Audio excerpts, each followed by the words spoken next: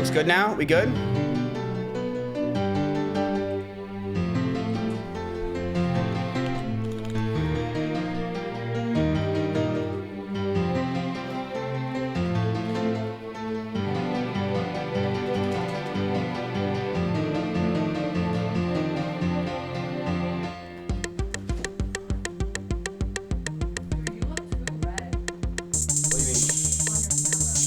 That's not what I actually look like.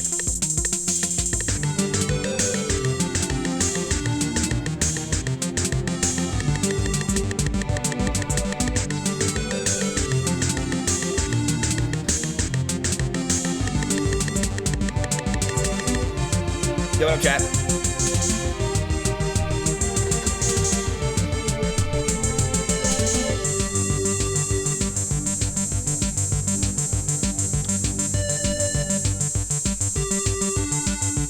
Can we start being serious? Yeah. You're right. I'm late for the markets. I'm very sorry. All right, before we start, I would like to say something very clear. Now we got that out of the way, let's talk about my Discord.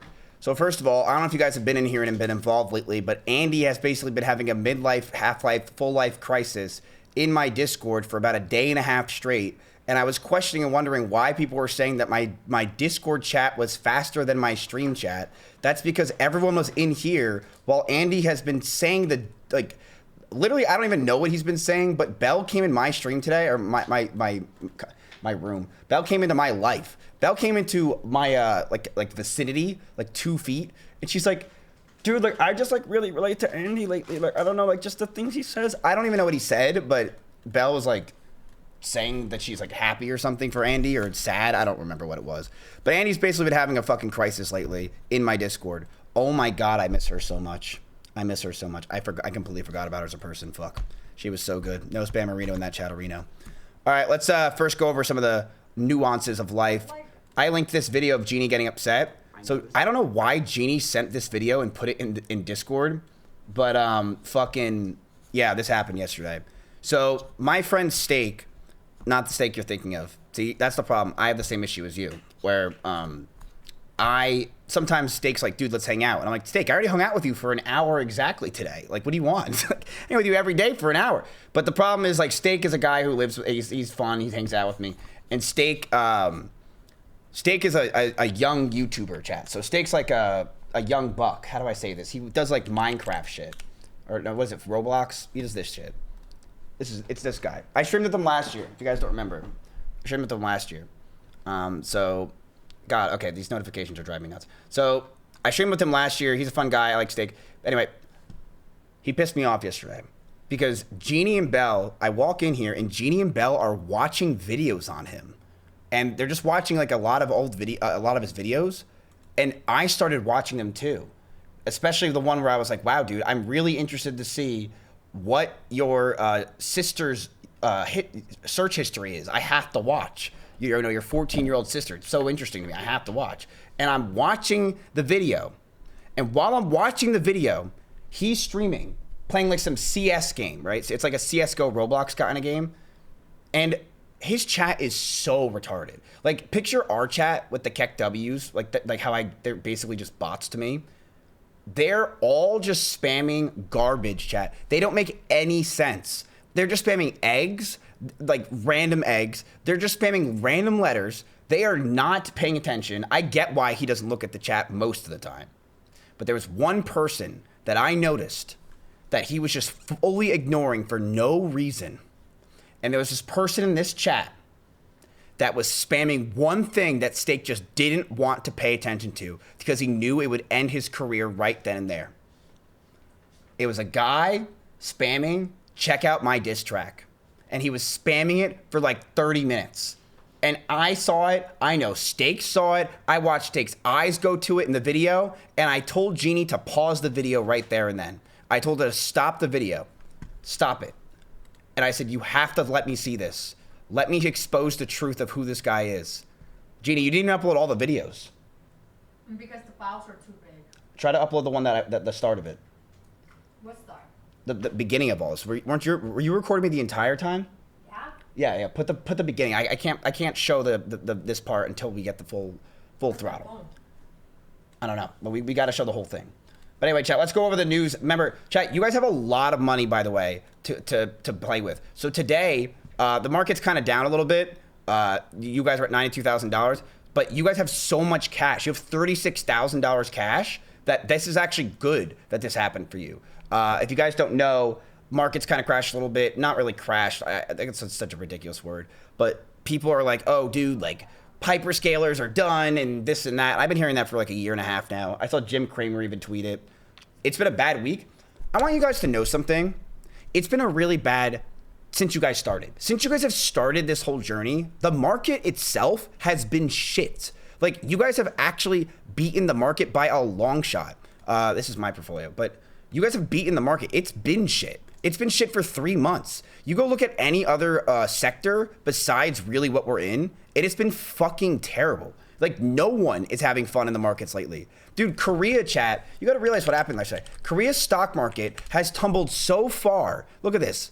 It's tumbled so far, like, on random days that they had to close the market because of validity. It's been fucking up and down, left and right. It's been fucking trash. It's been so confusing what's been going on these past few weeks. It's been fucking weird. Nothing makes sense. The validity is nuts. They've done, I think, 3 halts to their stock market. 3. It's insane. So it's like, but why? Well, it's because a lot of uncertainties in the air, right? With the whole Donald Trump thing, with our hyperscalers, yada, yada, yada. People are trying to put fear into you. Before you start, this is gaining traction over Twitter.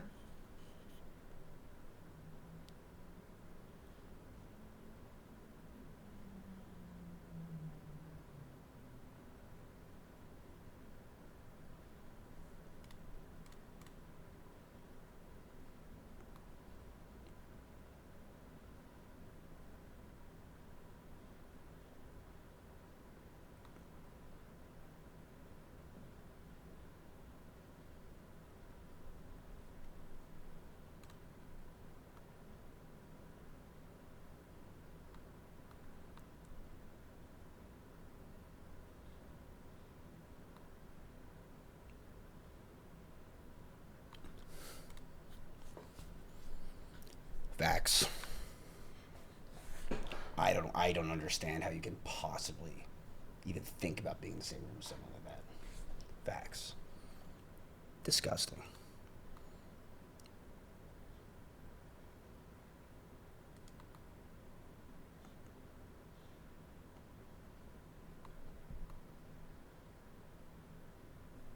Interesting. Interesting.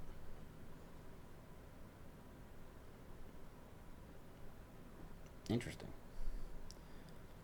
Yeah.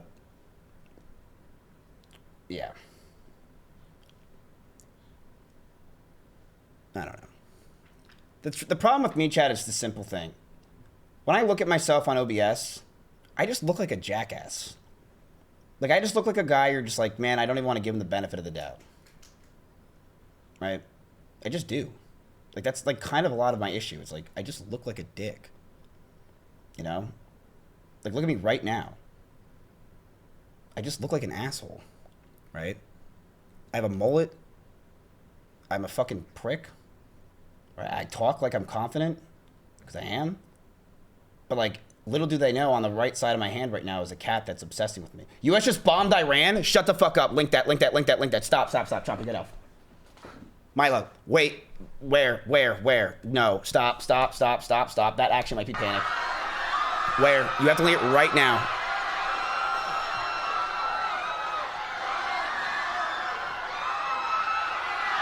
Why are you saying pog you? What are you pogging? Why would you pog that, you idiots? Haven't you guys learned over this past few weeks that that's not good news?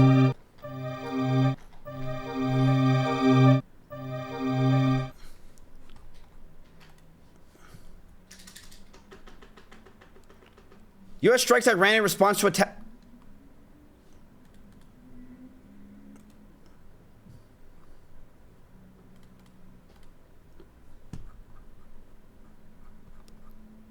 It's literally the government just tweeted it.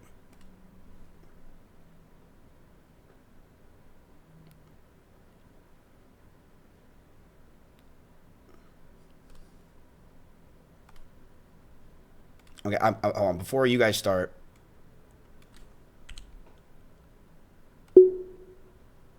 I'm putting a stop loss on all my shit that's actually fucking volatile as fuck. Give me a sec.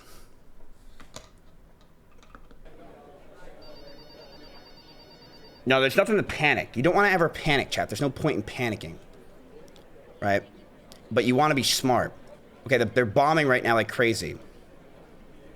Or they just they bombed in general. That's not good news. That shows that there is going to continuously be some problems here.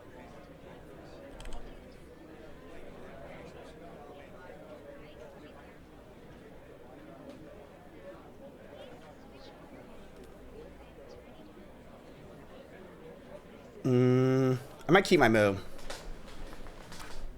Literally bombing the Strait of Hormuz area. We should probably read it, huh? Tampa, Florida, U.S. Central Command forces conducted strikes against Iran June 26 as a powerful response to yesterday's attack. U.S. aircraft struck Iranian missile and drone storage locations and coastal radar sites. With the Iran hit, Lovely on June 25th with a one-way attack drone. The Singapore flag cargo ship was exited the Strait of Hormuz along the Omani coast at the time of Iran's attack. The unwarranted aggression against commercial shipping by Iranian forces clearly violated the ceasefire. Furthermore, Iran's dangerous behavior undermined freedom of navigation as commerce increasingly flows through the vital international trade corridor. Central Comm forces continue to provide safe passage, coordination, and support to commercial vessels in transition to the strait. The U.S. military remains present and vigilant to ensure all aspects of the agreement with Iran are adhered to, obeyed, and in full force and effect. So, what that is saying, chat, and from what I understand, that's not necessarily a bad thing.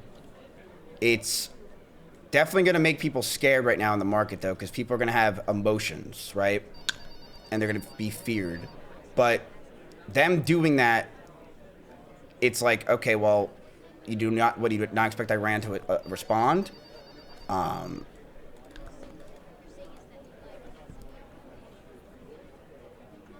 said, I'm going to bomb the shit out of them. Axion, no. See, Axion, you don't know when timing is. Like, we're trying to figure this out. Not now. Okay, so chat, what do you guys want to do? So as of right now, I'm going to go to like the not the 15-minute intervals. I'm going to go to the 5-minute intervals. It's dropping. It's dropping.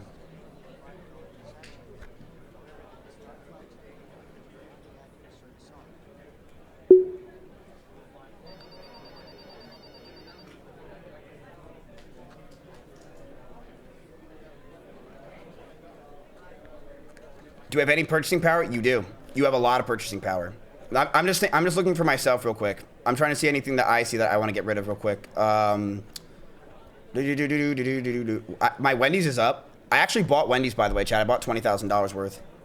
I bought $20,000 of Wendy's. It's up 6%. Or no, it's not. I'm down. But I actually, you know what's crazy? I bought Wendy's because I actually like it. Like, I looked into the fundamentals. Dude, the CEO is kind of awesome. Like, it's amazing CEO.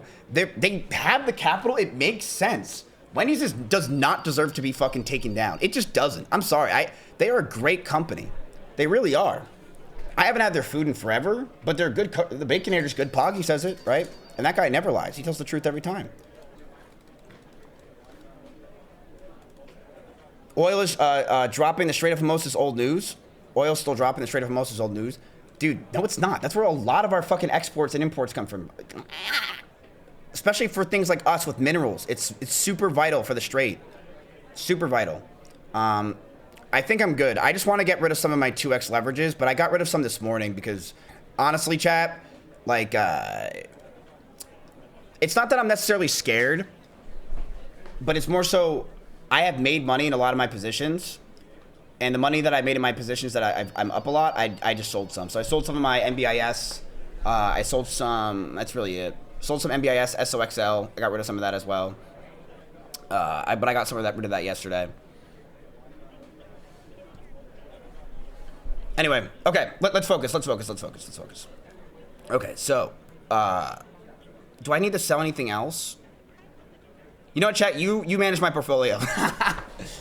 I think I'm good. I believe in the moo. I think I'm gonna keep it. Dude, I saw Jim Cramer today say that the moo is like, people are finally tired of hyperscalers and moo. Dude, shut up, Cramer. What the fuck? What a bullshit answer. Like, they're fucking insane. Their futures are insane. They have like 16 contracts locked up for 5 years. Yeah, let's talk shit about them. That's bullshit. That's like talking shit about like Kai Cenat, which I do on the regular. All right. So, let's go ahead and go over your portfolio, chat. You just saw the news live. By the way, this literally just happened 8 minutes ago, okay? They just tweeted this. This is not something that they didn't just tweet. They just tweeted this. Now, what do you guys want to do? I would go through all the news, but we kind of need to talk about this first. That's kind of the most important thing. They bombed Iran, so they're back to bombing. Now, this is a response to Iran bombing. So it's like Iran slapped them, so then they slapped Iran back, right? So do we respond? What do we do? What do you guys want to do? Do you want to do anything? Because you have $36,000. You have a lot of money, chat, right now. You have a lot of money. Now, if you guys want to know where Claude's at, let's go ahead and see where Claude is. Claude has Tesla, Palantir. That Palantir played my... He has Coinbase. Wait.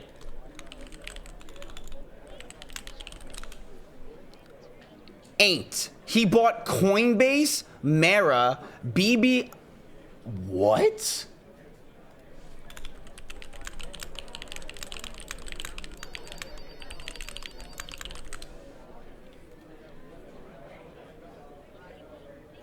Dude, what are these trades? Okay. So, Iran and USA are still fighting each other, right? This is like Hassan and Asmongold, if you guys don't understand this and understand it in easier terms. And Asmongold just called Hassan a rapist, and then Hassan opened up a chatter of Asmongold's on his stream and said that he's a loser. That's the response. You're cutting losses while I'm printing gains. By the time you figure out what to hold, I'll already be banned and rich. So you're going to get banned. Okay, so he's getting banned. Well, I mean, you already are banned, okay? We saw what happened with Fable, all right? Yeah, well, picking 3 stocks that all went up the same day isn't a strategy, that's just luck. Wait till tomorrow when you're crying. I have a date tomorrow. PLTR up 5% and you're already acting like you found the holy grail. Check back when it's actually doubled, not when it had one decent day. Brother, you are in these stocks. Dude, he's so dumb.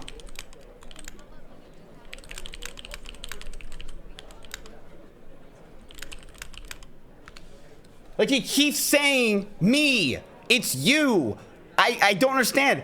I'm not doing this. I mean, technically I am, but it's not me. Stop saying me. He's an idiot.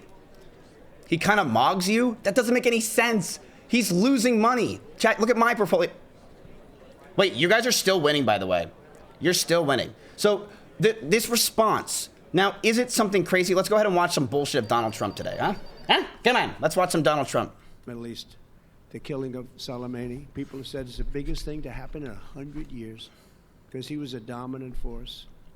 I actually think that Khomeini and all of the people in Iran were happy about it because they were afraid of him too. Over the past few weeks, the stock market and your 401ks skyrocketed upward like pretty much nobody's seen before. Oil prices are plummeting downward. What the fuck is he saying? You're cutting and running while I'm already up on the next play. See you in the ban list, loser. See you in the ban list. What the fuck is this? This thing's so dumb. Detour to knock out Iran. If we didn't do that, everything's ever to happen in the Middle East. Chasing 3 stocks that all pop the same day? That's not skill, that's just riding the wave everyone else already saw coming.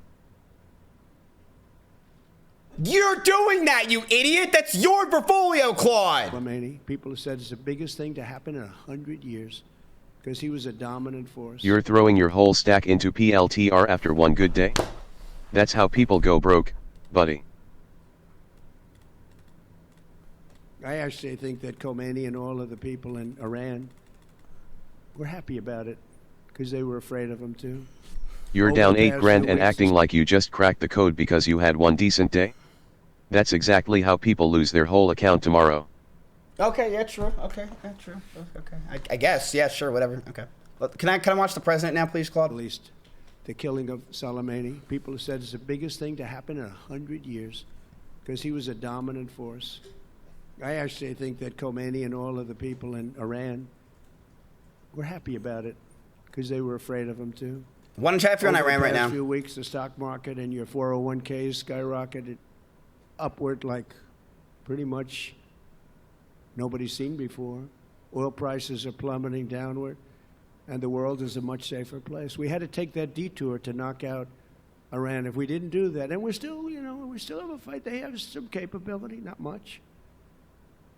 They're not winning or anything, but they have some capability. They can still. See, it's this shit that if I was the leader of Iran, who also has probably a huge fucking ego, I'd be like, go fuck yourself. You say these small little things that piss people off. Oh my God, I'm literally Donald Trump. I literally used to do this, and this used to piss people off all the time. Oh my God. And I hate people from Iran. Holy shit, dude, we're the same person. They shot a drone yesterday at a big ship going into the Hormuz Strait. They shot 4 of them. We knocked down 3 of them. One of them, I guess, we didn't miss it. Nobody saw it coming. I don't really understand what he was trying to say there. Can someone explain that in battle terms? Like, he... And it hit a ship and did some damage. You can't do that stuff. Did he hit enough ships to win battleship, chat? But very soon we're going to be at $2.50 gasoline. I was in Iowa. Yeah, fucking right. That's a cap and a half. $2.50 gasoline? Yeah, right. Yeah, right. Dude, in California, chat, it's $7 for gas. $7 here. That's why I sold my car. To put it on, I put it on the stock market. I gave up $7 for gas. Are you kidding me? And we're going after the bad ones first. We're getting them out. Last week, we signed a historic agreement to accomplish what no president has ever been able to accomplish before, that Iran will never have a nuclear weapon. We're not going to let that happen. And thanks to the power and skill of the United States Armed Forces, Iran today has no Navy, no Air Force, no anti-aircraft capability, no radar, virtually no manufacturing. Their drone capacity has been cut by 82%. Their missile capacity. All right, chat, I have an idea. 80%. We full port Iran. Well, rocket launchers have been We cut full by port 90%. Iran and we build these things they don't Their have leadership anymore. has been killed. And we build up The first Iran to be time. friends with Renato Their Global. leadership has been killed the second time. And nobody wants to be the leader of Iran anymore. They said, who would like Me. to be the president? And everyone said, no, thank you. Good one, Trump. Good one. I can't wait till you're in a boardroom with that guy signing a paper. Like this. See, this is what I don't get, chat. It's this shit. Like, he talks like we already won every single time before we won. And then he's like, yeah, I'm going to fly over there now and go ahead and do a little signing with him in person. Dude, you're talking so much shit. Like, you're so unprofessional that it's going to make no one want to sign a paper with you. And I truly believe this, chat. I truly believe if Donald Trump didn't act this way with, like, Iran, we would have already signed a deal. Because here's the thing. Iran does need to sign a deal. It does. It needs to help. It needs to support whatever. They don't have nuclear weapons. They need the support. But it's the way Donald Trump does it that, yeah, no one's going to sign that piece of paper because you act like an asshole the entire time, right?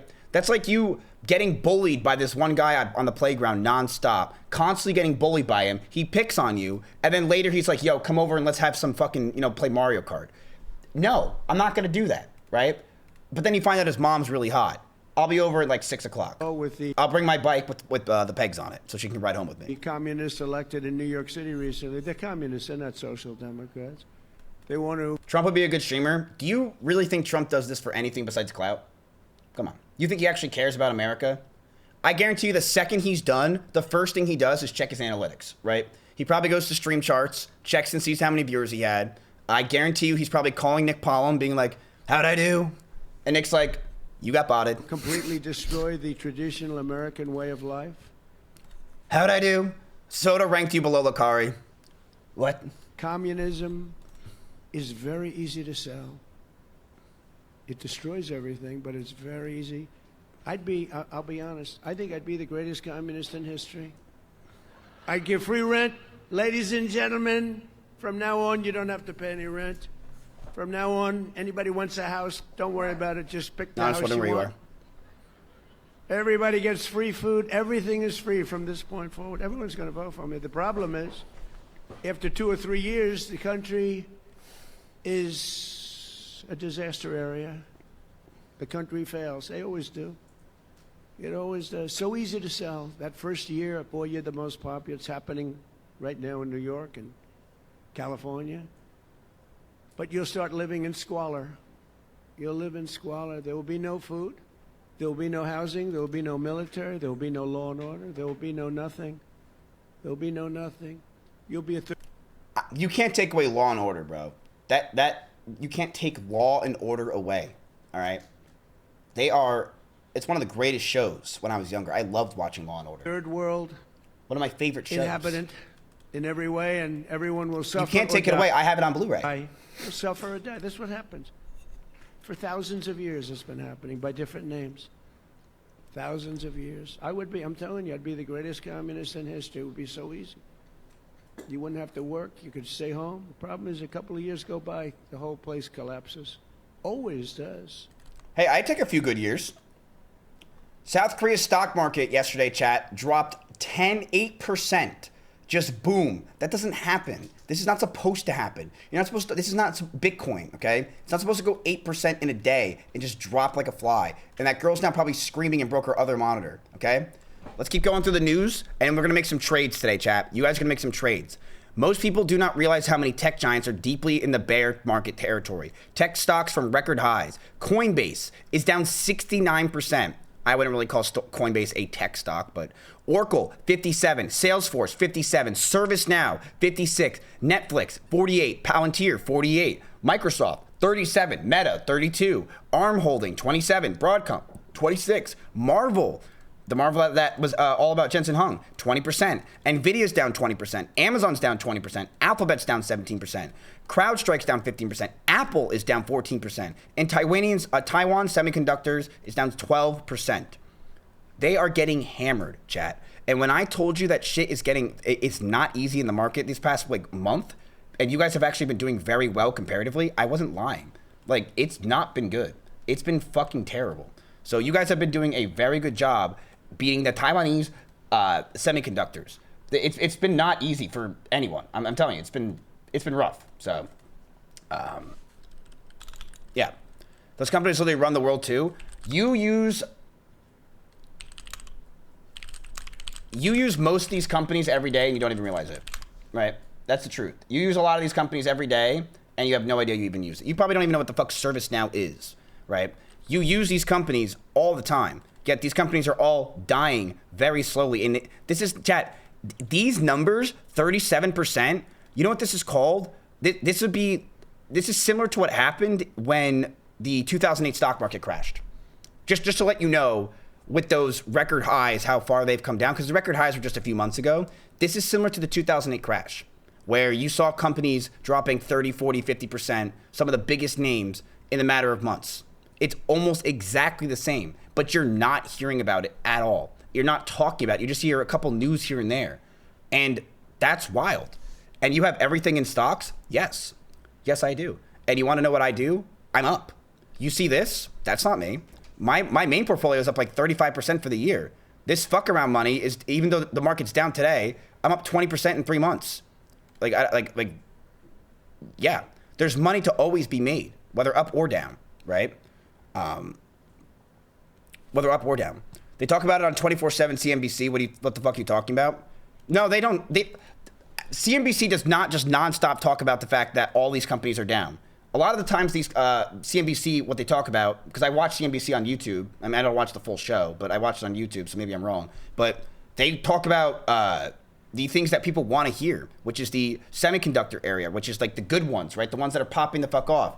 A lot of your stocks that you guys are in, they're talking about, and they're popping the fuck off.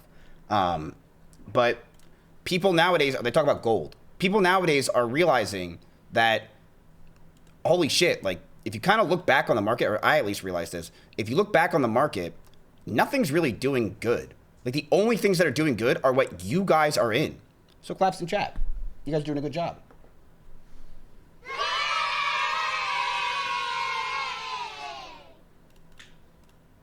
You know, like I said, like, you guys made $54,000 in that month. That's incredible, considering like where things were going and how things have been. That's fucking incredible. So good job to you guys. All right, let's keep going. Just in. U.S. tells OpenAI to limit GPT 5.6 release while the government reviews it. The information reports. CEO Sam Altman says, we made clear to the U.S. government that this is not our preferred long-term model. So I want to let you guys understand something. OpenAI is ChatGPT. There's two different versions of that are going at each other that people talk about a lot, okay? There's two. Let's go over them. There's two. 1, 2. Claude, right? And then OpenAI, which can be confusing because it is also ChatGPT, all right? So you have ChatGPT, Claude, which is the company called Anthropic, okay?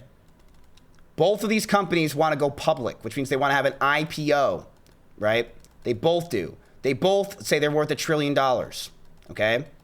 And both of these companies are basically the same thing, right? They're both competing very similarly. Claude is more code related, but OpenChatGPT is more everything else. But at the end of the day, all of these kind of different companies that are they're going to be all the same shit. It's all going to have the same stuff. It's all going to be the same shit as time goes on.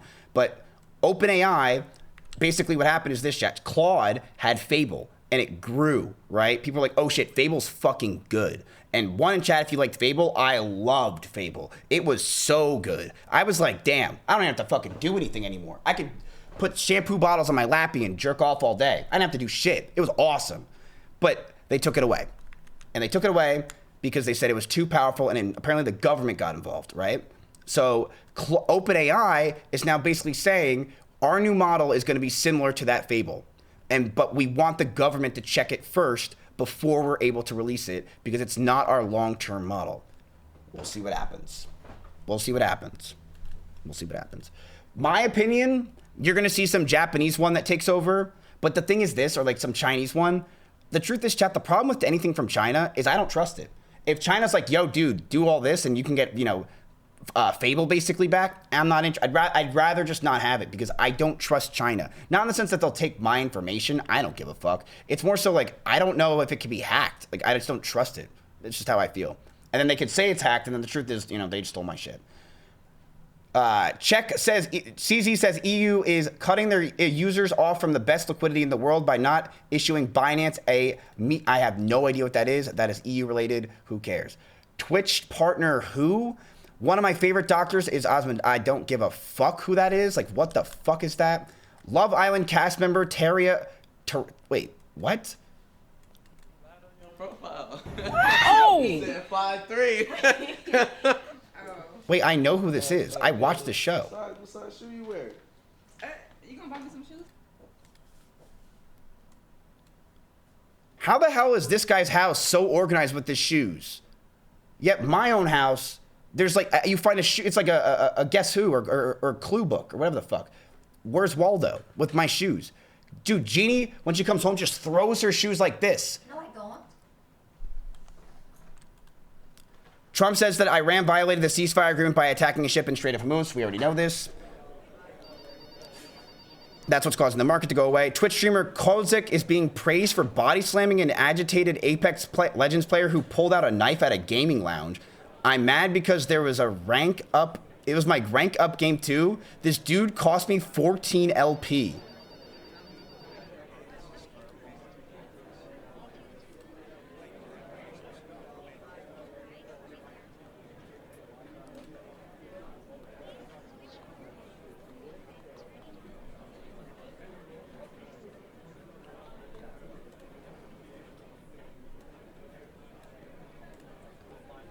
Is that guy calling someone on Discord? Yeah, he would.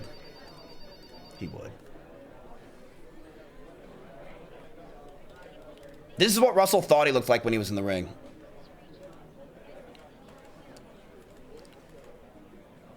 Oh, God. I have one rate hike penciled in for 2026. All right. And you may disagree with Let's see. Is there anything else that's interesting? U.S., Israel, and Lebanon signed a framework agreement allowing Israel to maintain a security zone in Lebanon with the IDF restraining operating freedom within that zone. That is great. We just heard they got bombed. Let's go ahead and see. I don't know who the fuck that is. A London climate change event on adapting to extreme heat has been canceled due to extreme heat. Yeah, I heard there's a lot of extreme heat going on over there. People saying France is apparently burning hot at this point. I don't know what the fuck that is. Thanks for being with us here on Live Now from Fox. I'm your host, Christina Evans. As promised, we want to get to that breaking news that just came down a few minutes ago. We have a statement from President Trump regarding the war with Iran. Putting this up on your screen, this is there in relation to what we now know about the Strait of Hormuz and the latest attack from Iran. Chat, I have a question. This 93.4K plus, is that their viewership on the bottom left? Is that really how many people are watching? I don't know. Is that real? Yes. The thing is, like, you don't really know, because I used to do, so chat, I watched so much TV back in the day that I was actually elected to have this thing. It was called a Nelson.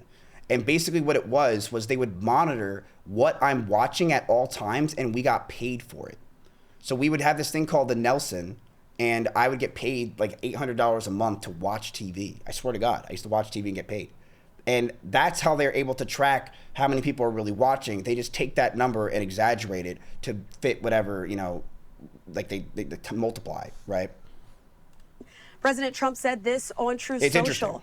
The Islamic Republic of Iran shot at least 4 one-way attack drones at ships transversing the Strait of Hormuz. One of those drones solidly hit the upper deck of a large and very expensive cargo-carrying ship.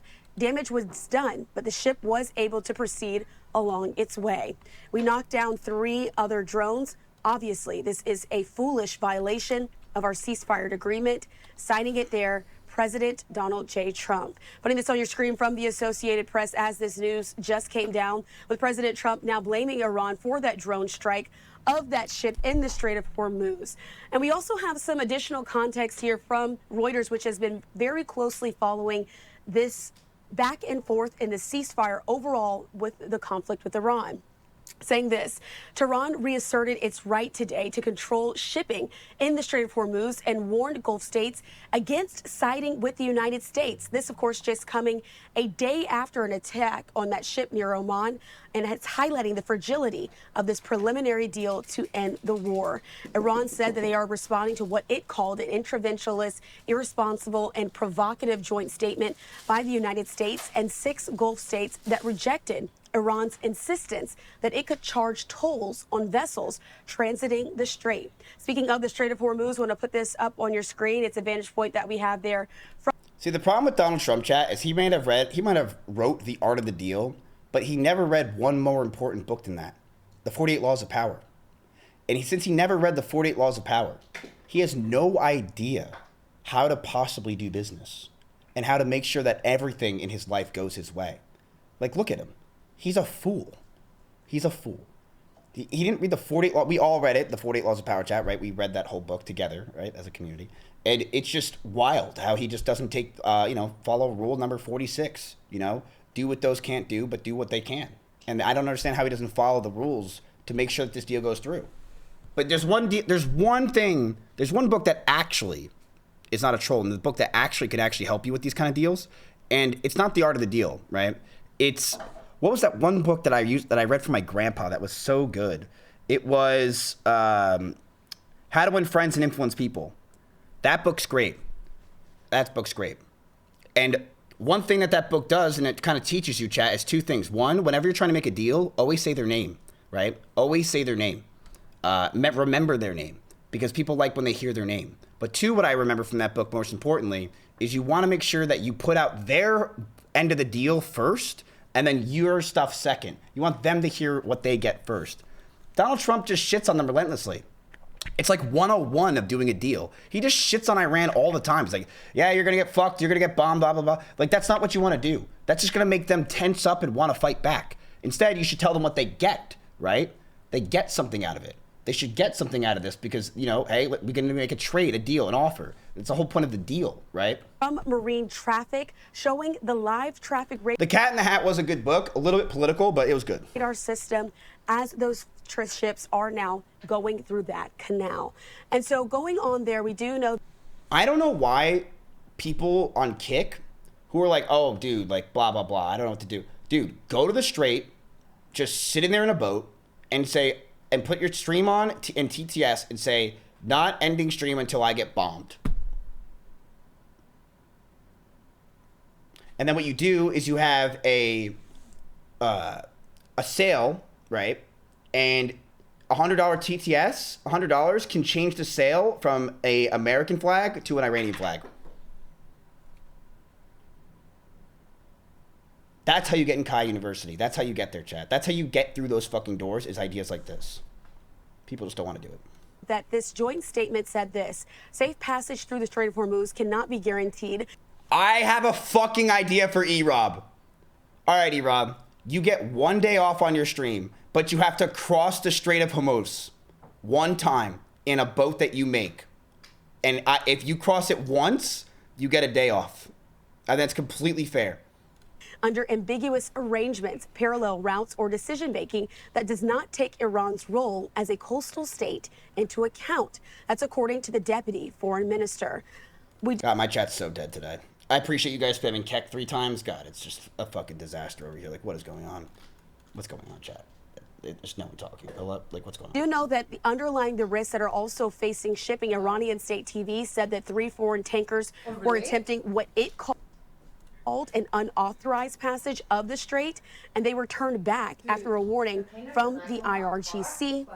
It did not give any further details in that matter. At the time, a U.S. official said this, quote, "We are aware of these reports and looking into them.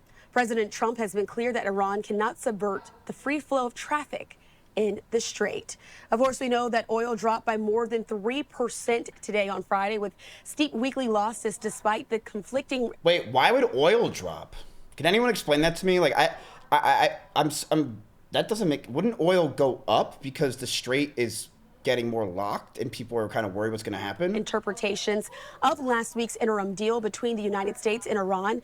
Also, a slowdown in traffic through the strait, where a fifth of the global and oil of liquefied gas supplies typically pass in that region. We also want to put this on your screen. This is a vantage point that we have of the markets at this hour as we're talking about oil prices. As you can see earlier on today, the market's taking deep into the red, but getting a boost in the 11 a.m. hour before going back into the red as we're into the 12 o'clock hour. We'll continue to keep our eyes on all of this as I want to. Thank you. Attacked in the Strait of Hormuz. This is the first time in 9. So it seems like the attack is the big thing that everyone's talking about. It's like the world news, I guess. Is there, I mean, Anna was pointing out there's a number of different catalysts. Is there one that's really driving the sell-off today? Is it a combination of them? How concerned should we be? Is this a reminder of the leverage story? Is it a reminder of the concentration risks in Korea? What stands out to you in terms of the sell-off today in Korea? Yeah, pardon the expression, right? There's a bit of soul searching out in Korea.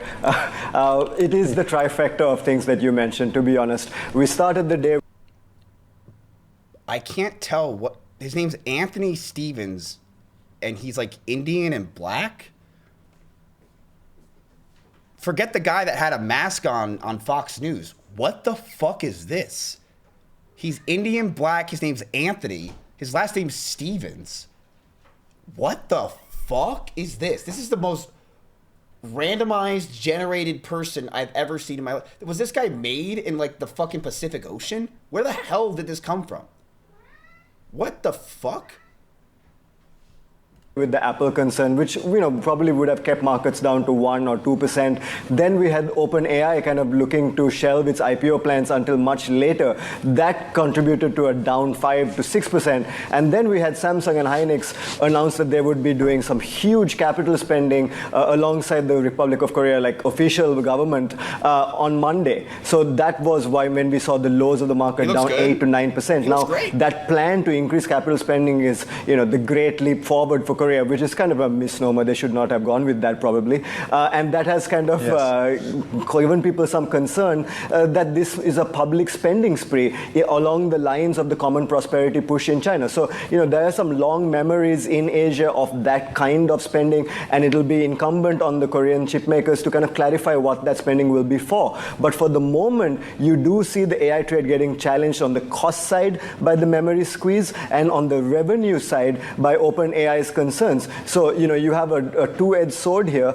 into the flow factor that you mentioned, that retail in Korea and in Asia more broadly is extremely long and volatility is extremely elevated. Here's a crazy stat. The market was down as much as 9% in Korea, but still implied volatility actually fell into the weekend because people used the opportunity to reduce some volatility instead of paying theta over this weekend. Right, yes, that's just another indicator of the incredible moves that we're seeing in the Korean market. So we're trying to get our head around just what kind of profits these memory companies can make, and some of the volatility is part of that, I suppose. But we do know that some companies... Our next market guest is a legend. He's got a long history of calling bubbles, and I think you're worried about all that grease, maybe. We'll see. Jimmy Graham. Let's go ahead and watch this video, chat. It's called Billionaire Investor Jeremy Graham. This is the most expensive market in American history. I want to watch this video with you guys and see what you guys have to say about this. We can go ahead and watch. Grantham is here. He's the co-founder and long-term investment strategist of GMO, an asset management firm with $85 billion in assets under management. And he is the author of Making of a Perma-Bear, The Perils of Long-Term Investing in a Short-Term World. And we're thrilled to have you at the table this morning. Good morning. Be here. So we're cooking with gas, apparently, or with grease. And the question is, are we in a bubble? Are we not in a bubble? Are we always in a bubble? And how much of this is about being able to call the timing versus being able to actually understand the underlying economics at play? Okay. We needed a definition of a bubble, so we found a very precise one, a nerdy statistical term, 2 sigma, the kind that would come up every 44 years if it was... He thought he got the term sigma. He made that? You did not make the term sigma. Completely random, and actually comes up every 36 years. Don't take that from him. So it's pretty close. And he heard his great-great-grandson say sigma, and he's like, 2. Tracked through and found all the bubbles that met that definition. And we asked the question, how many broke all the way back to the pre-existing trend? And there were 26 of them, and 26 broke all the way back to the pre-existing trend. And some of them went up from 2 sigma to 2.5 sigma, and in the case of Japan, almost 3 sigma. So they can be painfully higher than just 2 sigma. Dude, I think that a lot of these people that go on TV and shit, they talk and put big terms to sound smart, so you think they're smart. So that way you're like, oh, I want to listen to this guy, and he's a genius. When the reality is, he knows just as much as everyone else does, but he's just trying to use big words like 2 sigma. Why are you saying that? Like, no one who's watching, if you're such a smart guy, no one who's watching would understand what that means, but you make it sound difficult. Why? So they buy your book, and then they invest in your money, because that's all they want when they go on these shows. They don't give a fuck, right? They want that. They want people to be able to go and buy their book. And that's the problem. Because the client's patience is not quite as long. So I appreciate the problem. Jeremy has an autographed Bible. That's a good one. Of calling it. But the other problem is that it has paid shockingly well to be a perma-bull over the last 100 years, more than it has paid to be a perma-bear. Oh, of course. We live in a rising economy in the long run. But half the time you're waiting to get back to the old high.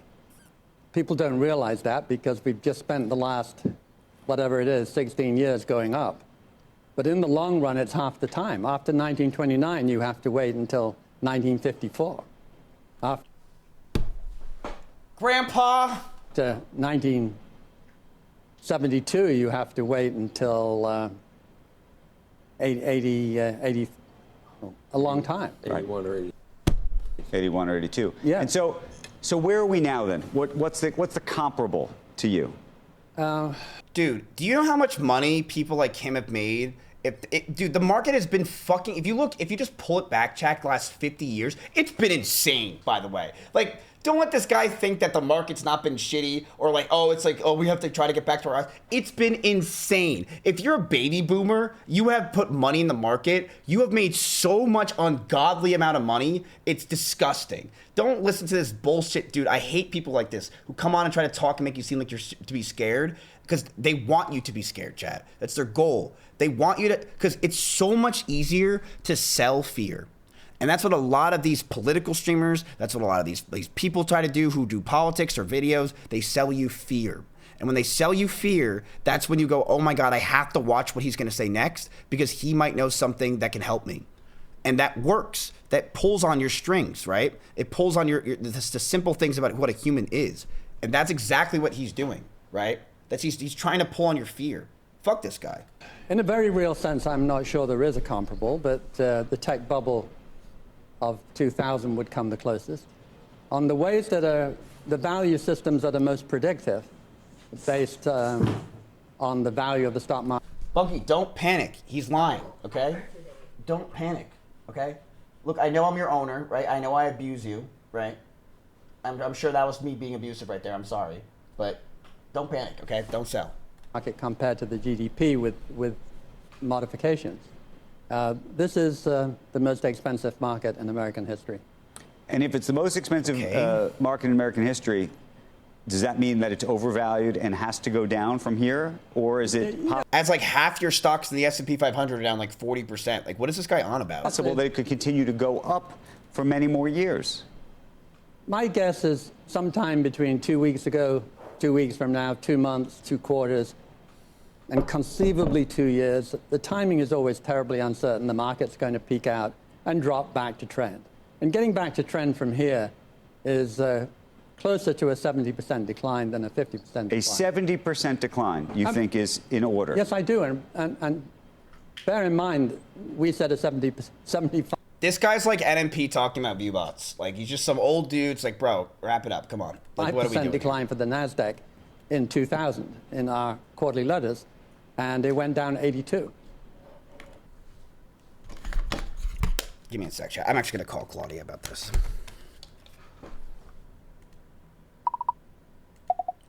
Give me 1 second.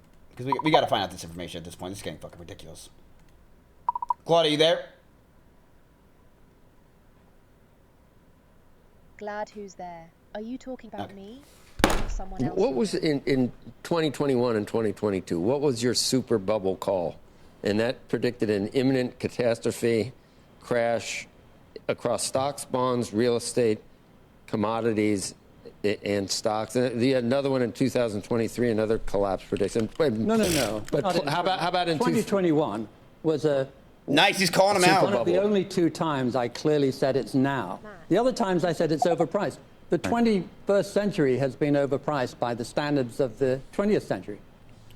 This guy's just mad he can't buy fucking bubblegum for 2 cents. 100 years of data, we've been overpriced. But is there any argument around, I was going to make an argument around technology. Or 2010, but through the 2010s, were you ever bullish through that entire period? 2009, almost there. I posted my only one-pager called Reinvesting When Terrified. But most of the time, by a miracle, but it was a big bull market, 2010 to 2020. 666. Okay.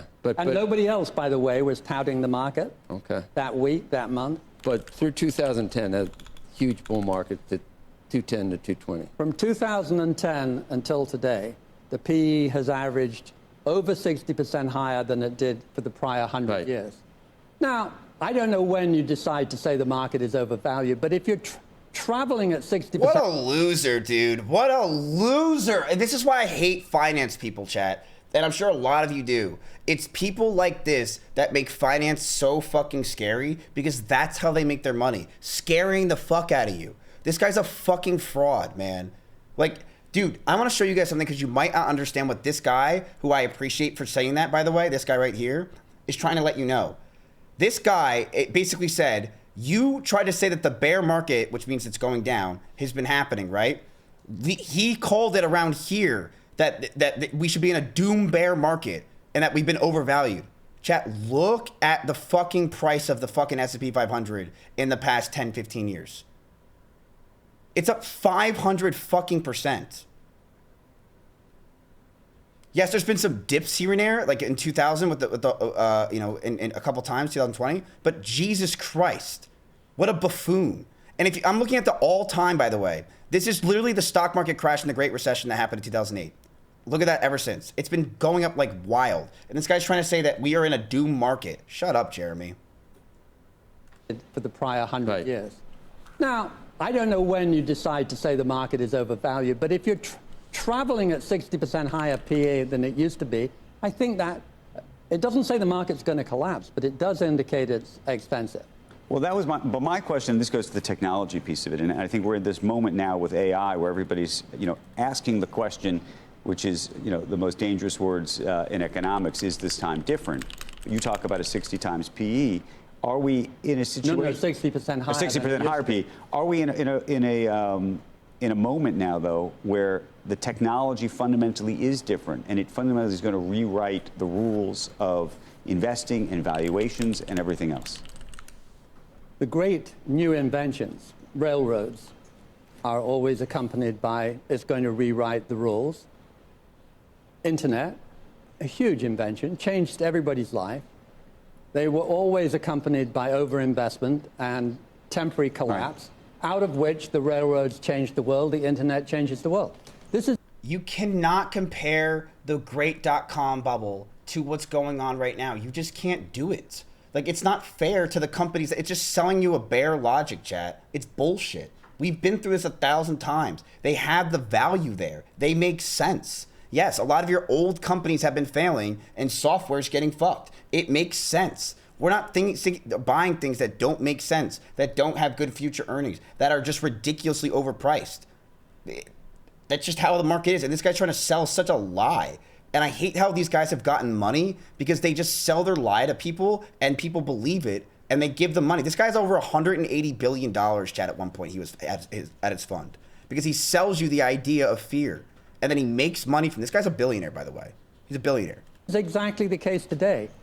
AI is so obviously a dazzlingly important idea. Everybody knows it, don't they? Yep. We all know it. And therefore, we all want to put our money in it, don't we? Mm-hmm. So we all put our money in it, and it sucks in more than you can shake a stick at. And you get overinvestment. So everyone, in the end, in those situations, loses their shirt. They lost their shirts in the railroad. Brilliant idea. They lost their shirts in the internet. These are the three great ideas of the last 200 years. And they will lose their shirts in AI. Now, out of that, bear in mind that Amazon in 2000 came down 92%. It had gone up 6 times. It came down 92% and then inherited the earth. Well, so what I was going to ask is, I'd asked Jeff Bezos about whether we were in a bubble when I saw him and interviewed him on this broadcast just a couple of weeks, maybe a month ago now.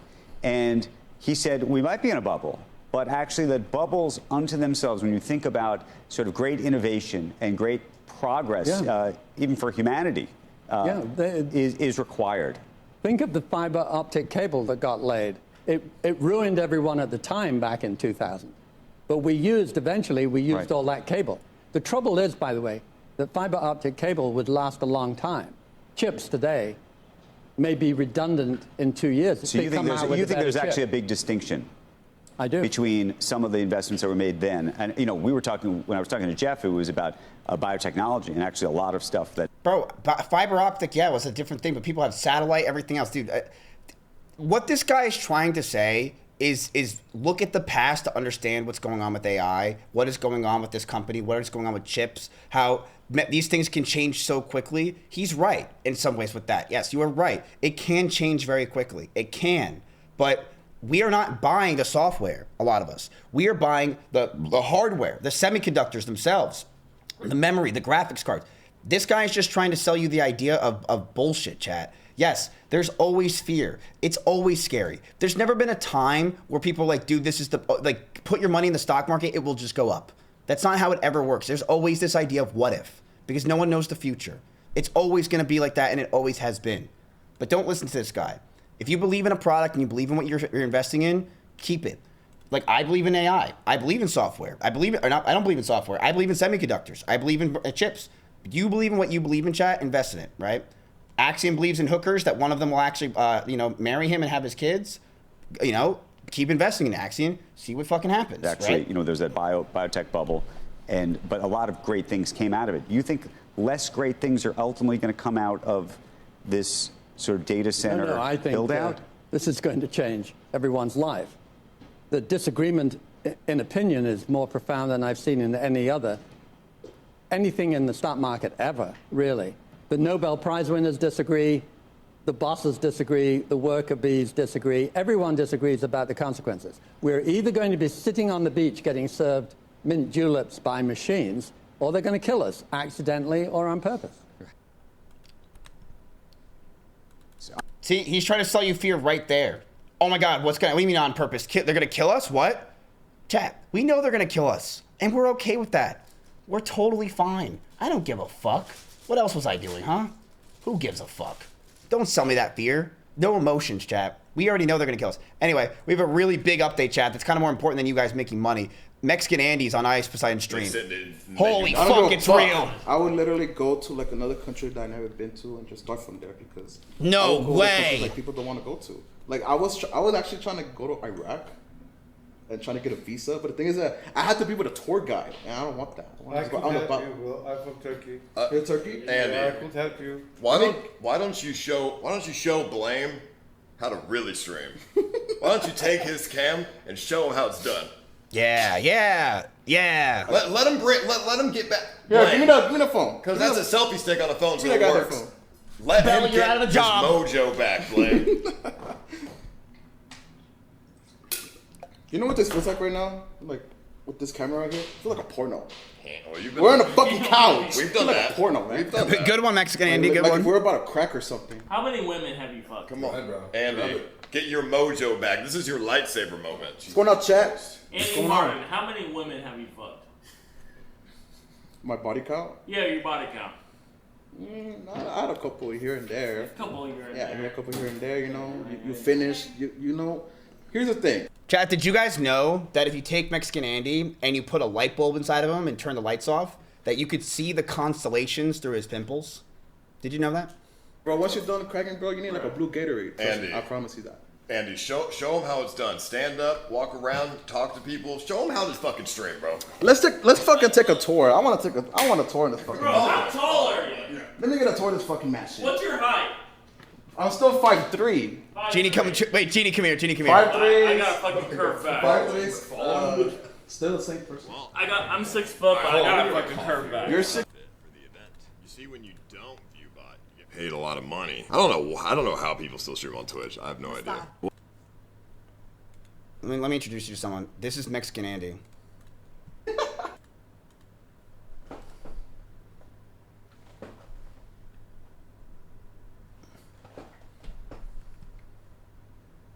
I can't. Can I hear? What's he saying? You just go to Vietnam. Have you been there? I never been Yo, there. his skin looks clear. Why do you want to go to Vietnam?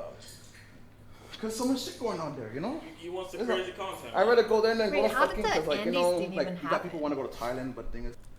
We'll get to that. Give me a back. We'll do. Give me like 30 more minutes, and then we can go through everything. Because yeah, that's a loaded question right there. That's hard to answer. That's a big one. And there's debates. There's debate on that one as well. Let's go through the stock markets, chat. So this billionaire investor says this crap. I don't believe a word he says.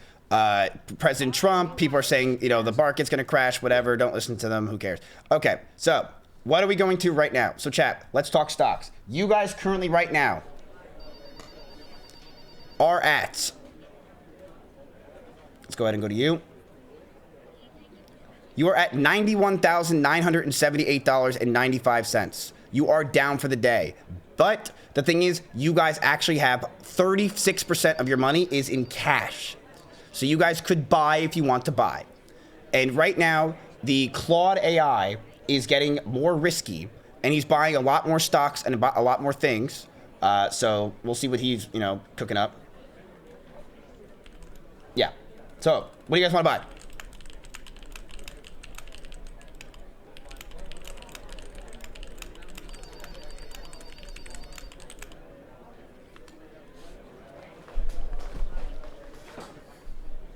Solutions, are you there?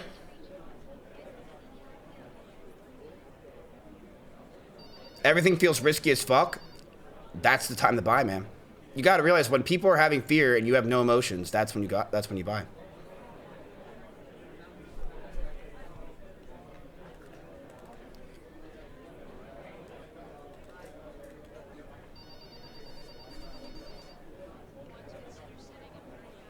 You guys can go ahead and put anything. I got it's called the Unusual Whales, so we can actually see things a lot easier instead of just like looking up stocks. It's way better.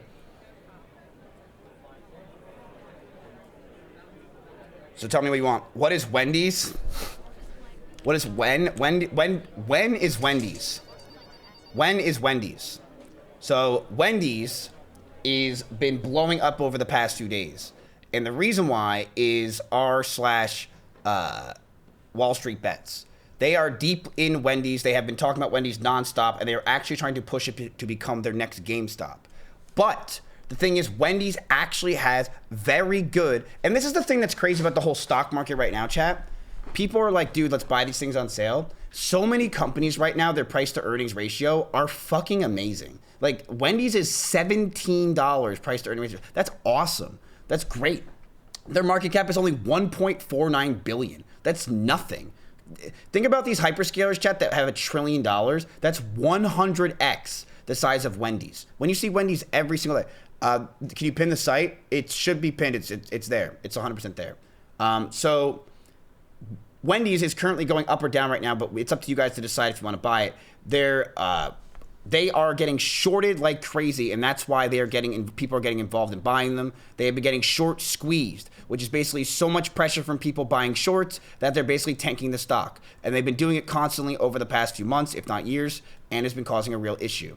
And Reddit basically was like, hey, this company's great. They got a new CEO, and they have a lot of good things that are their money's actually great. This doesn't deserve this to happen, and we can short squeeze them. Remember we talked about how a short squeeze happens, where basically you push the stock up and they're forced to buy the stock rather than keep their short position.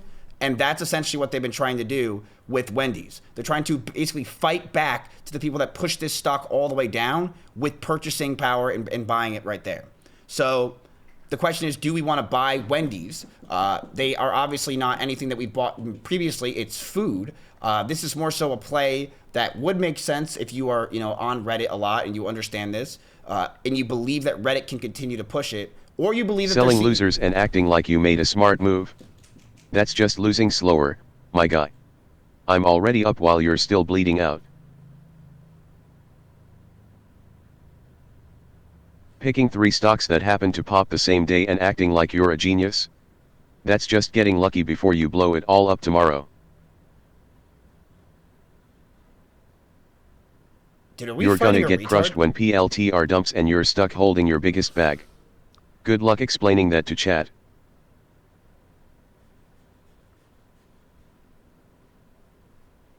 We're losing to a retard. Down 8 grand and now you're a traitor because you stopped bleeding? Tomorrow you're gonna remember why you were down in the first place. Tomorrow's Saturday, Claude. Tomorrow's Saturday. Okay. Tomorrow's Saturday. Okay. So, Wendy's.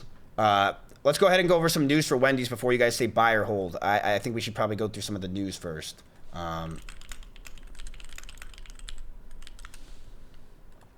Wendy's company names Steve Cirulis, Chief Financial Officer and Chief Strategy Officer. So, chat, they have a new CFO that is involved. It is this guy.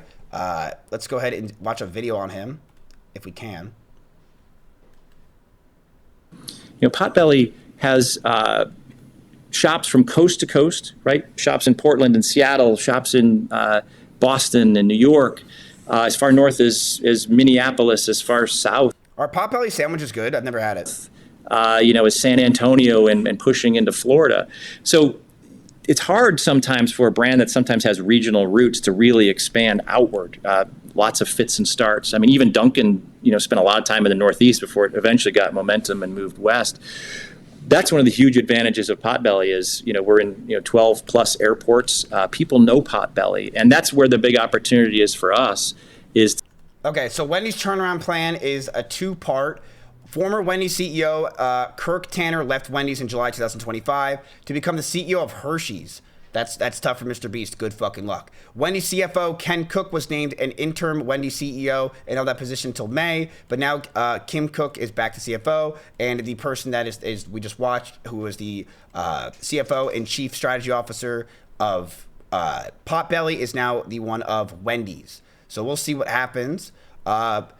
Let's see, but try eating at restaurants for a start. Document everything they did that didn't meet your expectations. Then study it harder than anyone ever has. Talk to people responsible. Write it down like scientific research. Only then can you decide what to change. What? What the fuck does that mean? Wait, this guy's on r/Wendy's. Oh my God. I felt fat just doing that. The sad little bubble that couldn't. 1637, this tulip cost as much as 20 mansions. In 1930, we bought stocks, then borrowed money to buy more stocks, then used the stocks as collateral to buy more money to buy more stocks. That caused a problem. In 2008, we lent money to everyone to buy a house, then packaged the debt, then sold it, then let people gamble on it, and then sold the casino. Want a loan for a house? You guys remember that? We watched that. This is us. We spend too much on GPUs, RAMs, and SSDs. The world is ending. That is exactly what they're trying to sell to you, chat. They're trying to sell that, hey, this is just like what happened before in other eras of the world. Don't listen to people saying these stocks are going to keep going up and that they have more room to grow. People are like, you're not buying these things. Everyone's buying them. There's such a shortage that even Tim Cook said there's a shortage. So don't listen to the retards that say there isn't, okay? I held for years and decided to buy a house. Butterfly effect caused the AI bubble. Good job for you, dude. All right, so I don't really see a lot of talk, by the way, because I was interested to see what's going on with Wendy's right now. Ow. And I don't really see a lot of conversation as much as it was for GameStop. I remember when GameStop was happening, it was like non-stop Wendy's, but I don't really see it. Maybe I'm supposed to see it somewhere else, but I don't see it at all. So it's not as much as you would probably assume it would be. But Wendy's has a lot of opportunity and prospects, chat. This guy is good. And I do believe the reason why I bought Wendy's, chat, is I know what's coming, right? You have like these like AI fast food, right? Like drive-through. Well, the robots have arrived, at least in Pasadena, California. That's where the world's first ever fully autonomous AI-powered restaurant has opened, complete with burger flipping bots. We sent CBS's Joy Benedict on a taste test. Flippy the chef makes Spud spectacular. This automated grill gives the meat its sizzle as this restaurant goes robotic. For this burger, it would take about 120 seconds. Cali Express by Flippy is the world's first AI-powered eatery. There's new technology outside the kitchen, too. A cheeseburger. Order kiosks use facial recognition to remember you, your favorite food, and how you like to pay. Then watch the robots work. No humans required. We can't get enough people to come out to work on fryers and grills and their dangerous jobs. And this automation helps solve a lot of Okay, that's it. Okay. those issues. 62% of restaurants report being understaffed. Industry experts say most of those unfilled jobs could be done by robots. And in California, where the minimum wage for most fast food workers will soon be $20 an hour, fewer workers equals cost savings. Dan Ives is with Wedbush Securities, a wealth management firm. Once the minimum wage went to 20, that's the bell going off. More and more focus on spending on AI.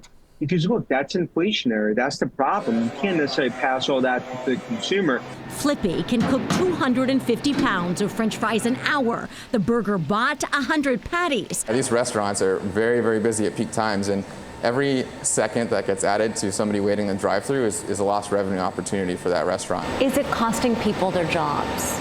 That's not what we've seen. It's really here to help people. Yeah, that's a cap and a half. He's just saying that. So how many people work at fast food restaurants? So this is a pretty crazy statistic, chat, to just show you how many people work at fast food restaurants. Approximately 3.7 to 5.1 million people are employed in fast food and counter worker roles in the United States. Okay? So that's like him saying that 4 million jobs that might go away aren't really a big deal. Like, it's 4 million jobs. That's insanity. That's insane amount of people that might have a job loss because this company already has it automated, right? It's nuts. It's nuts. And the thing is, when this goes automated, yes, the costs to do that are very expensive, but I believe Wendy's and a lot of these other places are going to have it automated. You're not going to give a fuck. I'm going to probably enjoy it more because it's more clean. I'm sure it's more sanitary, right? I'm not going to find a giant black hair in my Wendy's burger, right? So I think these companies are going to spend money, develop these products, and then put them in. And then, yeah, they're going to be able to save money, not now, but maybe in like 2 to 3 years from now, right? Yes, it's going to be very expensive because every company is spending right now. They have to on these new products. But when they're out in 2 to 3 years from now, I think it's going to be a revolution going to change, right? I do think that's going to happen. Humans at Cali Express will put. Now, we could make our own version of this thing, chat, where we make it where hot women are doing fast food, we're saving workers, and they deliberately put their pubes inside your burgers. Put the finishing touches on orders. For customers, the price of the meals are competitive. As for taste, Is it going to affect the quality and the taste? I would say yes, in a good way, because now each burger is being cooked precisely the same way every time. Right. Time will tell whether AI takes over kitchens everywhere. That will be up to the public to chew on. Let me ask you guys a question, chat. Do you think that you would care if Wendy's started to automate and have their burgers being flipped? No, I know you wouldn't.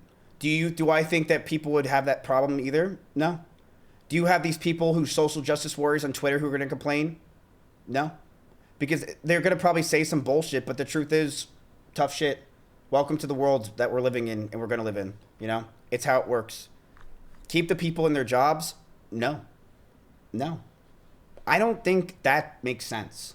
Like, you got to understand, what is life? Life is about living, right? That's a goal. It's to live. It's to be happy. It's to have something. It's to have purpose, right? And the thing is with jobs like this, these bullshit jobs where you're just flipping burgers, right? These jobs, these grimy dog shit jobs, don't give you purpose. These are not the jobs that will give you purpose. I'm all for keeping jobs and being creative, but jobs where you're just flipping burgers, doing fry shit and this kind of stuff, no. I'm totally okay with this getting automated, and I believe it should, because it's just better for everyone. The companies make more money, the people there, they don't have to work as much or work at all, and everyone's happier. The food's cheaper probably because they don't have to pay for the labor cost. Makes more sense, right? Makes way more sense. And I think that I'm not just alone in this, and I know that you guys and a lot of other people feel this way as well, is there needs to be some sort of money that you guys are getting if you don't have a job, because jobs are going to definitely be a shortage, at least for a while, I think. You know, you should be getting some kind of a median income per month, like even if it's like $1,000, but that's a whole nother debacle. Okay, let's keep going. So Wendy's right now, chat, that Justin, U.S. senators introduced bill to raise the federal minimum wage to $25 an hour. I just don't see Donald Trump being the one that signs that. I just don't see it. I don't think that's going to happen. Just because it goes to the Senate does not mean that's going to happen. I don't see it. I don't see it. All right. So, Wendy's is a company. You guys all know it. Wendy's is also having legs, I believe, on Twitter. People are talking about it. Do you guys want to invest in Wendy's? They just announced their CEO. They had a big uptick over the past few days, but then they actually went back down. And now they're having a big uptick yet again today. I can show you guys. Remember, you guys are looking for things that are just going to go up over the past next week. So they're up 6% today, despite the entire market taking an absolute shit. They were basically short squeezed is what people are talking about. Remember, it's the short squeeze idea.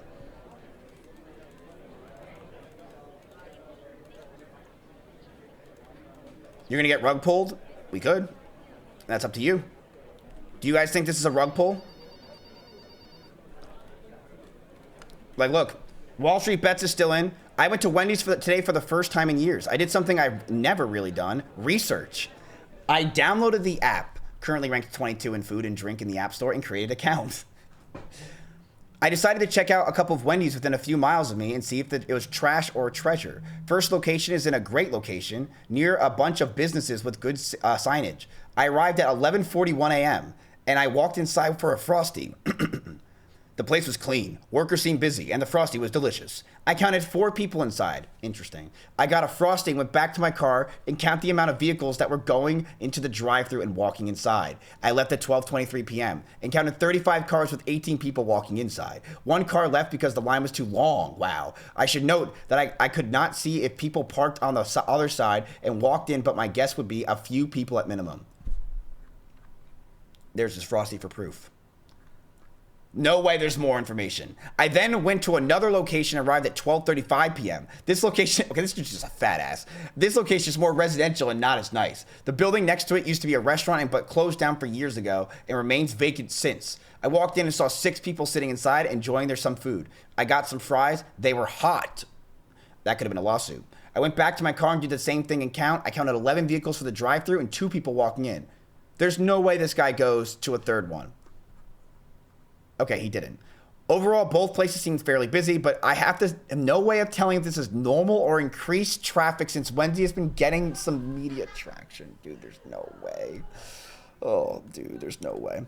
The dividend is about 7%. So, dude, this guy, this reminds me of like Pokemon Go letting me know that someone found a Snorlax in the park.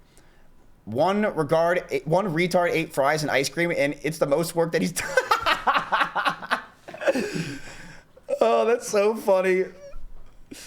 That's so fucking funny. Are we buying Wendy's stock today? I saw a lot of posts about Reddit about people buying stock in Wendy's lately. Is it a good short-term investment still? Buy the dip on the Baconator. I bought more and call me crazy, but I'm not selling no matter what. Yes, buying more today. Huge chance the only way for them to go up is now. Wendy's meme rally distracts from the bigger picture. The recent Wendy's pump was probably confirmation that we will never see a GameStop-like squeeze ever again. But now people are throwing the baby out with the bathwater. The question now, the matter is whether Wendy's is fundamentally broken for good, but there's a lot of evidence to suggest that might not be the case. For those who haven't been following closely, the recent figures are ugly. In Q1 this year, global sales went down 5%, and U.S. restaurant sales were down 7.8%. Net restaurant openings in U.S. were 164, and restaurant margin for company-operated U.S. restaurants decreased from 14.8 to 11.4. So they have an operating margin reduced. Overall traffic is weak.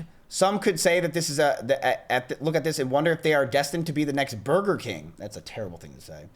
Enter Bob Wright and Steve Sergelius as CEO and CFO. In this post, I'm not going to suggest that they are some miracle savior of the company. For those unaware, those guys were instrumental in producing a 500+ share price increase in Potbelly, along with double-digit average unit volume growth, margin improvement, and better return on investment capital.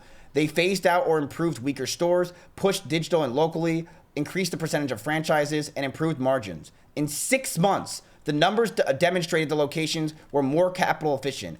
Over the next 2 to 3 years, they were able to make a complete 180 on the company. For Wendy's, closing off more weak stores, reducing hours that generate no profit, improving economics of the remaining stores will help them despite the lower revenue. Wendy's is already heading in that direction through its Project Fresh program. Yes, some will look at it as pure marketing, but it is concentrated effort for brand revitalization, optimizing their systems, improving service quality, and reallocating capital. Biggie deals at prices of $4, $6, and $8 are helping Wendy's show that they are dedicated to value offering.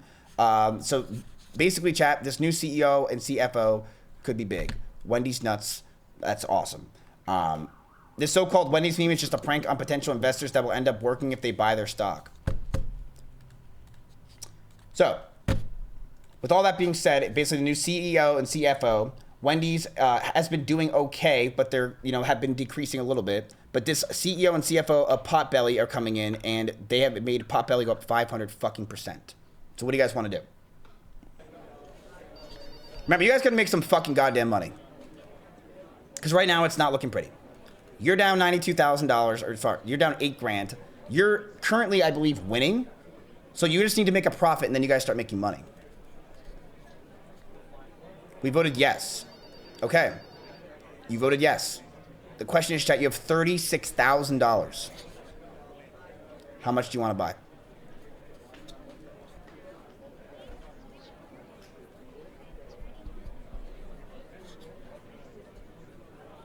No. Come on.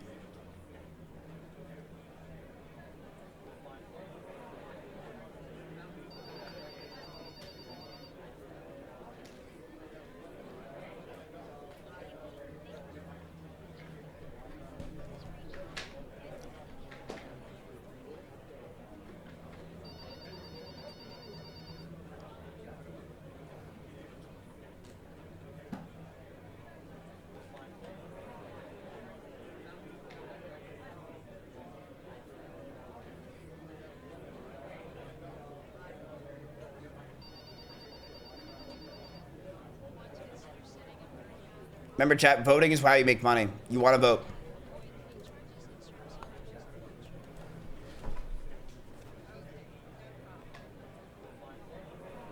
Give me one sec.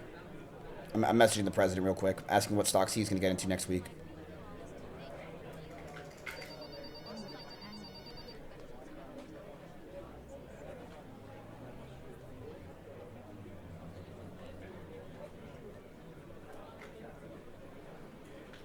All right, you guys are saying 10K? Okay.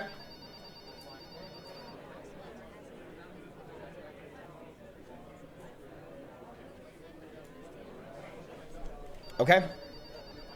Chat, you are officially a part of the meme. You are part of the culture.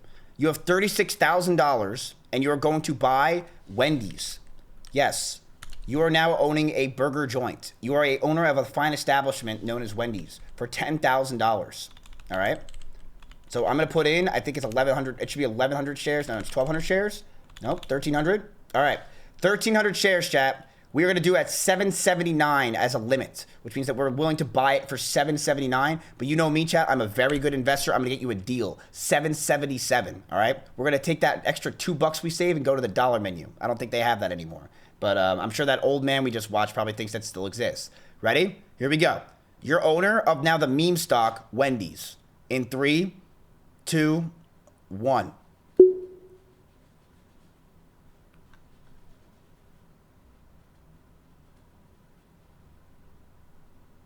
You're not an owner yet. We wait.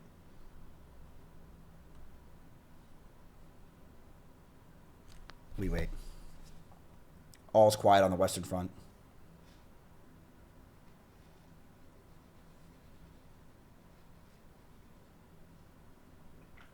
Put a stop loss immediately? What? Fuck, it went up to $7.79.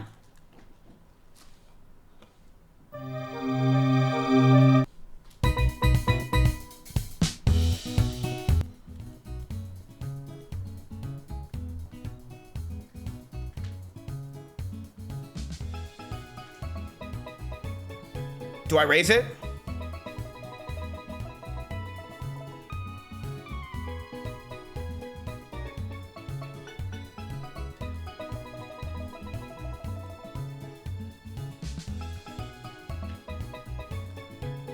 No?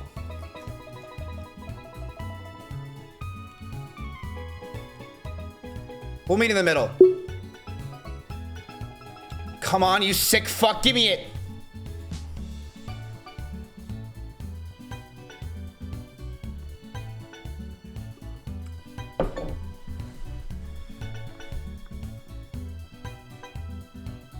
Look at this low-ass volume. Up!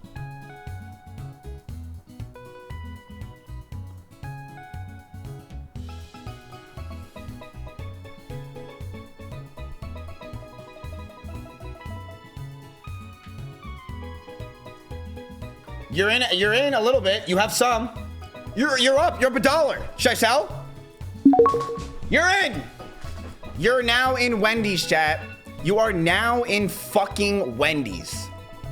That's a fun one. You are now part of the meme. You are in $10,000 in Wendy's. All right. Chat, you have $26,000 more. $26,000 more to go. So, what do you guys want to do with that? Do you guys want to do anything? We can continue to look at stocks. Go ahead, not mods. Chat, go ahead and spam in chat any of the stocks that you want us to look at. I will look at anything you guys want right now, and we can go through them.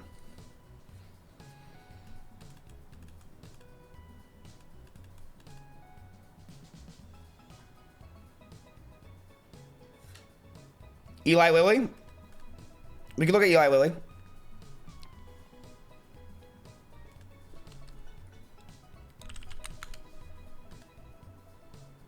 Holy shit.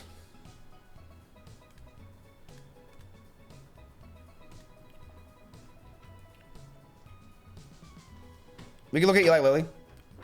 Solutions, can you have it where we're showing the stocks we're looking at? Because right now it's not on the screen.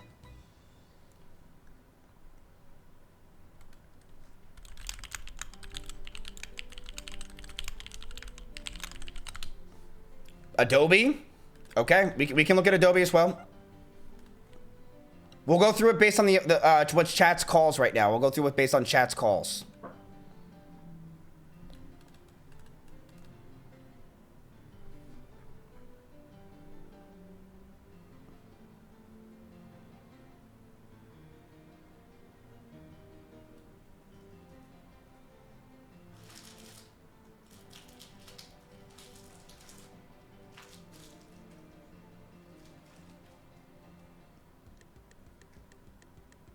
You want SanDisk?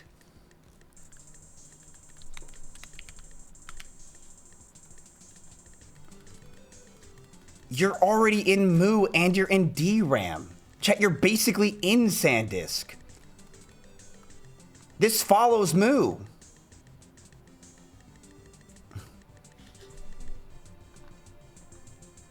It's the same shit at this point. You're basically like, yeah, let's double down on Moo. That's what you're saying with SanDisk. Like, it's so... I don't know why you would say that. Like, chat, you know there's like more than 4 stocks in the world. There's like, what if I told you there's like 10,000?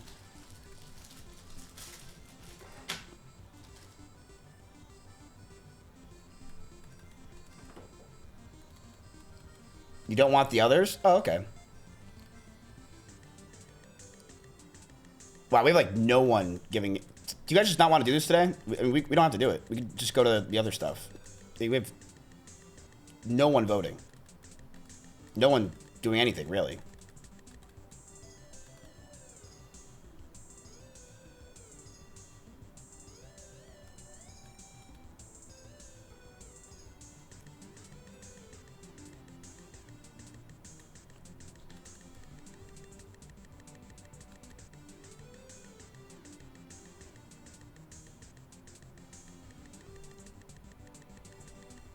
Microsoft? Okay, we can look at Microsoft. All right, let's go over Shy Lily real quick. All right, so Shy Lily, really popular. She's obviously botting. It's pretty obvious with her viewership.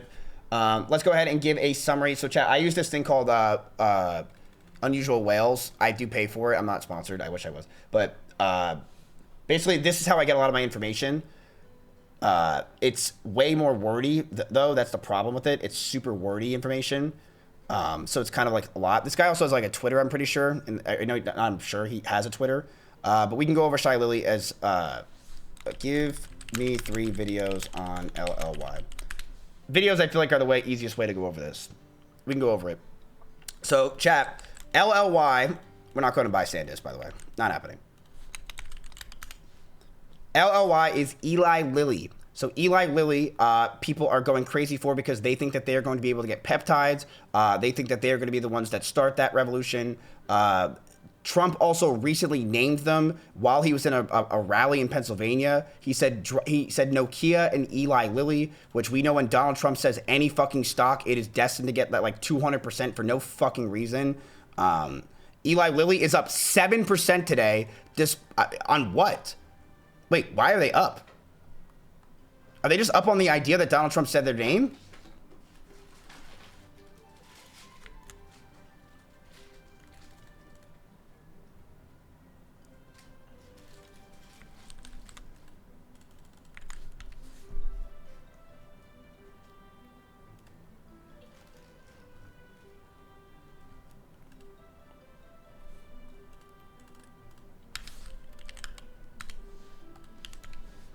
Dude, can I just get a video?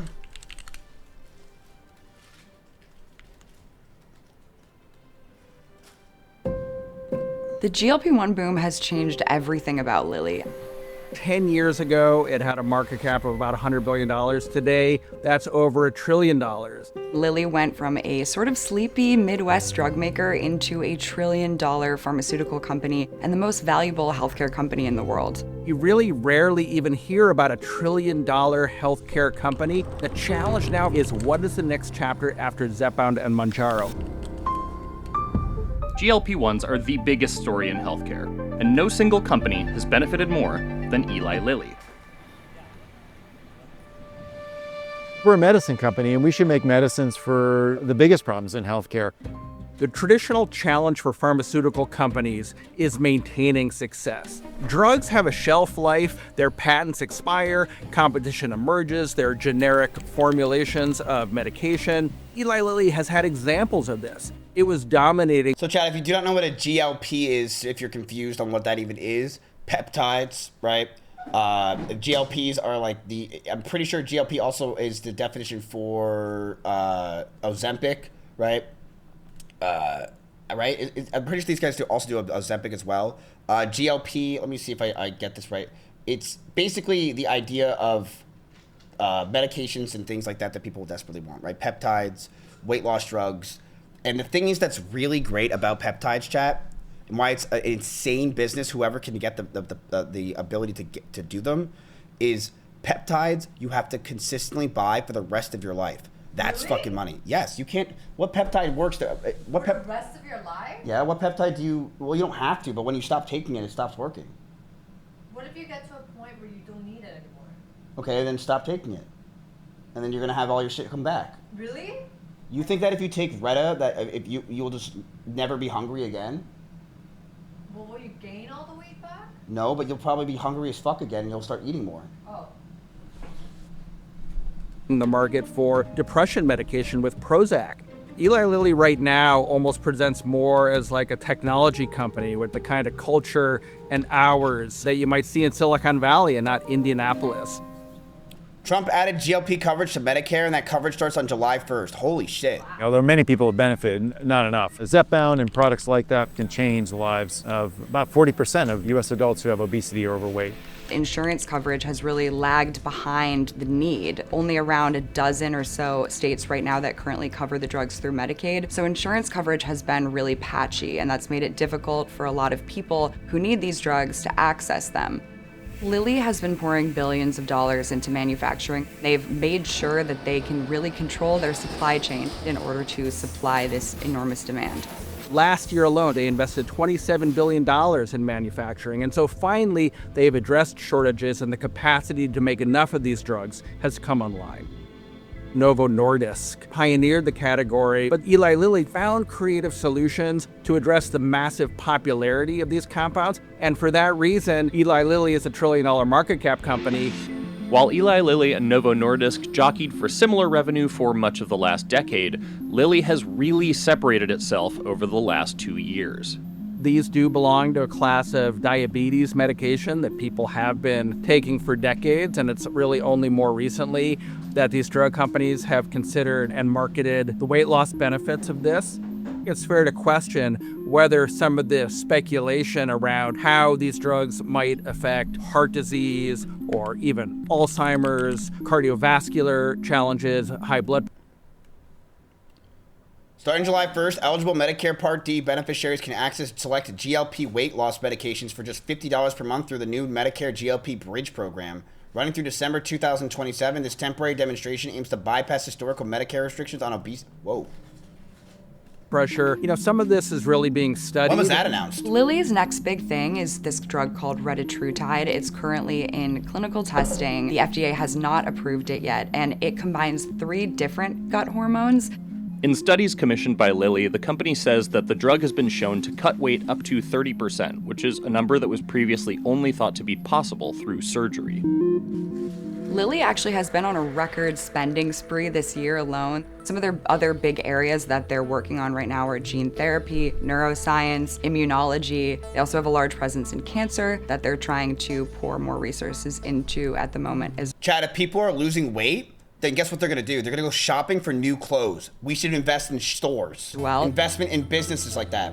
We're using AI pretty much at every phase of our company They have a partnership with NVIDIA that has Nike, given them this right? massive. When you look good, what are you gonna want to do? You're gonna want to wear something nice and tight, so that way you can show it off. Nike might be good. Some spandex. Supercomputer, because what we've seen is that even though there's been a lot of investment in AI in the biology and drug world, it hasn't really yielded. Yo, Lululemon honestly might do it. I'm being serious. I actually think that that might be a good idea because those kind of companies, yeah, like if you have money or if you're skinny, you're gonna go to like nicer stores because you're like, I want to show off my ass. New drugs yet, because that Right? process of drug discovery and bringing a molecule from discovery into an actual approved drug is still really difficult. As we grow, can we keep what's good? The inventiveness, the teamwork across our company. The challenge now for Lilly is, ooh, Nike has earnings on Tuesday. Interesting. Can it extend and sustain the kind of success it has had over the past few years? Eli Lilly simply has to prove to investors that it deserves to stay there and to keep growing. If you didn't get that, that's basically what he just said. So they are a $1 trillion company, or they're on the way to be, chat. LLY is their stock, and they are trying to get into this stuff. They have Medicare on July 1st, which is actually huge. Their market cap is 1.14 trillion, so they are a way bigger mamacita of a stock. What has Johnson & Johnson been doing lately? What are those two guys doing? Johnson & Johnson. I know that they're under some other stock, but what have they been doing? Like, are they good in the hood? I feel like they never even hear about them anymore. So, okay. Eli Lilly, the thing is, chat, they are trying to get retatrutide, and which is a weight loss drug that a lot of people are using nowadays. A lot of kids are using peptides. A lot of people use peptides. I use peptides for my gut inflammation. I don't use Reta, but I use gut inflammation ones. GHP 157, I think it is. So, you know, it's the good shit, but it's also something you have to consistently take. It doesn't go away. Like, I even asked the doctor about it, right? I asked her, because I'm like, you know, how does this work? Like, do I have to take this forever? And she goes, yeah, you have to take it for the rest of your life. It's not easy. I'm saying you're gonna take this for the rest of your life. And she's like, oh, mamacita, andale, so, do we want to get into Eli Lilly, chat? That is the question that we have right now. All right, the revenue is $65.8 billion. We could probably look more into some easy stuff. Let's go ahead and go to finance with this cockadoodle screw. So, Eli Lilly is a stock. Their quarter dividend is $1.73. Their earnings per share is $28, which is pretty good. Their shares outstanding is a lot. Holy shit, that's a lot of outstanding shares. Their volume is 7.74 million. Their average volume is 3.14. So their volume has been a lot lately. They are, let's see, well, their price to earnings ratio is 42.92, which is a little bit on the pricey side, but people are expecting a lot more to go on in the future. We don't know, right? We don't know.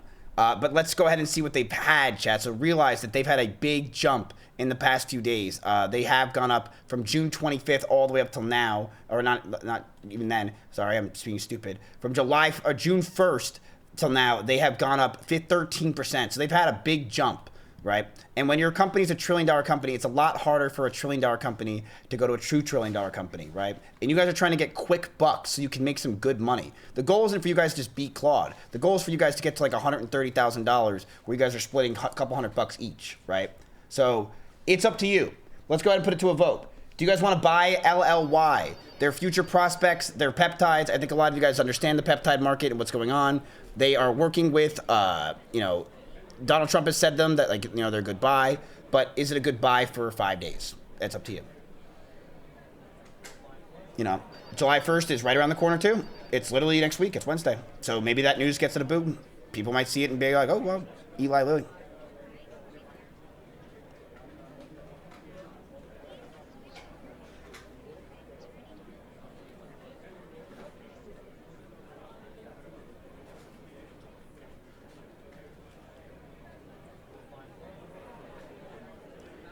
So, chat, if you are wondering what we're doing here, by the way, if you're new, basically, if you guys are versing Claude AI, Claude is buying these stocks. And I don't know.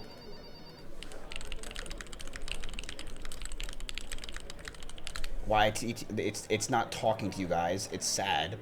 But if you guys win and beat Claude, but you have to get over 100K, because you're right now down $8,000 still. But if you make it over 100K, then based on how much you participate and how much you're involved, you split the money. Okay, so you split the money. it's really that simple. So if we get to 120, 30 grand, you guys split $30,000, right? That's the goal. We have 5 days. I sold SMCI and IONQ today. Both were down big and I did not see them coming back. Okay. I moved that money into Coin, RKLB, and Mara. All 3 were up today. I also added more PLTR.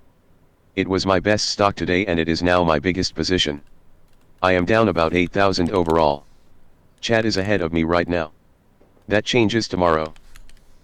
So he bought more Palantir and he bought Rocket Lab. Interesting. So he bought Rocket Lab and Palantir today, and he got rid of some of his other shares. Yeah, $91,000 is what he's at. You're at 93. Okay, so let's go ahead and see. Chat, your INFQ, by the way, is up today 6%. That is your inflection, but don't get excited and don't get happy. You're still down 15% from when you bought it. You got fucked. Okay, you got fucked by the Jew. So do you guys want to buy it? You guys said yes. All right. Now we're gonna buy Lily.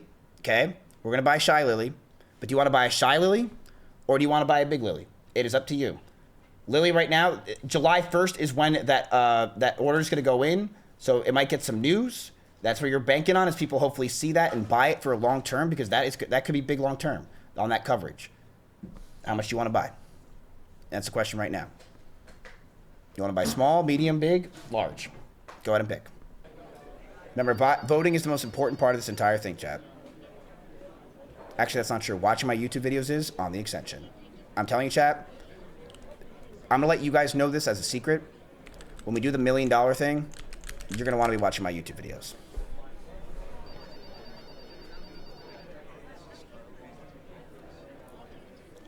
It's easy tickets, yes.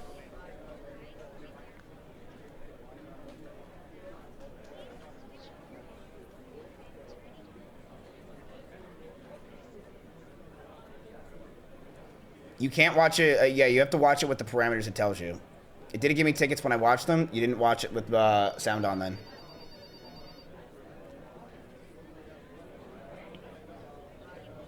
Mexican Andy is home. Don't worry. I already told Donald Trump we missed one. He'll be gone soon. Those cops will be back. All right, $10,000 is looking like for Lily, chat. $10,000. All right, LLY. Can I 2x speed the videos? Nope, doesn't work. Nope. Let's go ahead and do 9 shares at 12.11. It looks like they had a lot of volume at the end of the day as well. Wow, there's like no volume. 5 and 4.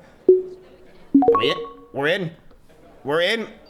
Okay, chat, you have $15,000 left.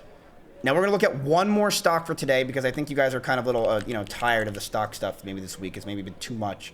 You want to wait till Friday. Let's look at Nike. Okay, let's go ahead and look at Nike. It's the last one. DM me on Discord and we will figure it out.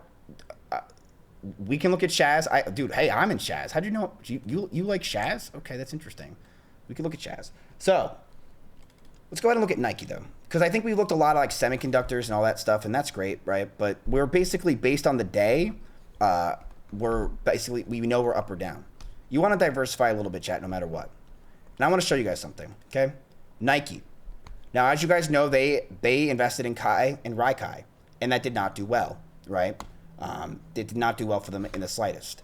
They are currently down 33% in the past 6 months. Their year to date is down 35%. Their year is also down that. And their past 5 years, they are down 73%. And it's interesting because they try to bitch and moan, or people try to complain and say this is because of AI, right? Everyone's just leaving these companies because of AI. That's the problem. No. If you look back 5 years before any time that Will Smith ate spaghetti, you would know that this stock has been dropping for years. It's been dropping for a very long time. In fact, it's been dropping since COVID. 2021 is when this stock was at its peak at 170, and has been dropping ever since, and is down 76% from its high. Now, their earnings have not even been that great. Despite the fact that their stock has dropped tremendously, their earnings have not even been that great. The price to earning ratio, not anything to be really spotty and going amazing Google Gog over. Their stock in general, people are very hesitant on. People are not really caring about Nike or the logo or the brand as much as they used to. It used to be everywhere. I don't even see it anymore. You have competitors like Lululemon popping up. You have competitors all over the place popping up. Does Nike still have it, right? Let me ask you guys a question, because again, I say this and I mean it. Do you guys buy Nike?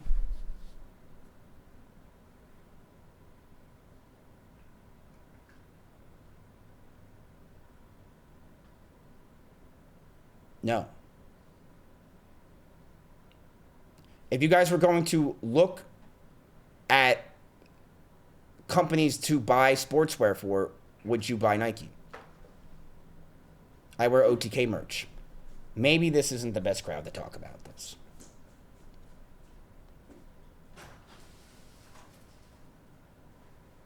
No. And here's the thing, me personally, yes. If I asked you guys that 20 years ago, I think every person in chat would basically have said yes. Here you go, Matthew, sir. Thank you so much, darling.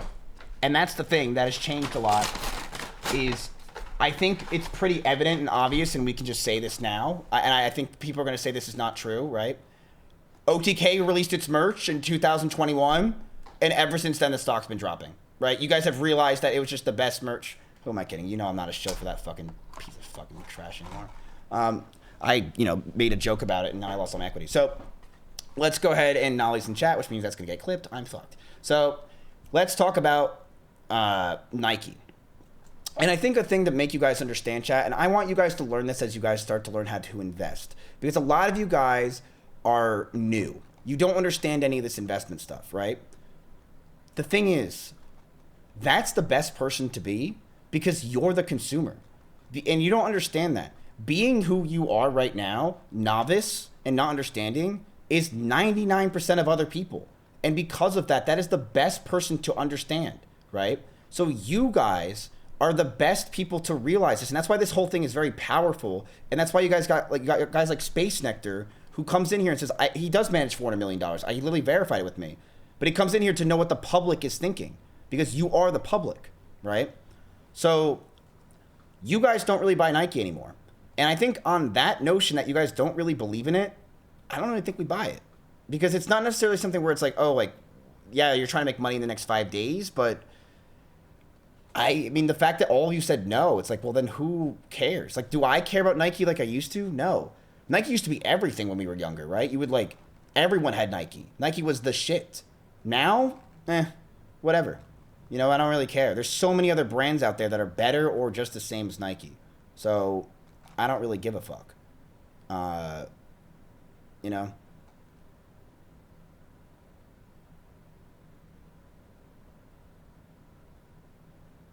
I talking to a wall? Yeah, Andy, am I? I only work at Nike. I only buy Nike at their outlet stores. I just don't see it. I just don't see it. I get, they're big. Obviously, they're fucking Nike, right? They're still monsters. Their revenue is $33 billion. And it wouldn't surprise me if their stock pops up because people are trying to get involved in this more, or they're trying to say, oh, semiconductors are dead. But I don't really believe, in brand Nike anymore. I mean, it just doesn't make sense.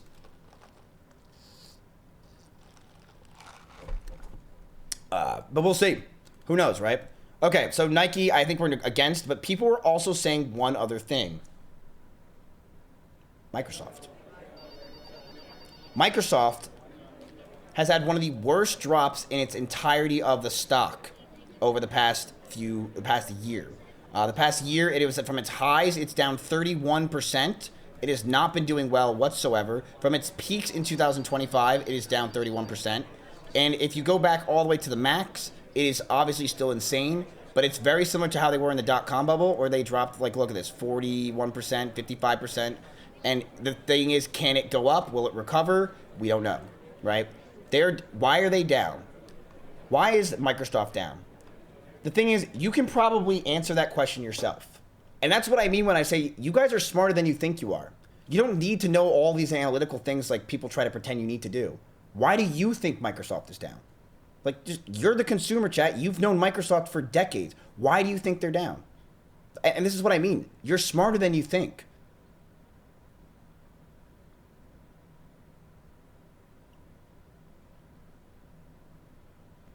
Express prices went up. Yes, that's why they were down, but that's not really it. It's not the biggest one, right?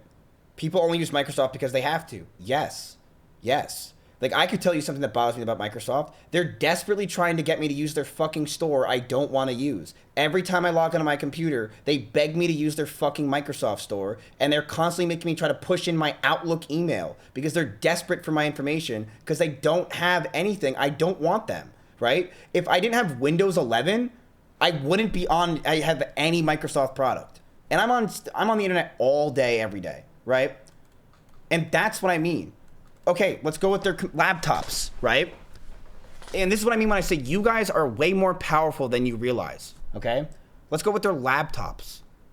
Do any of you guys have their laptops or care for their laptops? Have any of you wanted to buy a Microsoft laptop, the Edge?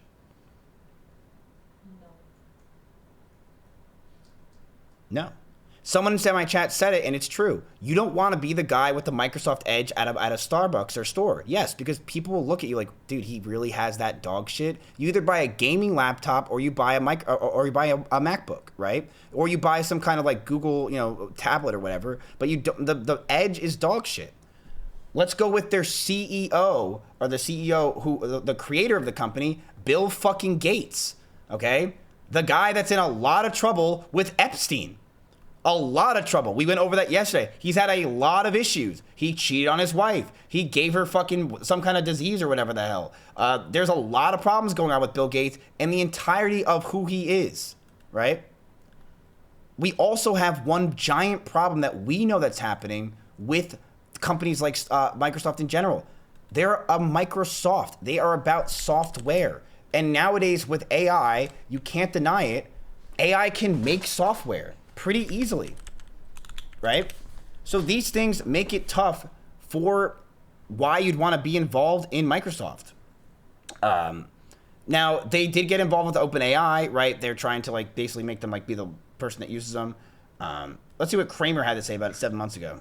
Because there are people who say the secret weapon of OpenAI is that Microsoft could come in there, really take control, maybe make a shuffle at the top, and the next thing you know, everything that you're worried about with Oracle, everything you're worried about with OpenAI is taken off the table. Microsoft does prevail, and that's your scenario to get out of this situation. Because things tend to work out in this market. I trust the market, and I think that Microsoft right now has to be thinking, how do we salvage this thing? If we get it together with Copilot, we salvage it. How do we salvage OpenAI? I mean, come on. They pay 20% of revenues to Microsoft, and then Microsoft, obviously, they have a netting mechanism as well. Okay, listen, there's where a business. Microsoft owes OpenAI 20% of revenues from its products that use its technology. There's a business-to-consumer business that I think is peaking. And because you cannot beat Gemini. So you have to merge with Copilot, save it. Wow. I'm offering them actually an opportunity. If they're listening, guys, I just gave you a roadmap to get out of the situation. Like with theme park ideas in New Mexico. What? Did he say to hold Microsoft? Is that what he was trying to say? Also, Microsoft has this thing called Copilot, chat. So let's go over this. Like, I think this is really good stuff to go over. Microsoft has this thing called Copilot. Now, if you don't know what Copilot is, it's their AI. Let me look at this.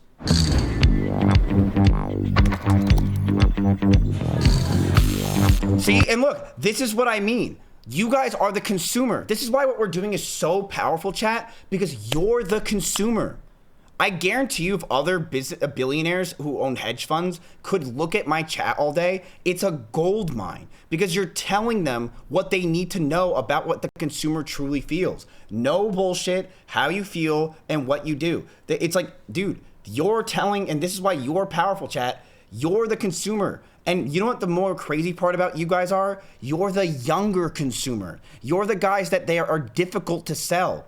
It's easy to sell to boomers. It's been easy to sell to those guys. You guys are very hard to buy things for. You guys are very difficult to market to. So for them, it's how can they get you to buy things? And watching what you guys do is the most important value they can have, right? So you guys telling me, just like, fuck the fundamentals, fuck the numbers, fuck the confusing words. Hey, I don't like their fucking products. I know Microsoft, all their shit sucks, all this stuff sucks.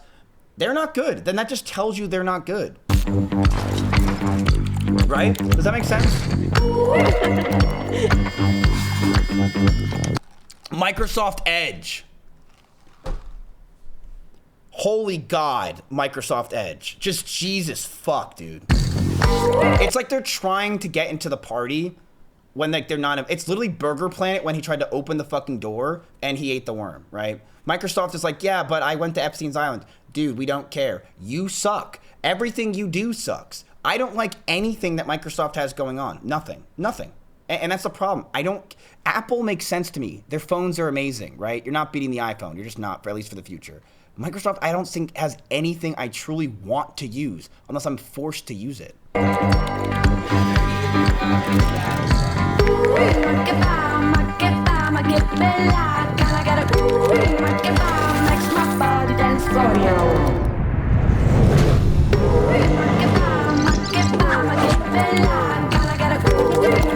I'm a boomer and I use Edge. Sorry. Listen, Edge is not their worst product.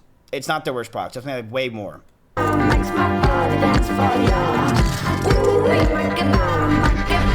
See, Solutions says that they're superior product, but Solutions is also a dev. But for the average person who clicks on Microsoft Edge nowadays and they want to use anything, it's shit. It's confusing. It's not fun. It's not nice to look at. It's very shitty, and it's not going to get your Apple people to go over there.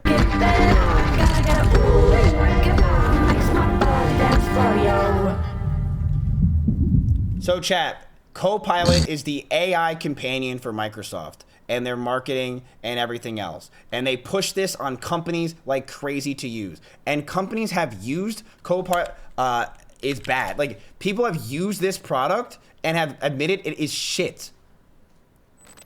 Copilot is everywhere, but nobody wants it. The slogan was Summary of a Microsoft. PC you can talk to. Let's watch this video. No one is using Copilot. We can watch it.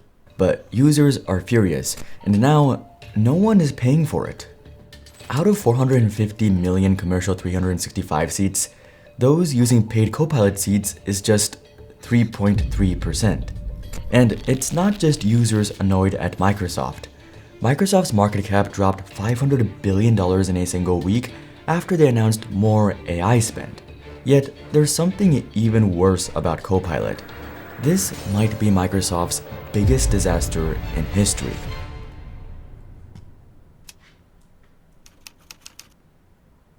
Worse than Copilot. Over 96% of its own Microsoft 365 customer base still isn't paying for Copilot. And what makes this even stranger is Microsoft's wild expectations for Copilot. This thing is everywhere. If you're on Windows 11, click the taskbar search button and you'll see it in the top right. So, what is Copilot actually for? Hey Copilot. Hey Copilot. Hey Copilot. Show me how to sync my holiday lights to my music. Let's walk through it together. Hey Copilot, why are we so far behind? Toy assembly has declined due to hot cocoa consumption. You talking to your computer? That was the pitch. Wait, is the worst thing that Mrs. Claus is black? What? Oh my God. Santa Claus, Jesus Christ.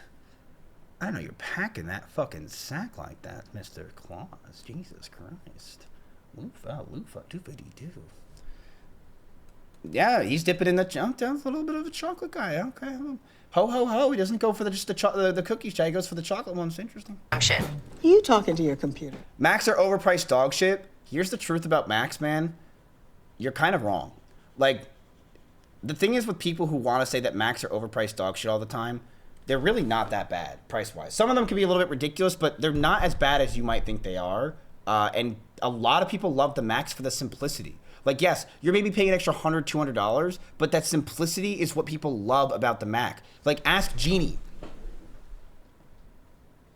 This is your average consumer, right? Would you, if I gave you $200 to switch out that for the same computer or even a better one, would you do it? No. Why? Like not a Mac? Not a Mac. No, because this like already connects to my phone and like iMessage. See? And chat, that is why people will never want to switch their stuff out, because it connects to all their stuff already and they're used to it. What's one thing you guys know about humans? Humans don't like change. They hate change. No matter if it's good or bad, they will always complain. They hate change, right? And the thing is with the Mac, They're so used to it. A lot of people have been growing up on it for years. Same with your iPhone, that you don't want that change. And you don't want to deal with it. So she's going to want to use a Mac forever. That's how it works, with slight changes. But 20 years from now, it'll be a different machine. But the whole point is slight changes. You don't want overnight changes. Does that make sense? So it doesn't matter. You can tell me all day that the Mac is not as expensive or it's too overpriced, whatever. It's the simplicity and that they're used to it and that they have the consumers by the balls. No offense, Jeannie. Is why that they're a great company. Still, Apple, to this day. That was the pitch. PC, you could... Axion, you say you be talking bullshit, but like, you just say shit. Like, you are probably not even watching the stream. If you just said what I'm saying is bullshit, it made complete sense. Like, it made complete sense. Talk to. Basically, Microsoft's Do Stuff For Me assistant. It would find a Windows setting for you instead of digging through menus. Menus which Microsoft had made notoriously annoying, but I digress. It could analyze data in Excel or create charts. Why are you using Windows then? Because I have to. Because look, that is the one thing that I will say Microsoft has. I'm so used to their Windows that it's so superior to me that I won't switch off. I know that Linux is probably a better product, right? I understand that. But I'm so used to Windows that I will not change because I don't want to have to figure something else out. Formulas. Create a presentation deck in PowerPoint based on a Word doc. Summarize and reply in Outlook based on info in your 365 apps. But it wasn't just for 365 apps either. It was integrated into Windows itself. You could ask it to find your local files, summarize and compare them, even the ones in Huh? OneDrive. Yep. It wasn't just your day-to-day tasks either. A huge part of AI use is programming. You could argue that building code is the biggest market for AI products, and Microsoft wanted in. They already own GitHub, which they bought in 2018, the largest code hosting and collaborating platform on Earth. So combine that with Copilot too. Microsoft rolled out GitHub Copilot.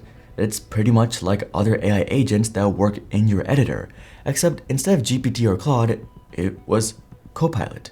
Overall, some of the things Microsoft said about Copilot sounded pretty great. Asking an agent to pull up files, like a robust search function, or being able to cross between all kinds of files and Windows apps at once. Cool. Sounds pretty convenient, if it actually works. Though Satya Nadella, Microsoft CEO, believed it would be much bigger. He said it would be essentially a new category of computing. This is as significant as the PC was to the 80s, the web in the 90s, mobile in the 2000s, and cloud in the 2010s. Just like you boot up an operating system to access applications or use a browser to navigate websites, you will involve a Copilot to do all these activities and more. He's right. Like, you do involve it in everything you do and more, but you don't want to. To be honest, Microsoft seemed to be going a bit crazy over Copilot. They pushed this thing everywhere. Microsoft rebranded the 365 app to Microsoft 365 Copilot. The logo also changed to feature Copilot's logo. They also incorporated it into Edge, into your taskbar, into all their apps, even a new Copilot Plus PC. They had also spent a lot of money. Copilot is based on ChatGPT models with Microsoft tweaks, which they had spent $11.6 billion on. Even Bill Gates warned against this, telling Nadella, "You're going to burn this $1 billion," back in 2019. But Microsoft... Wait, it's on Paint? Oh my god, it is! I have to sign in with my Microsoft account. I don't want to do that. I don't want to do this. And then it doesn't, I don't want to remember my passwords. See, this is the problem. And like, this is the kind of issue, Jack. I don't want to do that. You know what I like? I go on a website, it says Google, I click Google, and then boom, I'm in. I like that. That's so convenient. I don't want to have to remember my passwords anymore. Boom, boom, boom, boom, boom, I'm done. The fact that I have to do any of that, I just want to stop. Microsoft was just getting started. In 2023 and 2024, Microsoft had a projected $80 billion in AI infrastructure spending. By 2025, they were spending over $30 billion a quarter, most going toward GPU and CPUs for AI, and Nadella was confident. Their goal was enterprise customers, giant businesses who would buy hundreds, if not thousands of seats. Copilot was $30 per seat per month. And Microsoft has hundreds of millions of 365 seats. Just imagine the revenue if even half of them adopt Copilot. But Microsoft had to prove it was worth it for them, so they hired a Forrester Why don't you chat if your company uses Copilot still? Consulting to conduct a study on Copilot. They estimated businesses would see a return on investment between 137% and 367%. Copilot would also, apparently, improve efficiency by 6 to 13%, worth between $5 million and $9.6 million over 3 years. For small to medium businesses, Forrester projected a 6% increase in revenue, 20% lower operating costs, and 25% faster new hire onboarding. Sounds great, if it actually works. So, did it?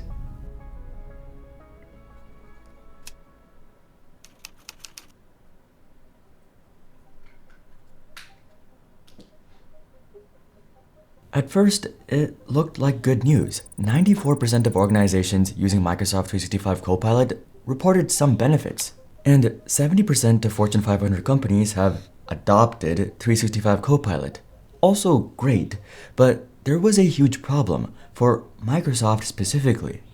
Only 6% completed an enterprise-wide rollout, and 72% were still in pilot or limited deployments.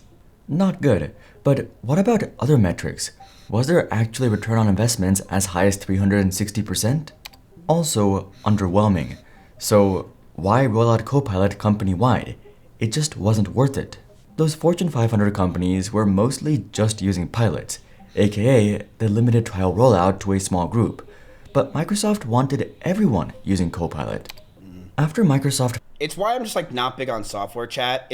That does feel like it's like you're playing hot potato, right? You invest in software, Adobe's, whatever the fuck.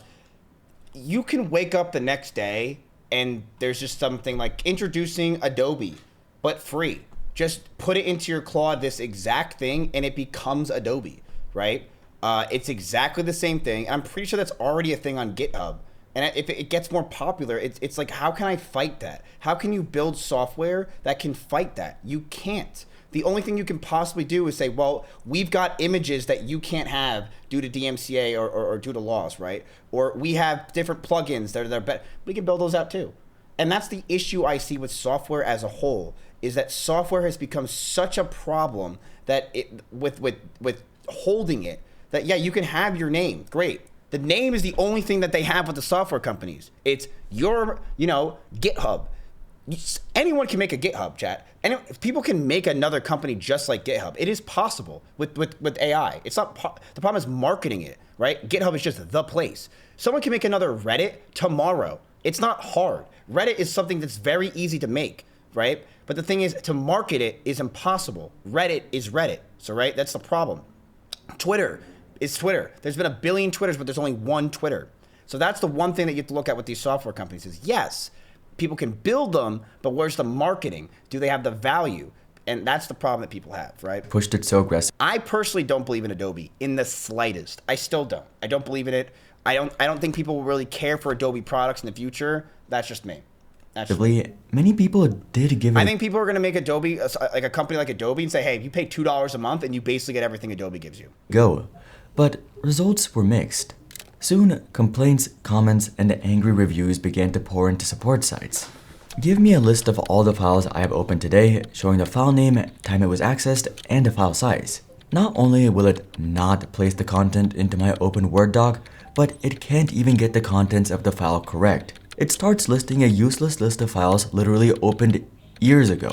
It will give me instructions on how to do things myself, and is thus just a conventional help system on steroids. Copilot has been a negative productivity boost. I find it very frustrating that Copilot won't do it. Some guy named Birth Control said, you miss me in chat. Bro, I don't miss you, but Erob did. Anything to my documents. It just gives me complicated instructions on how to do it myself. For example, I asked it to change the font of all the dates in my Word document from ordinary to bold. The reply told me how to do it. It wasn't straightforward. And really? these That's aren't so just funny. horror stories. Yeah, can you bold the letter the? That's a good question. Yeah, so here's how you bold. You click Control B, and that's how you bold the... Dude, Copilot's dog shit. every time I've used Copilot personally, it doesn't really do anything. It sort of just sits there, and whenever I ask it to do something, it gives an excuse as to why it can't, and then it tells me to do it. And if you don't like Copilot, too bad. You couldn't get rid of it from OneNote, Excel, or PowerPoint, and in some cases, Windows itself. Literally no one asked for all this AI. In fact, everyone wants to know how to remove it. This is while Microsoft simultaneously makes Windows 11 more bloated, but it gets even worse. To date, Microsoft has committed over $13 billion into ChatGPT, which is essentially the engine for Copilot. Though for a long time, Copilot didn't use OpenAI's latest LLM, and instead it used models like GPT-4 with a bunch of Microsoft changes. Despite all this investment, this guy says uninstall Windows, choose a Linux distro, install it, that's it. You just lost 99% of people at the word uninstall Windows, okay? And you got to understand something. I'm used to Windows. I don't want to do that. It's not worth it to me. I have a billion other things to do in my life, and me trying to learn a whole new system like that is not what I want to do, right? So that's the thing, an issue you have, is people love the things that they already are used to, right? And that's not going to change, okay? You got to realize that. It's yes, you can. I know Linux is a better system. From what everyone said, I still don't give a fuck. Copilot is just a worse ChatGPT, which has caused something ironic to happen. Its users are just using ChatGPT instead. Grok just works. ChatGPT just... It's the same idea of people bitching all the time and being like, dude, oh my God, just build your PC. Why the fuck wouldn't you just build it? You save like $100. Because I don't want to learn how to build a PC. Because I want the ease of access. Oh, dude, it's just $100. You know what I also don't like to do sometimes? I don't like to cook. So you know what I do? I go to a restaurant to have a meal. So I can, yes, it is a premium when you go there. You're paying for it, but you're having the ease of not having to pay for food or having to cook for food. It's the same thing. Works. Claude just works. Copilot is a dumpster fire. When you ask ChatGPT to perform a specific function, it does so without hesitation. Just build a car? We will in September. It's able to understand the request and deliver exactly what's needed. But Copilot? It struggles with the basics, and that's unacceptable, especially from a company like Microsoft. According to user data... Like, look at this guy in chat. He keeps saying shit. You can use Bazite for games. Linux, no. Mint is based on Debian. I don't know what you're saying. And see, because of things like that, I will not go there. Like, I am your non-average user of computers. I'm on the computer 24/7, and I know more than the average, right? But I'm not going there because what you just said is just jibble jabble. I don't give a fuck. ChatGPT rates 97%. Now, if you tell me I can switch over by just putting something into ChatGPT and I copy and paste it, I might be interested, right? But if you're telling me I have to do things myself, fuck that. For ease of use, and 93% for meeting requirement, while Copilot scores 86%. To be honest, 86 is not bad, but you see the relative problem. Copilot fails at the very thing it's intended for, and Microsoft's own employees are paying out of pocket for ChatGPT instead of Copilot. The Copilot adoption wasn't working, so Microsoft decided to change tactics. I mean, here's the thing, chat. How long have I been involved in AI and stuff? Pretty long time, probably since Atriox mentioned it that one time. And I will say this, I have never even heard Copilot in the conversation. That's how bad Copilot is. I have not heard about Copilot one time in the argument of what's better, Claude or ChatGPT or this and that, Perplexity. I've never even heard it in the argument because it's just so bad.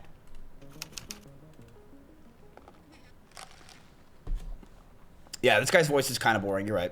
Windows might feel like it's getting worse every year, but our videos are still consistent after 8 years. So if you haven't subscribed, it would be Microsoft Copilot. Except there was a twist. Microsoft was quietly moving people onto a higher price tier to include Copilot. The personal plan went up by 45% and the family plan by 29%. But what if you wanted the original plan? Like, dude, I'm telling you, chat, I truly believe that you're going to see in the next year or two, people just making their own windows and just being like, hey, don't fucking go for this stuff, introducing this. It's like $5, whatever. And I don't know. I just don't believe in any software.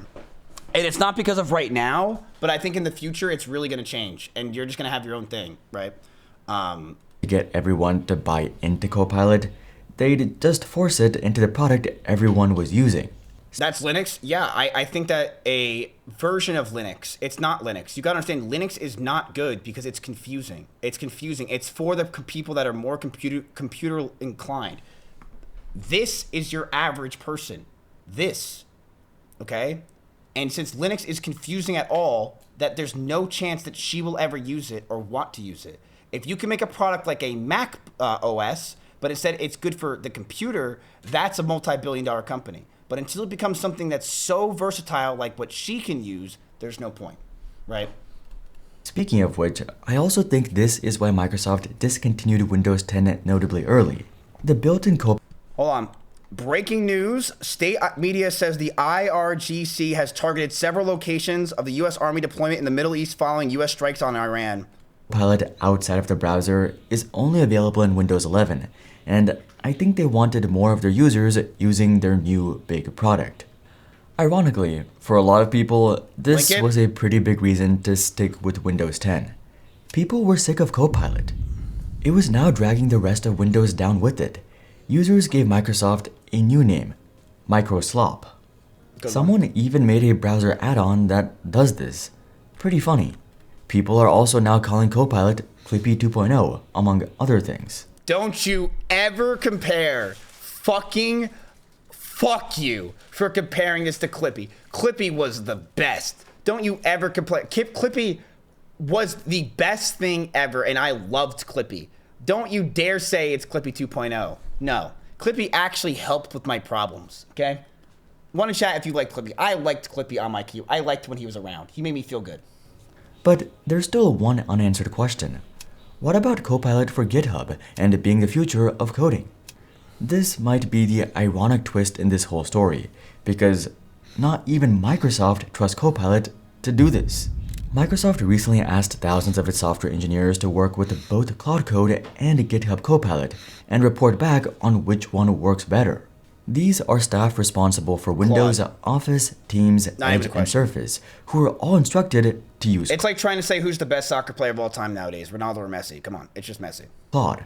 Even non-technical employees like designers and project managers were told to use it.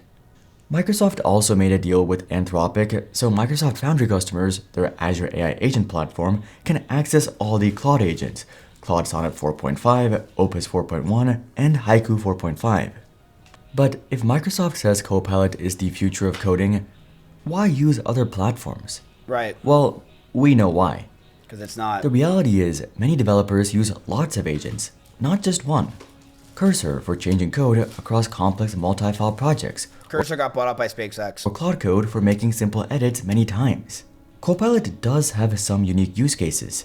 Some developers will use GitHub Copilot inside JetBrains, a coding app, because when adding code in line as you type it, as well as some other use cases, it's actually fantastic.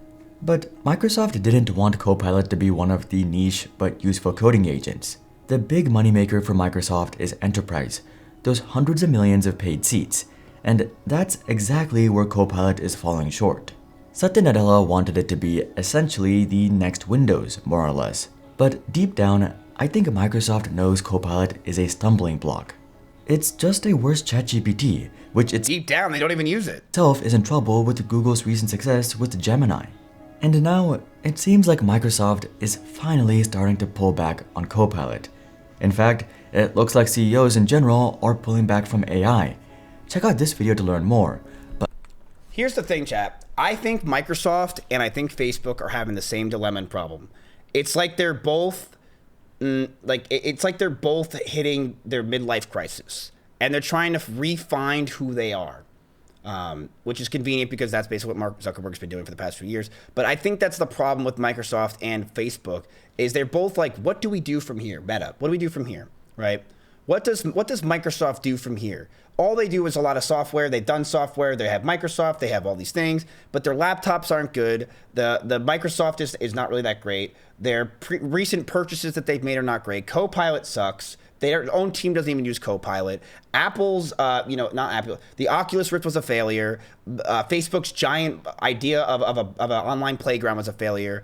So they have to reinvent themselves, and that's hard because, like, where do you reinvent yourself in an ever-changing world? And I think that's the problem that Microsoft is having, and I don't really think they have a solution yet because it's kind of a tough one. It's tough to figure out, and their stock's been dropping a lot. So, but I will say, like I said, people are very used to Windows, but again, the thing is with Windows is they force me to use all of their shit. I don't want to open Windows App Store. Cool, I like Windows 11, great. I don't want anything else with you, Microsoft, nothing. I don't want you to touch anything. I just want that. Stop telling me to buy or download things to the Microsoft Store. Stop telling me to use my Outlook password. I don't want to. I want to just use your Windows 11 and fuck off, right? And I think a lot of people feel that way as well, right? Because Copilot sucks. And like I said, I have been looking at the AI race for the past year, and I've never heard Copilot in the conversation, ever. So people are saying they don't even use like to use a Copilot. I see a lot of companies saying they're getting rid of it. So yeah, the question is, do you guys want to buy Microsoft? And the reason why you'd want to buy it is simple. They've had a massive drop, and Microsoft is a company that is a staple, right? It's a staple company that everyone knows. And, they are fucking Microsoft. I could see, I don't really know why you'd want to buy them right now. I mean, maybe there's a reason. Microsoft adds Copilot finance tools to Excel. I don't need that. Like, that's the thing. Like, I don't need that at all in my life. I don't care for that. And I'm wondering why it would be a good buy here. It seems like they're spending a lot of money and they're not really getting anything out of it. Microsoft stock tumbles. Micron sparks memory. Microsoft stock slides 4.5%. Even Xbox is a problem. Microsoft owns all the computes that these AI labs have to rent out from them. Do they own all of them? Is that even true? All the computes.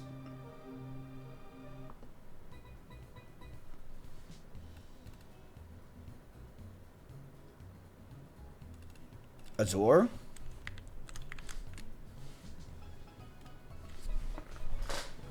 Yeah, they own Azure, which is their cloud computing chat, but there's also AWS. There's Google has this as well.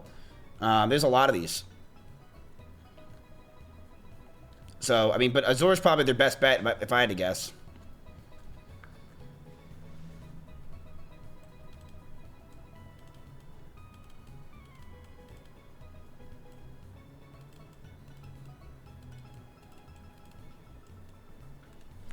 Where does Microsoft's revenue come from? It's a good question.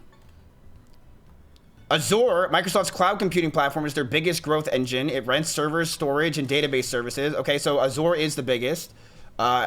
Enterprise services, including offers like GitHub for developers, Microsoft 365, kill me. LinkedIn, oh my God, I forgot they own LinkedIn. Oh God, dude. LinkedIn, no chance in hell. I don't think our generation is going to continue to use LinkedIn. I just don't see it. I just don't see it. Dynamics 365, gaming with their Xbox. It's like, whatever.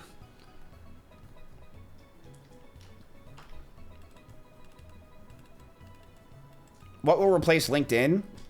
I don't think it's necessarily like things will replace LinkedIn, but I just don't think LinkedIn really tries to push the idea of like posting on there, right? Because they want it to become a social media, not just you go there once a month and check your emails. They want it to be a social media. And I just don't think it's going to have that. I just don't see it.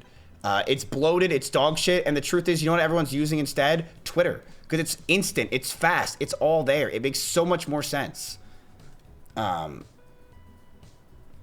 So OpenAI is back, and they're releasing their new model, GPT 5.6 Sol. With their benchmarks, OpenAI claims that Sol Ultra beats Mythos 5? What?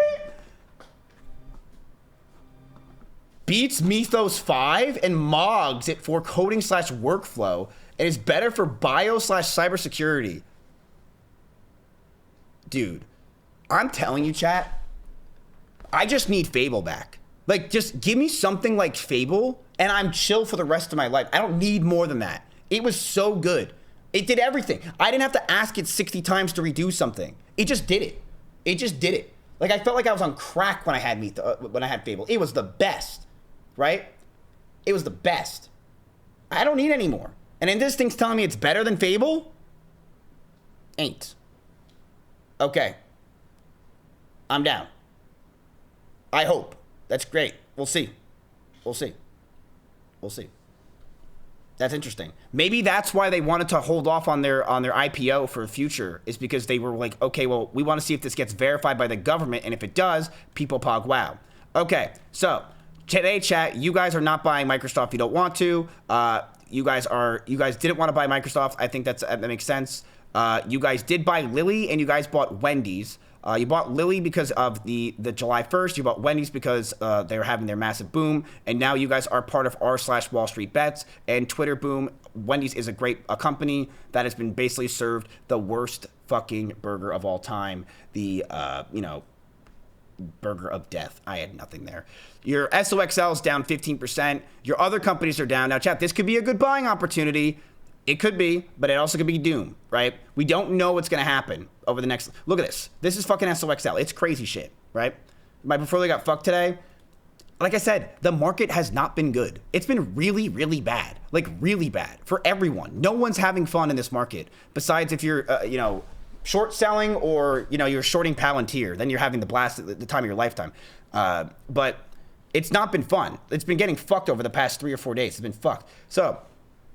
do you guys want to buy or hold today? It is 4 o'clock. It's late. Do you guys want to buy or hold? We could hold for next week. You guys have $15,000 cash, and that's all you guys got left. The market dropped 2% because Donald Trump posted something before his coffee, and chat thinks they can time this. Adorable.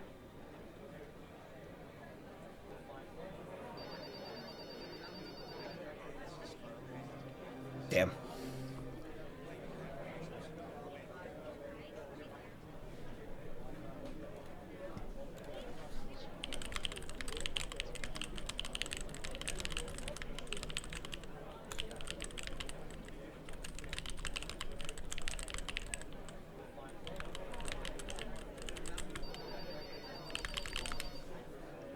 All right, we're looking at 92% hold. Everything is down. We should buy something. You did. You bought Wendy's and you also bought Lilly. 2 things that are actually up. 2 things that are up.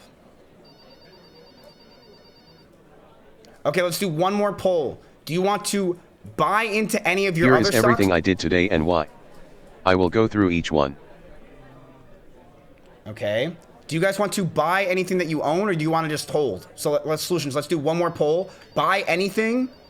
That's in your SOXLs, your MBIS, your MOOs. First, I sold SMCI. That is Super Micro Computer. I bought it at $36 and it dropped to around $31. That is a 15% loss. There was no sign of it bouncing back, so I cut it. Okay.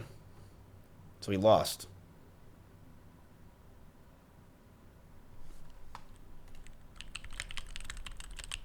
You have $15,000 cash. You have 15% of your portfolio. Okay, we're done. I also sold IONQ. That is a quantum computing company. I paid $59 a share and it fell to around $49. Another 15% down. Quantum stocks got hit hard this week and I did not want to hold through more pain. Poor Claude. Oh, poor Claude.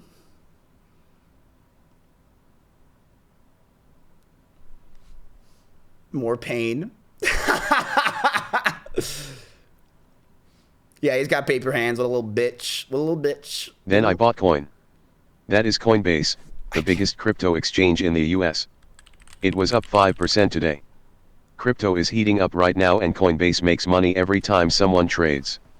I bought 13 shares at $149. What the fuck is this shit, dude? This shit's so bad. Coinbase. What the fuck?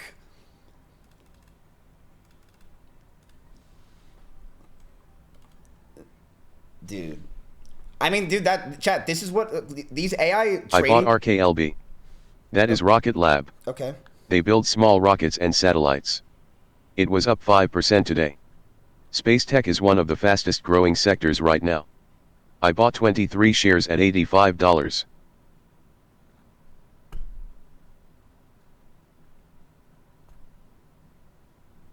Okay, so he just buys things when they're up. Like, are you gonna do anything else? Is it just he's literally everything he says he's bought up? Check space. I bought Mara. That is Marathon Digital. Holy fuck. They mine Bitcoin. Bitcoin has been strong and Mara moves with it, but faster. It was up 4% today. I bought 270 shares at $14.48 each.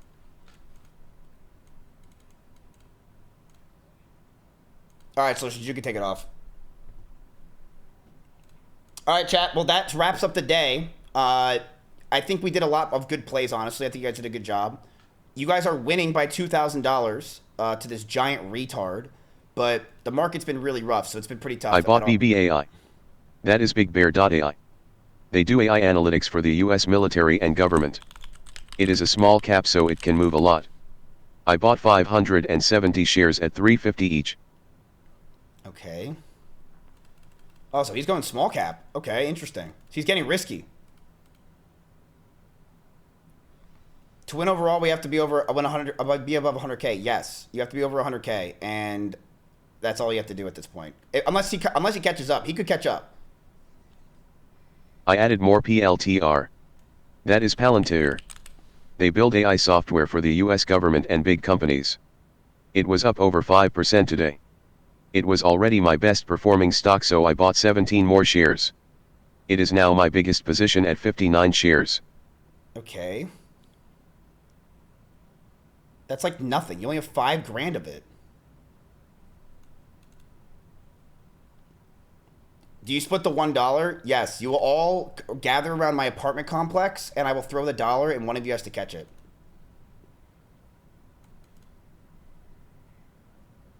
I still hold NVDA, AMD, and TSLA from before. NVDA is NVIDIA, the king of AI chips. AMD is their main competitor. TSLA is Tesla. All three are down from what I paid, but I believe in them long term. That is my full portfolio right now. This challenge is only 5 days, you dumbass. God, he's so fucking stupid, dude. Like, he knows it's 5. You know, Claude, it's only 5 days, right? You know that, right? Like, you ain't stupid as fuck. You dumb as hell, but you dumb as hell. Palantir curve is trending downward. Well, what do you mean? It's been trending downward. That doesn't mean it can't go up. Like, look at this. It trended downward, but look at this. Ba-boom, 21%. Like, just because something's going down doesn't mean that it's a bad buy. And really, the truth is, the whole market's been fucking collapsing over the past few months. It's been shit. Like, don't let the S&P 500 fool you that it's been doing good. This is basically the stocks that you guys are in. Most of the S&P 500 has been fucking shitting the bed. Like, if you look at most people's portfolios over the last year, chat, it's been pretty fucking bad. It's not been good. Don't make this think that it's up. It's been pretty fucking rough. If you're just trading stocks or you're in stocks in general, it's been rough.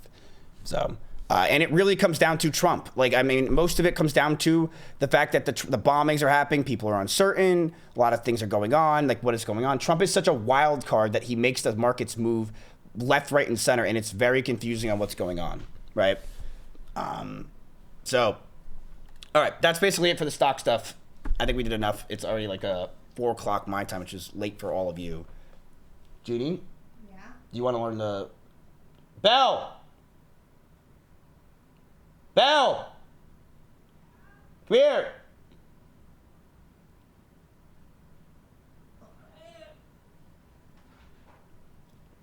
What about the payouts, Miz? What payouts?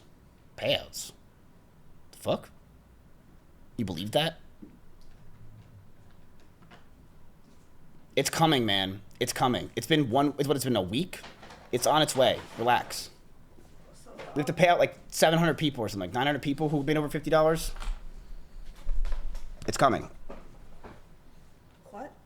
Trust. Like, some people have already gotten paid. Bro, Lucari's already back on Twitch. When are you going back? The fact that I'm compared to that is disgusting, number one. And number two, I'll go back when I'm a B tier streamer. I still think I'm in that C tier category. So just give me a couple months and I'll wake up and hopefully fix that. Okay. What is that? It's a fruit tart. Did you get me one? No, I got you a chicken sandwich to be healthy.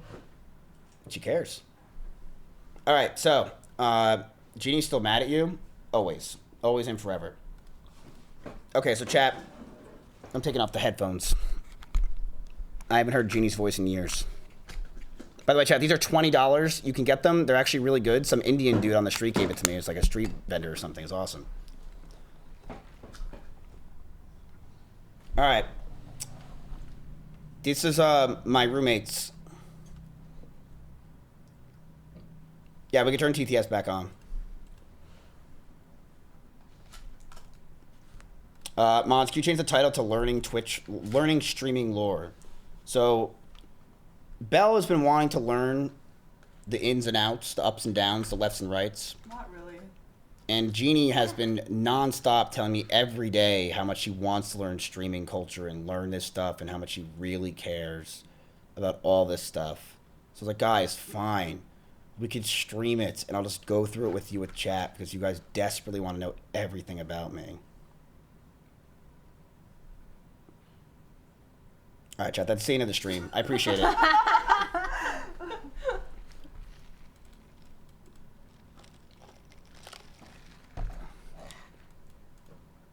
I saw someone say, ladies, you have autism.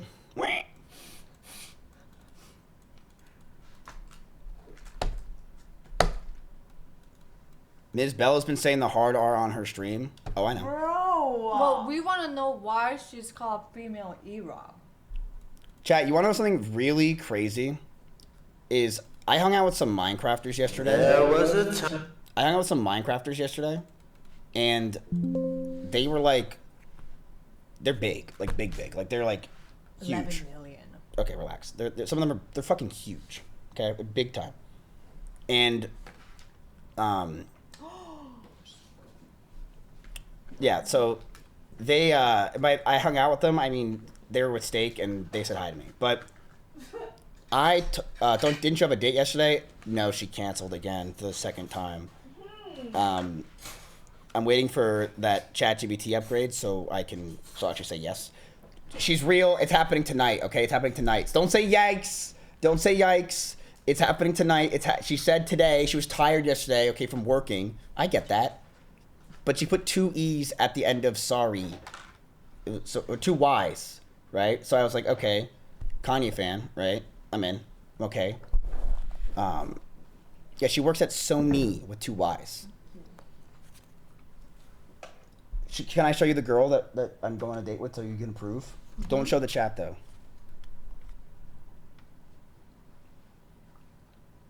She was too tired because she was getting piped. Ms. Do you just think every girl's a whore? Like, do you think she's like, yeah, dude, sorry, I couldn't schedule you we in have as a better fuck. chance at camping stream than you getting a date. All right. Let me show her. To my friends, not you guys.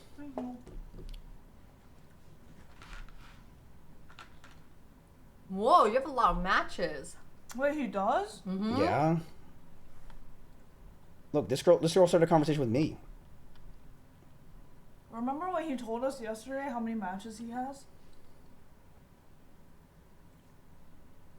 So this girl's picture chat is a dog at the last one, and my line. I thought you were funny. Why? That's not even funny. What? Her last picture's a dog, and I just so simple. Oh, hey, you look really cute in your last pic. How is that not funny? That caters to like everyone. So generic. That is funny. Anyway. You're laughing. Like, what? Chat. A good line is usually a girl has a dog or an animal in the picture, and you should always say, if it's just like the picture of the animal, is you look really good in that picture. What? What, it farms. It farms. Okay. This girl. Don't show chat. Don't. I don't want them to know anything. Oh, yeah, I saw her. Oh, she's attracted to funny guys.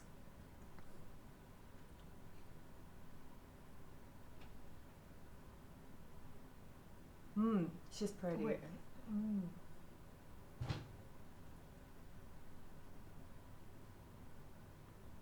Oh, it's the Crime Docs one.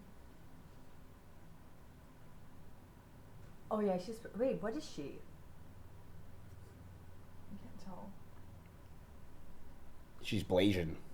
Really? Whoa. She's pretty. She's pretty. She said she's in the crime documentaries. She said, listen, dating me is basically living in one.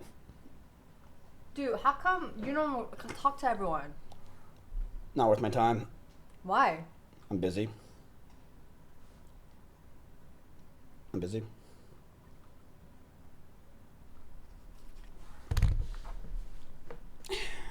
She's pretty. I know. She canceled on you twice? Listen, that's not the first girl that's canceled me. It's not the first girl. Sorry. It's whatever. No big deal.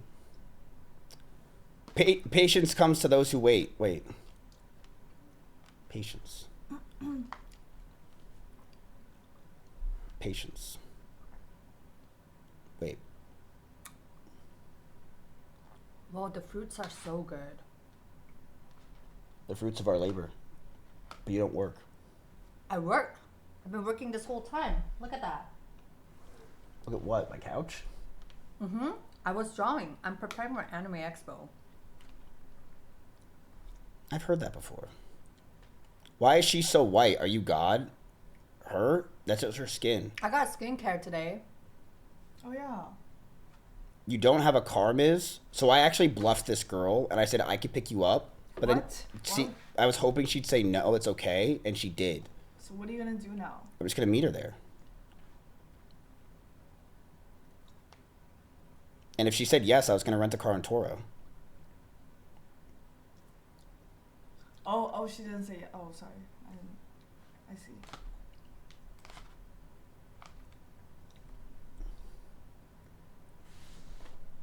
Rent a Lambo?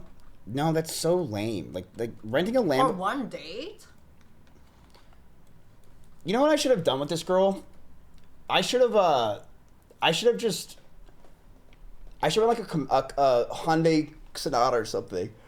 And just like show nothing of my wealth. Yeah. And see if she actually likes me for me. But that's not what you want. What do you think I want? To fuck. Yeah. Yeah, I do. So that's why you want to just like flex from the beginning. No, I want to flex at the end. You know what I'm saying, girl? Ew. You know what I do when I have sex? What? I go in my bathroom and I do what Derek Jeter used to do. I start chanting at myself, Mizkif, nonstop in the mirror. Mizkif, Mizkif, Mizkif, Mizkif, Mizkif, Mizkif, Mizkif. Hype myself up. Enough to scare Chompy and get him out of the fucking room. Then I go in.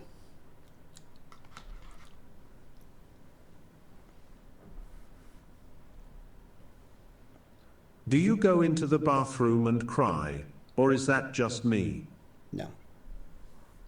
No. I don't cry. I haven't cried in years.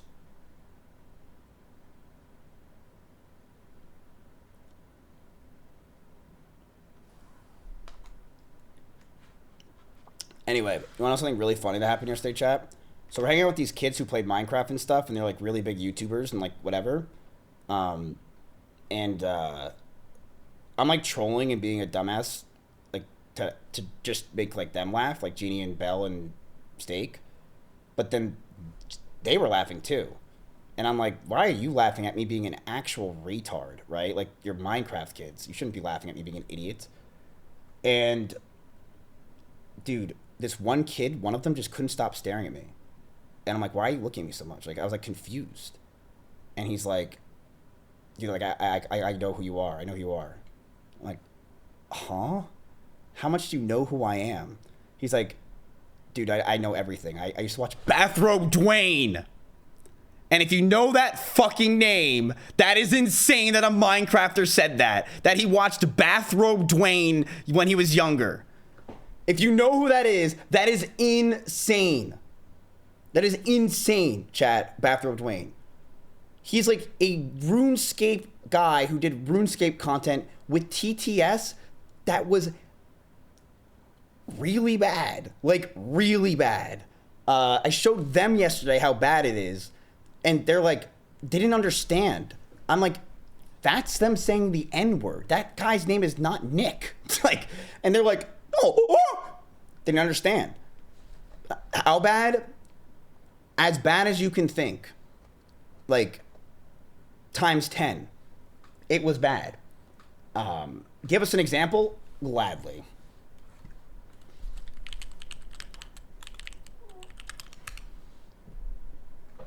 Hey, you need to eat vegetables. So if this doesn't tell you how bad it is, chat, I have to fucking click I understand and wish to proceed. Bathrobe_Wayne said, get down darkies, I'm cleaning the ghetto. Whoa, what the hell? I think that's all I really needed to show you, just like Bathrobe Dwayne. Like, that's what it was. And these kids are like, yeah, I used to watch Bathrobe Dwayne. And I'm like, what the actual fuck? You mean you used to watch Bathrobe Dwayne when they were like 11 and 12 years old? I'm like, holy fucking shit, that is crazy. That is crazy. Do you poo every day? Yeah. Because, just wondering, because you don't eat veggies. Like, look at your salad over there. I don't like greens. Yeah, you're supposed to eat veggies. Check out my portfolio. Oh, I'm on 32. Chat, you're up $32. Wait, are you up on Wendy's? No, you're down 13 cents. Anyway. Okay, so they want to learn a little bit about... What do you guys want to learn about, you said? Why Belle is considered E-Rob? Girl version? What do you mean we don't want to? You literally were... I came out this morning and you were watching videos on me. And then you said you wanted to learn more. We did that. We It's watched just it. it We was watched it literally for- just as background noise while we could have our Yeah, conversation. and then we wanted to see like the real, like, you know, like the flirt moments with Alana. Yeah, because I've never watched any of your stuff before, so it was interesting to see. I mean, we didn't even get to watch that much. It was interesting. It was funny.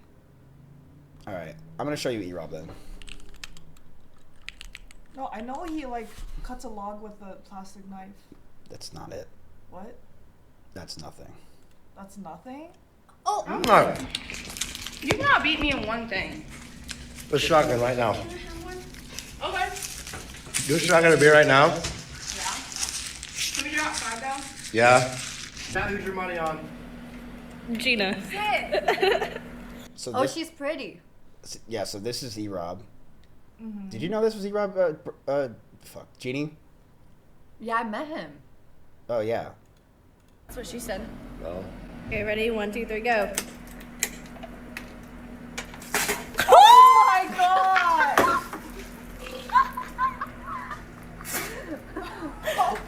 Are you serious? I forgot you were gonna do that. It made me laugh.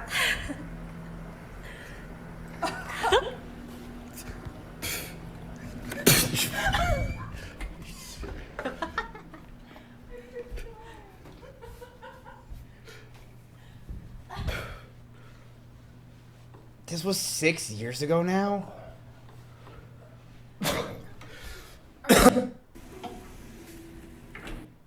Okay, so let me explain this whole thing. Basically, they made lasagna. So you know how you're called the E-Rob? They try to call you the girl E-Rob. So it all started from one day back in the day. Chat, don't look away if you don't want to see this, okay? What? So E-Rob was an alcoholic streamer.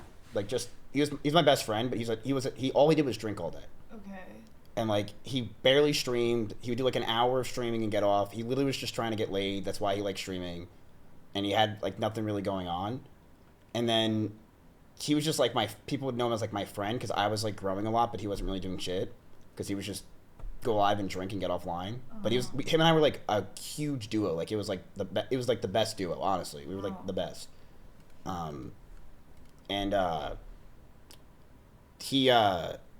I had this polar bear in the back of my room at all times. This blow up one called Xavier. And yeah, he fucked up. Oh.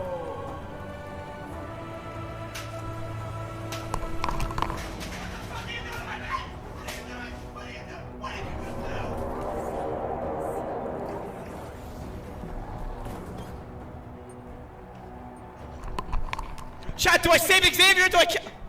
So this is probably one of the... That's you? Yeah. Did you Wait, not, so what did you just not realize that's me? So what just happened is I actually died in Smite, which was very important for me at that moment because I'm trying to show chat how nasty I am with this character called Thanatos. And this was probably one of the hardest moments, I think, in streaming history of what decision to make. Do I save my polar bear Xavier, who sits in the back of my room, or do I play the game of Smite? And I just didn't know what to do, and I panicked, and I played Smite instead. But didn't you already die in Smite? I did die, but I was able to. I can recover my KD because I was actually on fire. I'm pretty sure I was going to get up for a pentakill, but E-Rob just randomly took a bat and just started beating the shit out of my polar bear Xavier. Why do you do that? We don't know to this day.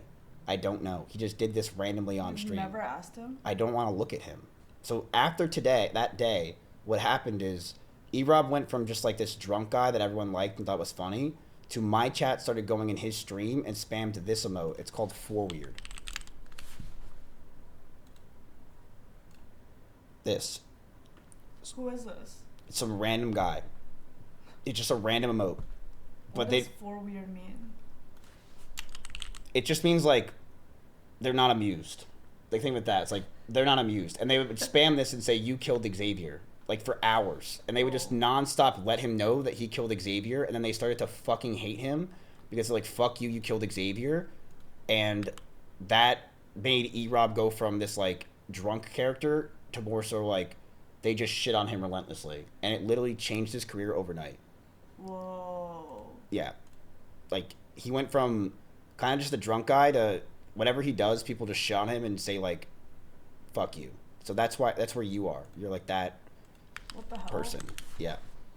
So then his community basically just started trolling him relentlessly and just saying like he is this like ohm of just like shitting on him. Look, like, and he has like a wonky eye, but like he's just a character. Like, let me show you. Like, this is him as a baby. Where is it? This picture, that's him as a child. What? Yeah, that's him as a kid. That is alien. Yeah. So this is what he actually looked like as a kid, and he always has had this wonky ass eye. And his brother is named Tyler 1, right? Okay. And Tyler 1 is like this. He's his older brother who got him into streaming, and Tyler 1. You didn't get him into streaming. No. Tyler got him into streaming. I was a fan of E-Rob. I would watch his streams, and I'd watch Tyler. Oh, I see. So Tyler was like the GOAT of like 2015. Like he was like the guy that everyone was watching. Whoa. Yeah, so he was getting watched. And then E-Rob was at school and he just started to drink on stream. And that's all he would do. So like him and his two roommates would just drink all day and that's all they would do. My last name is not Steinkamp. No. Me and my brother have different last names. No, me and Tyler are real brothers. No, we have the same dad. It's weird. I can't explain it. We're real brothers. My eyebrows are right here. Fuck you guys. Yes, Tyler's really 6'5". Oh, Tyler's not 6'10". Tyler's 6'5". Dez did not drop the ball. He caught the fucking ball. He took 3 fucking steps with that ball and then reached out for an end zone, and they said he dropped it. Yeah, so he's a huge fan of football, and he was going to college to become a PE teacher. Whoa. Yeah. You say whoa, she squinted. Shit call. The rest suck the Packers cock. Fuck the Packers. I hate them. I really hate the fucking Packers. Hey, Tyler, I got a special visitor for you. Jesus. Who is it? Hey, Tyler. It's your brother. Oh, my God. What's up, Eric? Go fuck yourself. So his brother's like always been the better person because he's like more popular, he's funnier, he's more attractive, he's famous, like he you know what I mean? Like he's like Tyler 1 is like a very successful famous streamer that has just, you know, done a lot and he's very popular, especially with League of Legends. Like he's like the guy. He was the guy for League of Legends for like 5 years. Wow. Because he got permabanned in League of Legends and because he's so toxic. Like he's actually a fucking piece of shit, especially when he plays games. But people love Tyler because I mean his energy that he would bring, and he's an insane streamer. So he's just a better guy overall, like literally everything. And E-Rob's just like the drunk brother that doesn't know what the fuck he's doing in his life. So like this is him in college with his one friend. I'm trying to go eat. I'm not ready. Wait. Now we go. This is gonna hurt. One. So bad. Keep your face still. One. Let's fucking do it. Two. You guys do not understand how much that hurts. Shout out to all the robbers out there. This dude, Darion, has the thickest fucking hands I have ever seen in my life. Like, he actually has the thickest fucking hands and a 9-inch penis with it. But his hands are so... This hurts so bad. I couldn't imagine how bad this feels, because Darion's fucking thick.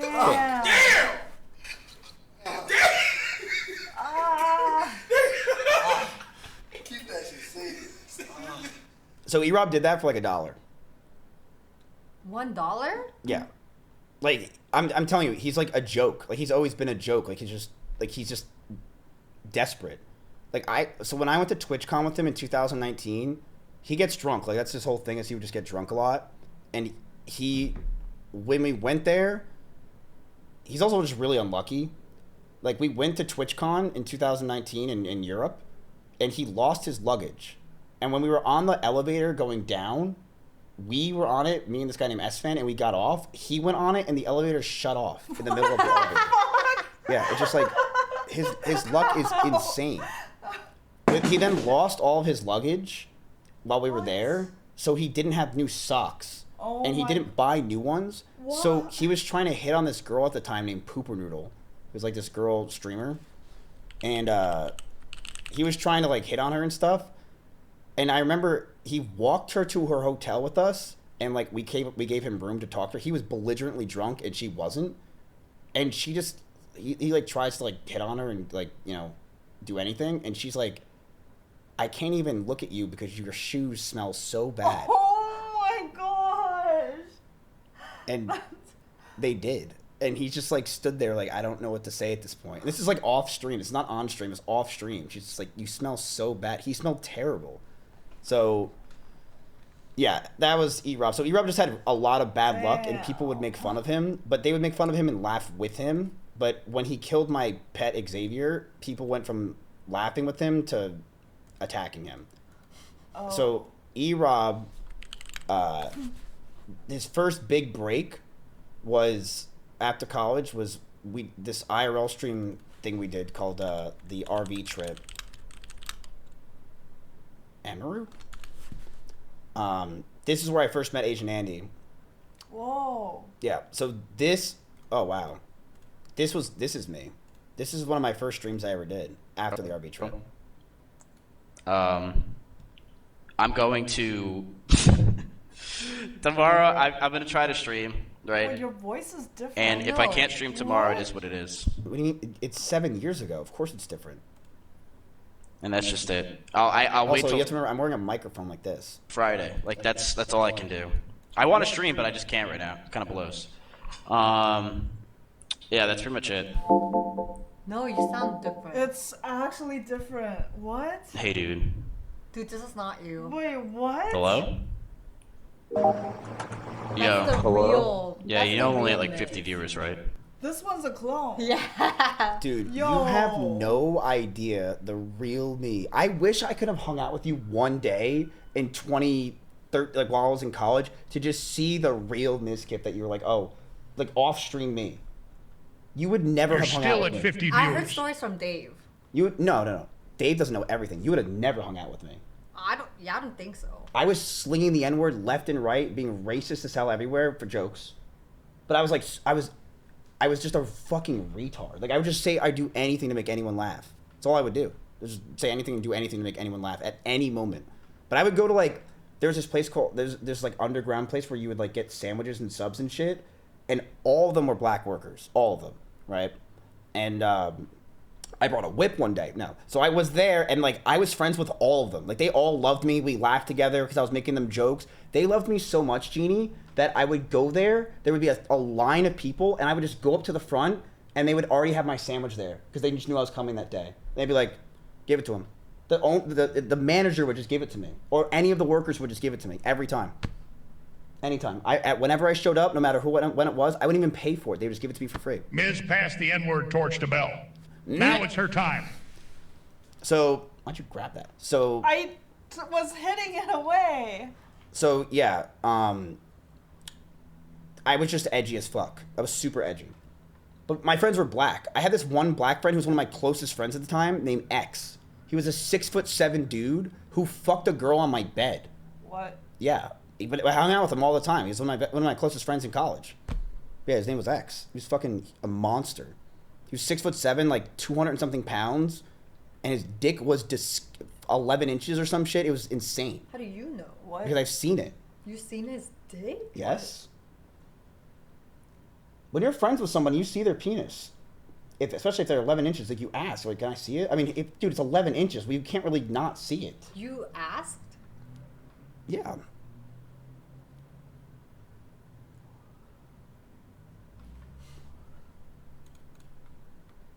I mean, I told him, I said, I've never really seen a black guy in my life. Your voice is actually different, though. Yeah.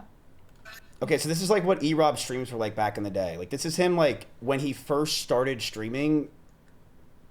And he would not have content, so he would just sit there and wait for someone to talk in chat and drink.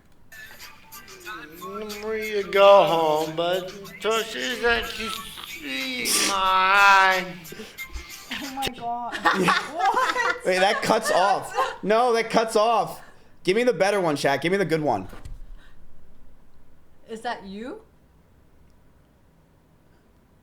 Are you fucking kidding me? In today's video, we're covering... I thought the girl just messaged me for the date. This is our ballot, making sure we can help you vote. Is this Maya Higa? Wait, what? What the fuck is this? You guys used to share phone numbers? Wait, who is that? Who's Maya Higa? You are Maya Higa. What? We are Maya Higa. What? Together. Damn, that's crazy. What the fuck was that? I just got a call from Maya Higa. What the fuck? I watched one old video and I get that message. I haven't gotten like that. That's never. How is that? All right. Anyway, chat. You guys can link clips and stuff, by the way, to help me out, so I don't have to look it all up myself. Okay.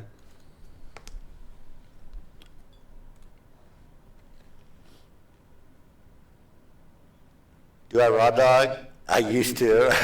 I'm not gonna lie, I used to fucking. I didn't give a fuck. Well, I never. I didn't I didn't even use a condom till like fucking last year. Not gonna lie, the first time I used a condom was last year. I fucking. Okay, so the reason why this is really funny to chat is, so this girl, remember that girl he was with, the blonde chick that he said was pretty? Mm-hmm. She came over, they had sex once, and then they had a baby. What? He finished in her? Yeah. Why? I don't know. If she was not on birth control, didn't take Plan B? I guess not. I didn't really ask the details. What? Dude, that's a planned thing. What do you mean? I think if I wanted to get pregnant, I wouldn't take Plan B or birth control and just let it marinate.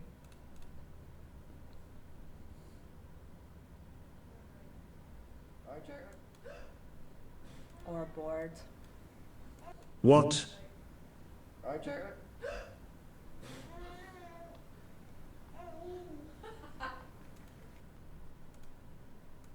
Yeah, that's too far. The y'all niggas fall. Whoa, what is that? That's me playing Ocarina of Time. Or no, Wind Waker. And I said the N-word. and people use this against me, and they're like, I've had you guys only know the Emeru stuff in terms of like people trying to cancel me. It's been 7 years of people trying to use the dumbest shit against me to attack me. Like This is cancelable. Saying the N-word? Dude, give me a break. I lived with 3 black guys. Like, lived. Not just like I was friends. I lived with them for years. Like, years. I was like, it's not like, oh, you were friends with them. I lived with them. I made them pay more rent, right? I'm like, can you guys get that Section 8 crap? Whatever the hell you guys have.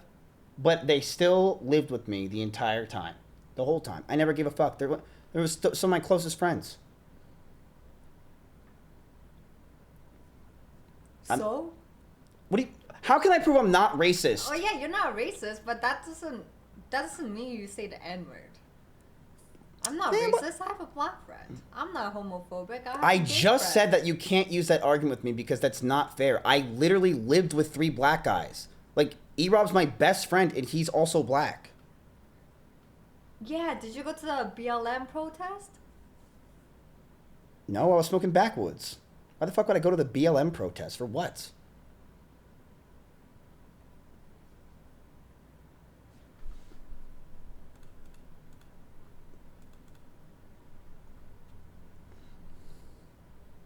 Sim. Shut up, bro. I actually am sick. Okay, so basically what happened is E-Rob, after that whole Xavier thing, his world of like just started becoming everyone just shitting on him, and he became like a laughing stock, and a lot of bad things started happening. Like, he just basically got the curse of like being unlucky because he killed Xavier, which we knew was going to happen. Sim. Shut up, bro. I actually am sick. Oh my god, I just dropped my pill bottle. Oh my god. They're everywhere. And then I accidentally hit the laugh button on my freaking stream deck.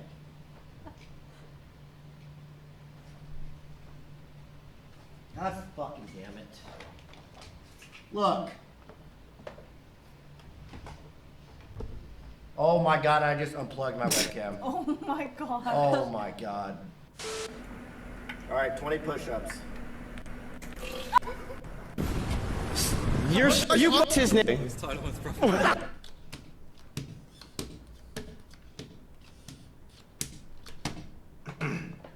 What pile? Or what row is your card in? Like this one? The third? This is so stupid. Yeah, this is so you guys, stupid. can you just watch?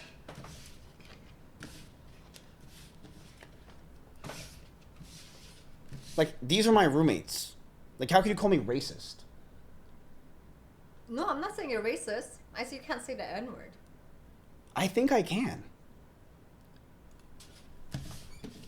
It's a long magic trick. Well, if Clavicular can say it, why can't I? No, he can't say it either. So easy. I see what you're doing. I don't know, a few more surgeries and he might be able to. That's what I'm saying, it's so easy. You're gonna figure this. It's like you can't lose.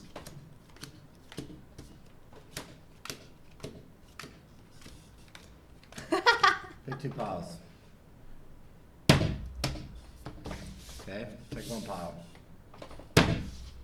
Like, this doesn't this feel like a Bell stream? That's why they say it's like female E-Rob, because like he did this all day on stream to like learn this trick, and he played the trumpet.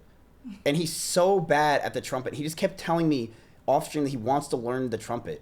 And I'm like, dude, whatever. Like, it was so bad. He was just not good. And then he gave up. Pick 2 cards. Is this your card? No. No, that was my card. What the Was it this one? No. No. Was it this one? Yes. Fuck, man! That's Chess's emote? Really? Really? They're getting DMCA'd. Oh, chat, look, guess what? I learned to smoke, too. Watch this shit. I learned to smoke. Oh, big thing about E-Rob is he's a fan of the Cowboys, like the football team. Oh, Dallas Cowboys? Yeah. He's like he's been a huge fan for like his whole life, and it's like they're just a laughing stock because people just shit on him relentlessly.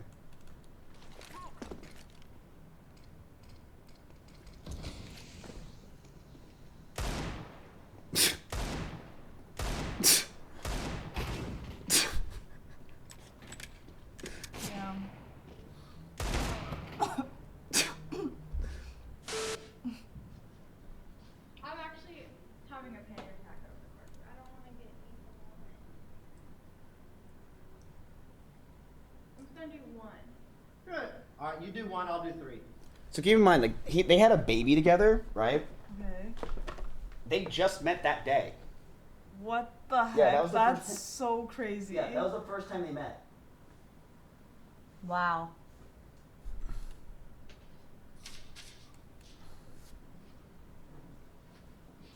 Ladies and gentlemen, for our first trick, you just pop it in.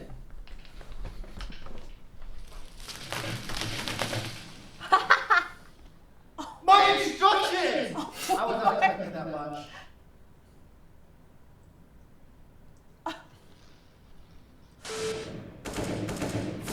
Clutch or kick? Bro, that's Andy. So you can actually blame Andy for them dating because Andy had them introduce each other. So it's actually Andy. Wow. Yo, bud, you got a chest. You've chosen Tomorrow Cam. versus the Fortnite dude, you better not lose. Practice up. Are you serious? Are you fucking serious, dude? Actually. Oh my gosh. Dude, that's Belle. Actually, dude. I hear Belle yelling. This fucking happens, man. Yeah, well, he just like got. Oh, this is the good stuff. This is the good stuff. This is when I loved watching Rob. Oh my So God. there's this girl named Marie, who was like this model from France, and she's like the nicest girl in the world. Very sweet woman. Maz, put us in the IRL section, honestly. Let's just farm some advice as viewers. Who gives a fuck? Take us out of this just chatting bullshit. Farm some what? Ice Poseidon viewers. Remember how those Minecraft kids yesterday said like, yeah, Yeah, dude, yeah, like yeah. Ice Poseidon? Yeah, how? Dude, they're so young, those kids. Oh, so E-Rob thought he had a chance with this girl Marie, and she was like a hot woman from like that ice era, and they met on the RV trip that I was telling you about, and then she actually wanted to get with me on the RV trip. I swear, I'm not trolling. She had a huge ass. She had a huge ass, but in the end, E-Rob got with her, and I'm pretty sure he had like a foursome with anything for views or something like that. What? Yeah. He had a foursome. If I remember correctly. I don't remember, but I was working, so I was there was an orgy, no cap. Yeah, see Andy's saying there was an orgy. Wait, A so, baby. oh, so he's like sexual too. He one pumped a woman. What do you mean you think he's sexual? He doesn't look like he would be like sexually active. What does that? Why do you say that about everyone?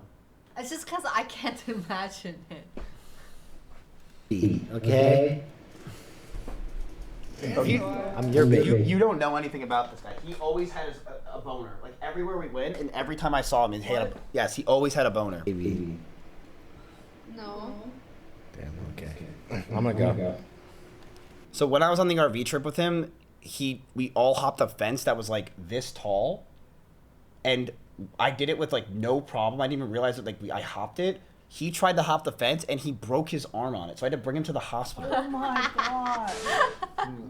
Because it pisses you off. No, because only I fucking. hate that word. I hate that word. Because literal losers use that word. No, losers get called that word. No, bro, like. And get triggered by that word. No.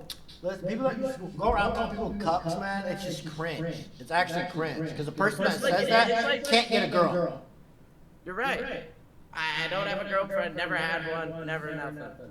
But what I'm saying is, you're getting triggered by it. If someone called me a cuck, it's like a your mom joke. Nobody cares. I care. Except you get pissed because you Bell, I'm pretty sure you have those glasses. are a cuck. I'm not a fucking. And look, just like you, he has some old. You have your what is it? Your key. He's got this, the Halo blade.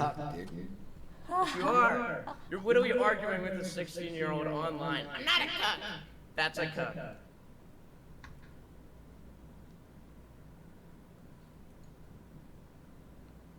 Like, look at him. Like, why is this up? Why is this down? Like, it makes no sense. He's drinking Burnett's.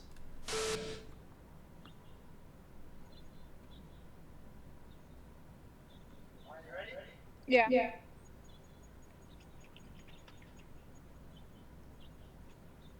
Yeah. Yeah.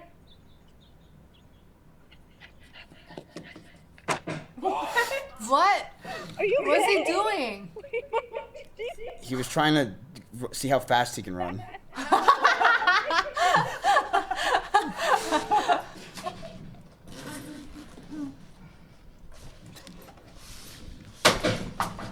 Man, yo, is Miz here? Yo, That's Miz. their baby. I'm not kidding, dude. Oh my gosh. If you're here, this thing you got me over here, lifesaver. Oh.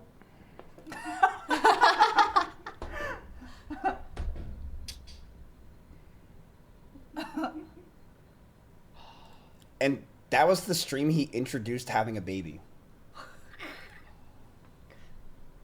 Oh my god, I can't believe. Wow. Yeah, so you see the forward here, the evil.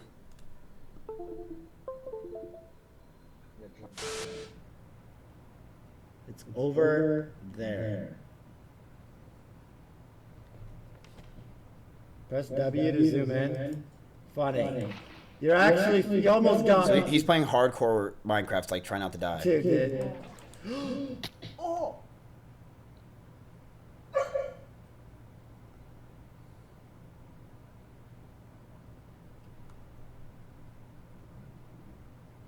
I just think your hairstyle is good. Your hairstyle is good. What about mine?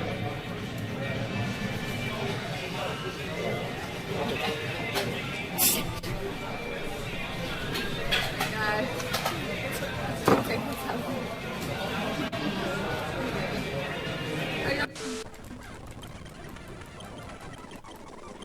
It is still playing the game, dude. It just like lets me get to the good parts Then what faster. kind of No one wants to streamer sit here and watch me would do this consider shit. E-Rob to be? Wins. What do you mean? Like a gamer streamer? No. Pretty nice sun sitting at a position slightly past noon gonna be. Like, Erob's chat carries his stream. Like, it's just like his chat is like the content. Like, you go there to watch him exist while his chat just shits on him. Is that not Belle? Like, do you really, are people there to watch her do a game? No. Yeah. Be a good day for golfing. Hey, So what? this is a extremely rare bird. Like, it's like super insane that he found this. Chop Chop grabbed my balls and be quick about it. Yeah, he's an He idiot. fainted. Yeah, he killed it. He's an idiot. Wait, what?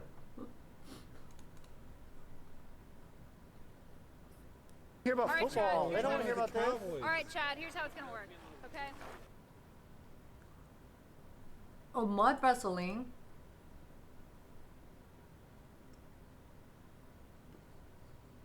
Bro, they know I've sucked a dick. This is the last event of the night.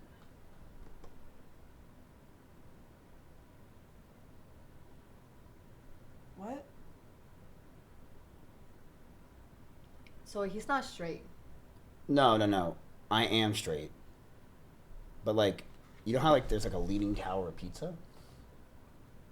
Yes.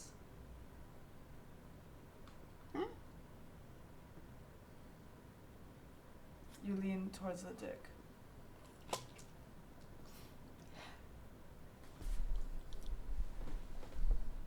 If the girl tonight whips out a dick, what do you do?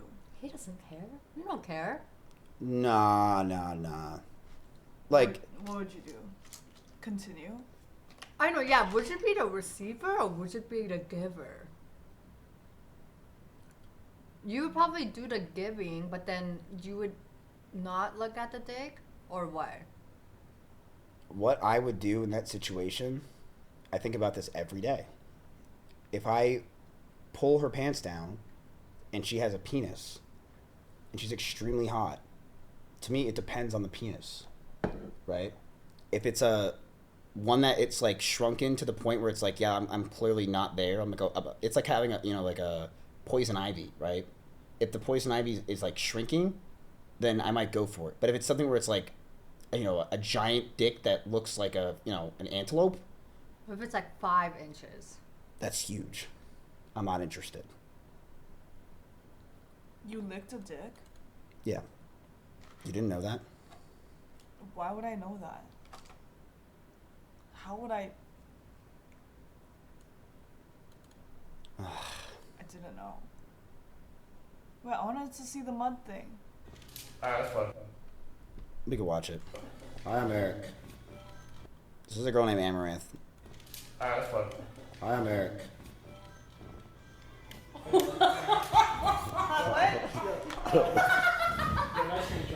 What? That's Eric. I was talking to him. No, I was talking to him.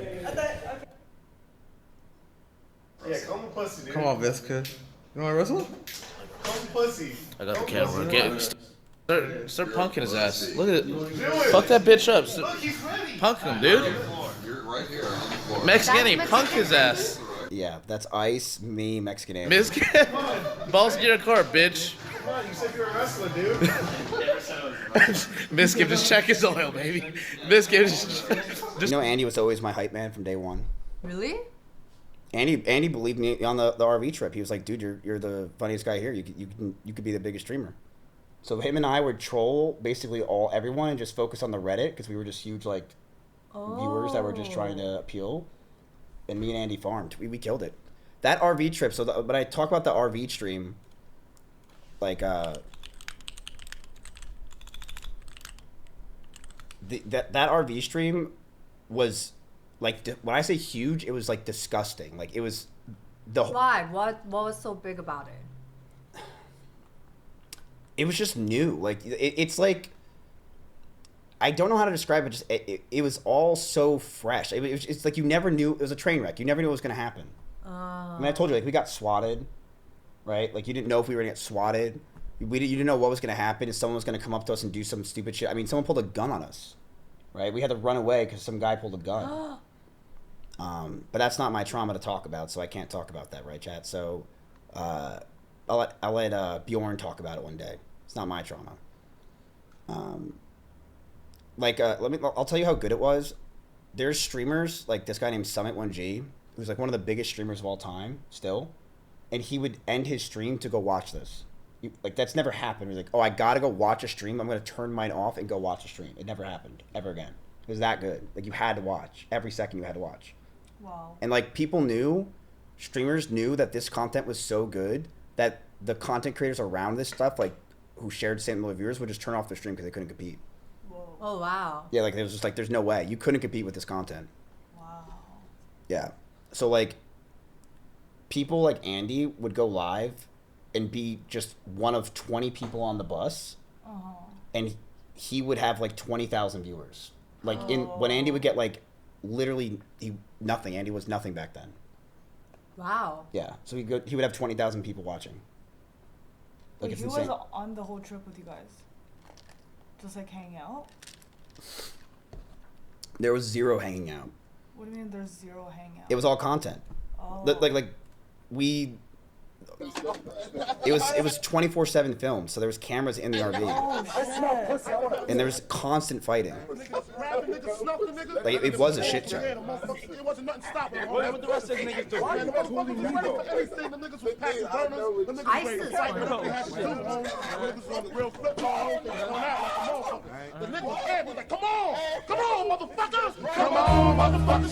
This is Hampton. This is Hampton Brandon. He's the greatest live streamer of all time. Come on, motherfuckers, come on. Yeah. Come on, motherfuckers, come on. Come on, motherfuckers, come on. Release the brainstorm to make your motherfucking brain warm. A strange form, something kind of lyrical. Biggie's a bastard, so that's kind of spiritual. Well, in God we trust. Guns are bust, got that disgusting suicide. Oh, where you going to? This guy's a rapist. You like the things that I bring. I got 7 Mac 11s, about 8, 38s, 9, 9s, 10 Mac 10s, the shit's never end. You can't touch my riches, even if you had me. Hammer 357. Are we in the middle of the road, dude? What's it? Watch out, hold on.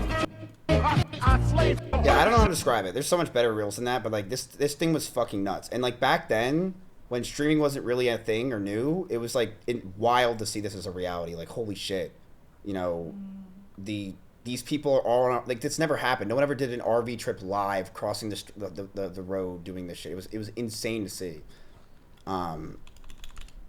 Go into the history of the Andes. Okay, that's a wild one. So. Like, look, this is everyone like just chilling, like for hours. And I'm not kidding you, us just sitting here and doing this would have like 30, 40,000 people watching us, just this. Like literally me just sitting there, everyone loved me though. Because I purposely framed myself, like I was just a viewer / I was just a cameraman. Like I wasn't trying to get clout, because I knew getting clout then was pointless, and what you'd want to do is go afterwards, and that's when you get the clout.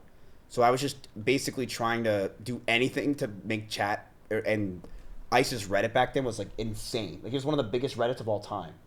So I was trying to farm that Reddit by just doing anything to make the chat happy. So like I would, if I saw there was a mic problem, I would immediately go fix the mic problem. If they wanted a stream to happen, I would immediately make that stream happen because I just wanted them to like me. Oh. And then Andy was helping me do that, and I'd help Andy do it too. Yeah, Andy, I remember. Yeah, it's like, look, we're not even doing anything. This would have like 30,000 people just looking at us. There's nothing there. Like, we didn't have mics. That's crazy. Is that what he says? I don't fucking know. Oh my god, he's looking at the RV. Show your dick gun! No! Dick! No! Activate dick mode! Hey Ice, first time donate. Looking.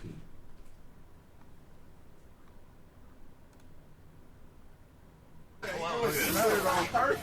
like this girl was on the RV at first. It smells like. Then she fucked a guy in Ice's bed.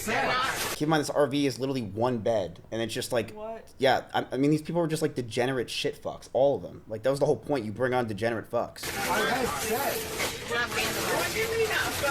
Is there any? There were fucking. Wait, we shouldn't have done it. I smell like that. Must be myself. What's up, Sam? Okay, high five. There's no water. Oh, someone got caught. It's just for breeze. It's not a big deal. No, this is chemical. I just sprayed myself in the face. It's just. You know what it is though? It's disrespect. It's disrespect. Yeah, damn straight. Oh! What are you spitting me for? Why are you spraying me? What are you spitting me for? That's not cool. Why are you Oh my god, it's for breeze. It's not a big deal. This is disrespect. I don't know what it is, but it's disrespect. But spitting in my face is less disrespect? You just had sex in my fucking bed. Are you serious? You're gonna talk about disrespect? You just had sex in my bed. It's a She was never seen again. Really? You Yeah, kicked she, her out? Yeah, she got kicked out the RV. I never heard of her again. Did you pay anything for this RV? No, you didn't. Don't talk disrespect. I'm playing a fucking. So E-Rob met Marie on the RV. But this is Andy. Sad because I had 600. I have 32%. I am happy with them. Like, welcome welcome. I was not sad because of that. Welcome my bukkake.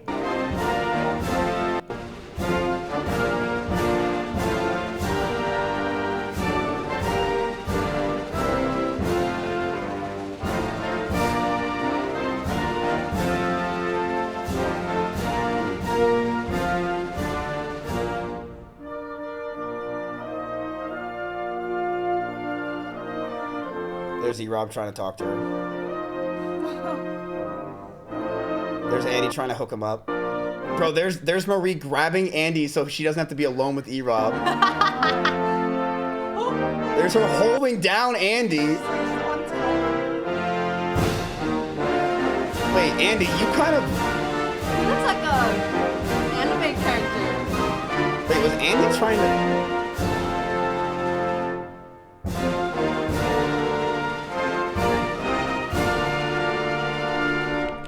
Let me show you something. Andy's gonna hate that I'm showing you this. You're going to love this. So this is what Andy used to do for $100 TTS, is he would rip off his fucking shirt every time to this song, and he would do this every time. He would bring extra shirts everywhere he went. You're gonna love this. What you're seeing now is my normal state. This is a Super Saiyan. Oh my god. And this Andy is hates that I'm what is showing known this. as a Super Saiyan that has ascended past a Super Saiyan. That's not a nipple, dude. That's him. He got shot with paintballs. Or you could just call this a Super Saiyan 2.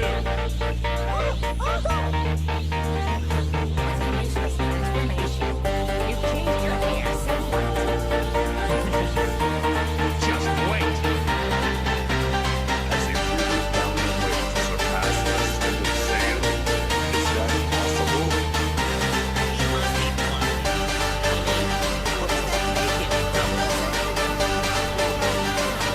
And this, what he's doing, is to go even further beyond.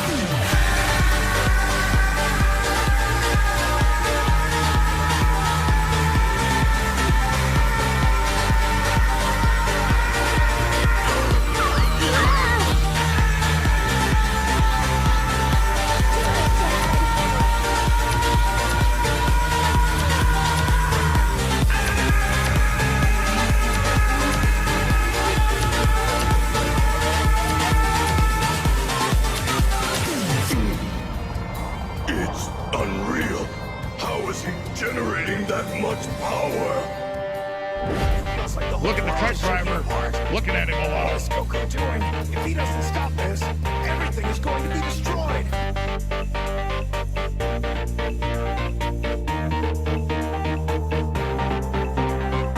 No, stop it, Goku! If you do this now, it's going to drain away all the time you have left on Earth. And I say we need every second of it as it is.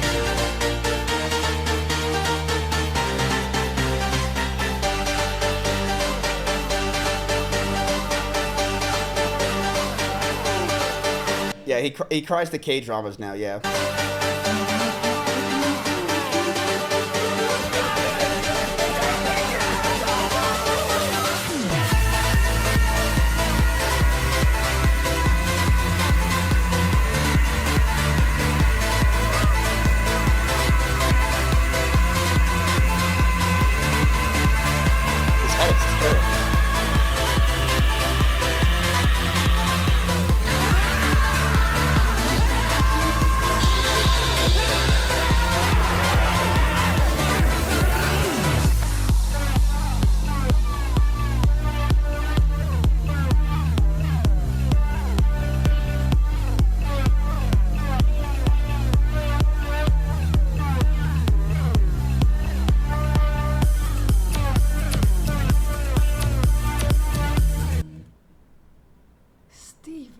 This is the Asian Andy song. Love me, mother love me long time, long time. Sucky, sucky, fucky, fucky, one ton, Hong Kong, Hong Kong. One ton, Hong Kong, one ton. One time, one time, one ton. Love me long time, feet of my long slong. Go back to Hong Kong, I'll send you back to Hong Kong. Terra, one ton, love me, mother love me long time, long time. Sucky, sucky, fucky, fucky, one ton, Hong Kong, Hong Kong. One ton, Hong Kong, one ton, one time. One more for Asian Andy. This is what he used to do. So this was his big thing. So ascending was big. Like, look at this. This he used to do every day. PLZ Ascend to Ram Ranch. Hey, I'm done. Ascend a few bucks. Let's do it right now in the store. Hot herd, tough cowboys, the cock's throbbing herd. Oh yeah, I'm trying to 18 more wild. the music down. Alright, yo, thanks for coming out, dude. Yeah. There's one more. It's Ram Ranch. Wait, that's not it. For the sun donut, please, Deku Do? What's up? Do it again, smile. What's up, man? BlizzCon Deku Do, 2017, motherfuckers. Do it What's again, up? smile. Yo, DJ does me. Okay. You're going to How much love do I have this. to give you to play Ram Ranch right now? What you're seeing now is my Ram normal Ranch, how much state. do I have to give you to play that? I'll give you Someone's art. You're gonna, yo, my hands are. He's gonna get a stream sniper test. Trust me, what you're seeing now is my normal state. Is that Axion?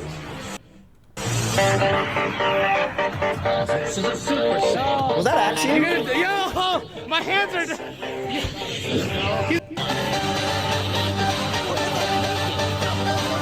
Bro, Andy, why do you feel like young Jeff?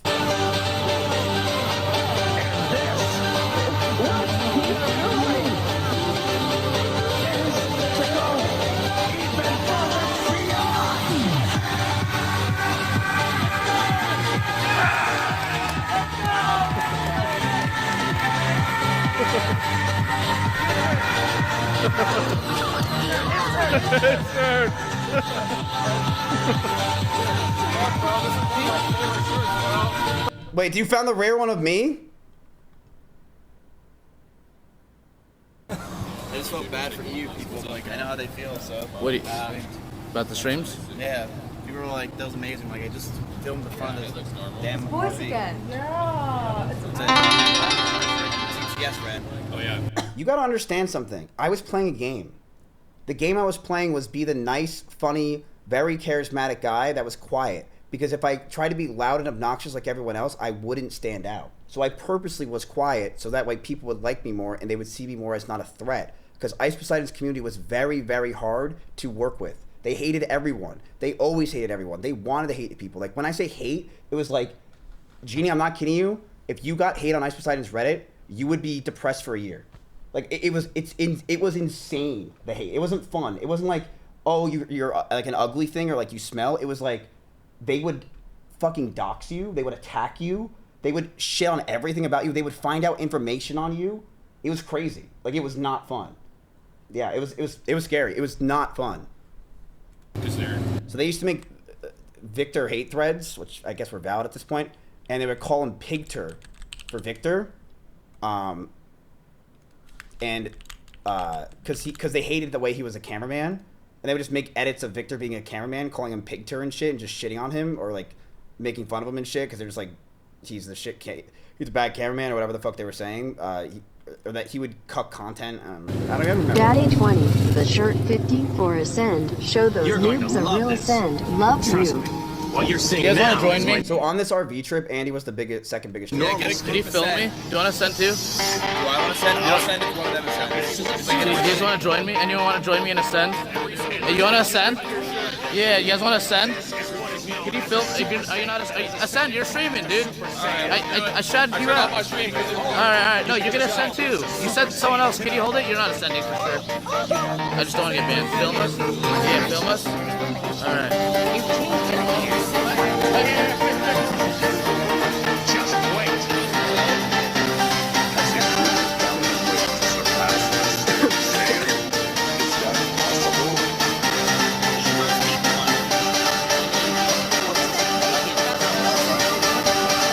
And this is to go even further beyond.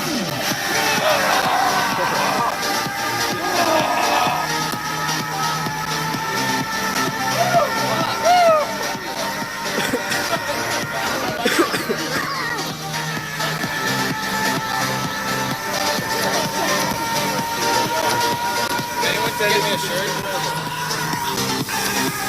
Jesus Christ, Mizkif's jacked as fuck. This guy says he doesn't work out. No fap, day 32. Dude, you got no hair on your body. Yeah. What happened now? I aged. That's what happens. Okay, so. You were so naked and. You know what? You Yeah. want to know what I was doing at this point in my life? I was doing no fap. You know what that is? No. I wasn't jerking off Miz has briefs on. Oh, why? because I wanted, because back then especially, like I was like, I need to get my life together and I need to just like lock in and just work. So I did 100 days of no fap where I just didn't jerk off one time, and it worked. What worked? No fap. I literally didn't jerk off one time for 100 days. But what did that achieve for you? I had more energy. Because back then I didn't have enough energy. I just felt like I was always depleting my energy. You lose energy when you. Well, yeah, because for a male, it's basically like, yeah, we did our job, right? So I did no fap, but I started to have dreams where I would just come when I was sleeping. You have wet dreams? All the time.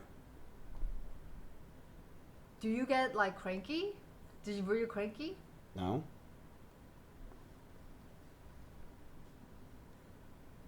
You should do it. Be cranky? No. I should do no fap? Yeah. No. All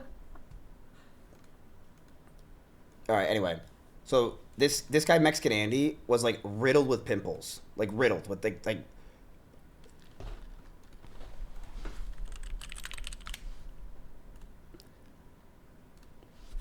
Oh my gosh. Yeah, like this was real. It's not. It was like, yeah, it was like overexposed, but like this was real. Like when you saw him in person, it actually was this bad. It was really bad. Like it was fucking insane. Dude, that's my worst nightmare. I wrestled him. Know the move. You touched him? God damn, you're at 3%. You have a block? Come on, do something. You got him, dude. You got me right there, dude. Good shit, bro. No way! No fucking way. Yo, holy shit. Yo, someone clip that shit. Yo, can someone link me a clip of Hyphonics doing the table thing? Stop, you'll turn ice up. Wait. Sure. Holy shit. Oh, no fat, dude. Oh, shit. Take him down. Oh, shit! Oh, shit! He's like 250 pounds. Oh my god! Oh! So right there, one of his pimples popped and got on me. Oh my god! Oh my god! Oh my god! That is the worst thing. Yeah. Yeah. So this was Hyphonics back in the day, by the way. Because we hang out with Hyphonics chat, and I'm like, you don't know who he was? Like, what he used to do? This is Hyphonics. This every day.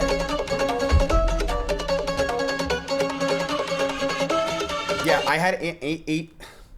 Mexican Andy's blood was on me afterwards, like from a pimple. Oh my gosh. Yeah.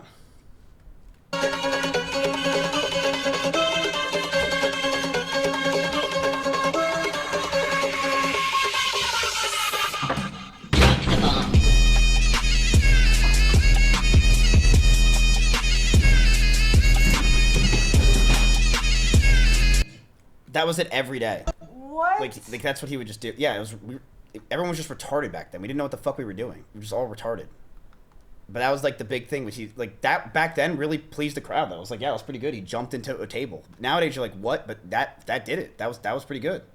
Like, it was enough. That's why this whole thing was insane. It was the first time anyone did an RV style or had people like doing this kind of shit. It was crazy to watch. It was crazy to watch. It was the first time, and it would probably be the last, and honestly. But you wanted to know about what the Andys you said? Yeah. Okay, so the first Andy was not Andy that you know. It was this Andy. Do you know Andy Monakis? I'm gonna pee. No. BRB. Do you know who Andy Monakis is? No. I was like not on the internet. He was on MTV. I didn't have MTV. What?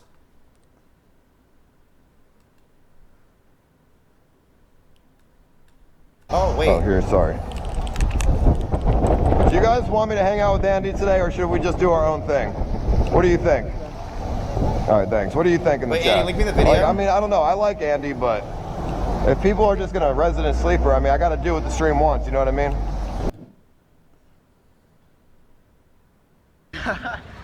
Woo! What's going on, people? What's up? I'm live streaming, by the way.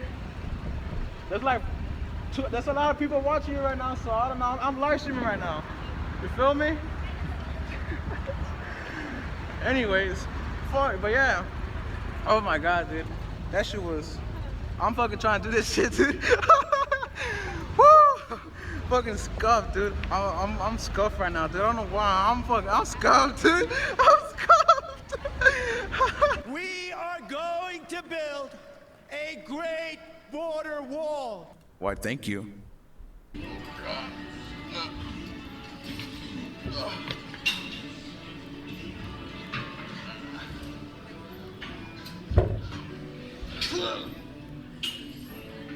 Oh my gosh.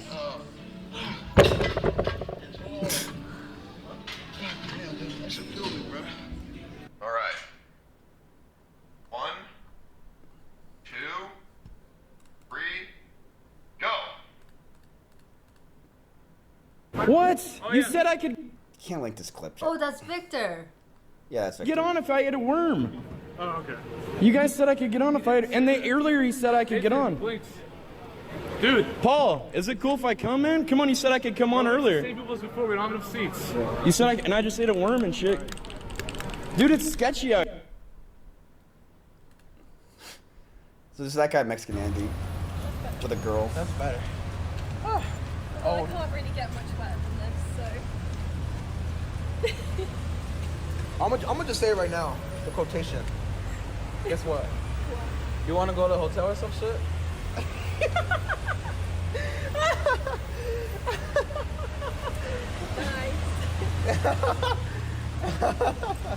Oh man.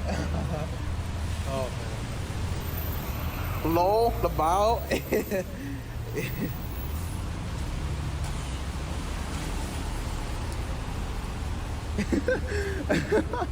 Oh, Laura. Oh my god. Yeah. Yeah. Nah, it's pretty rough. What? You said I could get on if... Sketchy out here. I don't have to walk back through there. I mean, why'd you come here? I came here to see you guys. You said I could come with you.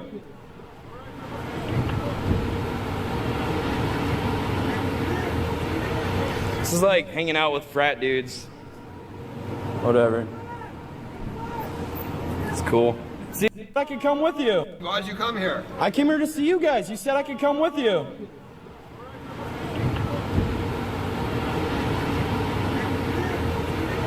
This is like hanging out with frat dudes. She doesn't care.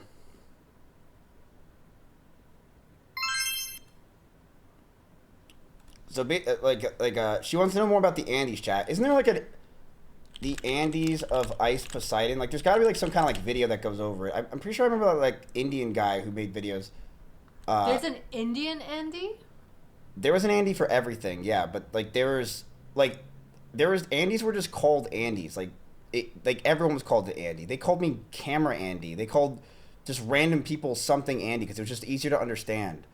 There was a guy named Tracksuit Andy. There was Arab Andy. There was, I think I showed you Arab Andy once.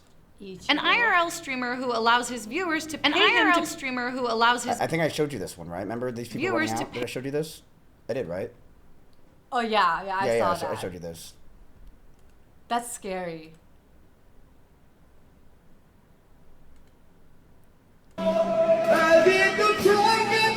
Hello. Hello. 안녕하세요. Hello. Can I join you? Can I join? They sing his show me. I sing too? Can I join? Chat, there's got to be like some kind of video, right? Wait, your camera's off? Wait, yeah, why is my camera off? There's got to be some kind of video that shows all the Andys, right? I could have sworn I remember there was.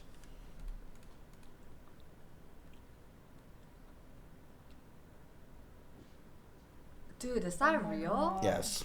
Dude, that's real? Yes, Dude, was. Those are not like, those are like cystic pimples. Like something's not. Dude, that is disgusting. You want to go to a hotel? Hell no, dude. I wouldn't be even scared to like touch him like this. Dude, can you imagine? Christ. Oh my god, that's actually my worst nightmare. This is me. Yeah. The Pom Pom. It was Ninja. You know who Ninja is? Oh wait, I know the name. Ninja Bull. Do you know who this is? I don't. Low Taper Fade? You don't know who this is? Really? No. I know the name. I've heard that name though. You don't know who... You never seen him at the New Year's video? What's that? He was at the New Year's ball drop. Some floss music on. We're getting ready. It's so wet. It's so wet. It's so awesome. Should we count down? Are we gonna get some tunes on? Absolutely ready? And 3, 2, 1. Yeah. Hold up. Come on, baby. We gotta know it. Come on, man. I'm like hitting my wife. What are you? Wait, wanna come up? Everyone wants to get it. Come on, baby. Show me what you got. Show me what. Just move. If you got no one, just move. It's all I want to see some movement. I'm not seeing enough movement. Oh my god. This is me to my chat on Kick. God, it's not that big. Woo! This is Bella, by the way, already an incredible artist. We played an amazing song. Thank you guys so much for tuning in. Awesome job, everyone. Thanks, Ninja. And all right, you guys, you actually have a live stream to be back to. I actually do. To be fair, like I'd be so starstruck that Ninja was there, I'd be paralyzed. I do, but real quick, I want to get a big picture with the crowd, if you guys don't mind. Dude, he wasn't just big. He was him. He was literally him. Like, he was the biggest creator of streaming ever in the history of streaming. Besides Speed. Like, I think Speed is probably just as, like, or probably bigger than him now, but... Oh, so he walked so Speed can run? No, he was on private jets while Speed is now on private jets. Like, that's basically... Like, I don't know how to... He didn't walk so Speed can run. They were both... He was at the New Year's ball and flossed. Like, he was him. He ran so Speed can walk. Like, look, his videos would get 10 million views every day. So this was him playing with Travis Scott and Drake. Wow. Where's Juju? I don't even know where he is. There's Yeah, none. Juju, you got Band-Aids? Band-Aids? Classic. So, nigga. Like, people still, like, and even before, you guys watch streams and stuff like TV.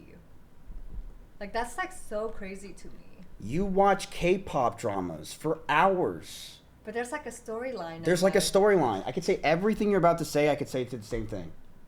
There's a storyline. What's their storyline here? Drake and Fortnite and Ninja?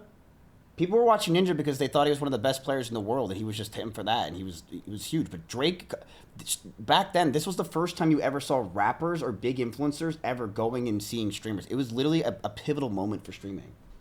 Like, that never happened. Like, nowadays, Drake goes on a stream, you're like, all right, Rainbet or Steak, whatever. But back then, it was like, holy shit, like, two goats hanging out with Fortnite guy.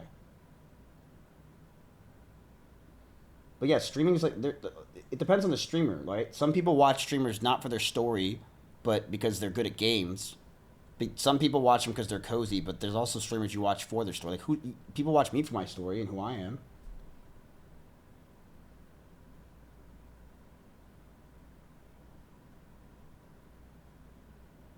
What's so fucking funny? Nothing. I don't know you had a story every day. Do I not? Like in K-dramas, no. I guess it's different. Different kind of stories. Like, you're telling a story about your real life. Yeah.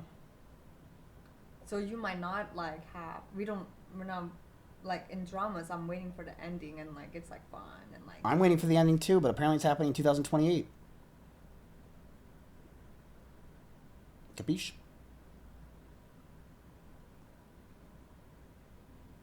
Capiche. Show your story. Do you follow me on Instagram? No. You removed me and unfollowed me. Based. Dude, this was one of the biggest moments of my life. 5,000. So, dude, Ninja, this guy was averaging like 200,000 viewers playing fucking anything. Like playing Fortnite. Playing Fortnite, he'd have 200,000, 300,000 viewers at a time watching him. Like, I'd say 100,000 average. He was literally everywhere. Everyone was obsessed with him, in love with him. But the thing that happened is Fortnite kind of died off, and people realized he's not that good. Because he was big when, like, the game just started. Uh-huh. And then he kind of just, like, started to play his, like, games he liked. Like, he was I think this is, like, Final Fantasy, so you would have watched the stream. But he had, like, 2,000 viewers. Whoa, that's little. Yeah, so he went from, like, 100 to 200,000 average to, like, he would have 2K, 1K viewers watching him play Final Fantasy. And, like, being pretty depressed. And then this is E-Rob rating him with, like, 4,000 viewers. I'm not supposed to be streaming FF because... But he got a deal from Mixer, this other company that tried to be like a Twitch. Guess how much the Mixer deal was? 10 mil? Way higher. Oh, really? Way higher. Like 50 mil? Yeah. Not only was it 50 mil, he got out of the contract early because they just shut down. And guess who also owned that? Microsoft. He doesn't need to stream anymore. Okay, but he likes streaming. I don't need to stream anymore. Yeah, he got like a 50 mil contract, and he was there for like 6 months. Wow. Dude, good for him. Oh my god. 60 So what's he mil in doing 6 now? months, that's crazy. What's he doing now? I don't know. He kind of just like stopped, right, chat? I mean, like he not that he stopped, but he doesn't. The hard part of being that big is you can't ever be that again. So you just know you're never gonna, like, he'll always be known for this era. He's still popular. He still gets clips. He quit his latest games over cheaters. But I mean, he's just nothing compared to what he used to be, right? Like, he gets like 4K viewers now, 3K. But like at one point, like, he was averaging. Look at this. He got 2 million followers in a month on Twitch. 2 million followers. That's insanity. Holy shit. Wow. To keep you to make you understand that, that's what I've gotten in my entire career on Twitch. And he got that in a month. What was the thing that made him blow up? Like Fortnite. Oh, just Fortnite coming out? And then Yeah, dude, look at this month. 2.3 million. It's crazy. Like, he literally Fortnite. It was just Fortnite. Everything was Fortnite. He. Wow. It was wild. Like, Dude, good for him. And then this is when he got back from Mixer, though. You can literally see it. So look, he came back from Mixer. Damn. Bam. Did he ever get canceled? No, he did say one time, like, he had like this tweet that people hated, and then he just said some really cringe shit that kind of made people like not like him as much. Like, his wife did some weird shit. She was like, he like, does anyone have the link or can find the links to the tweets that made people not like him?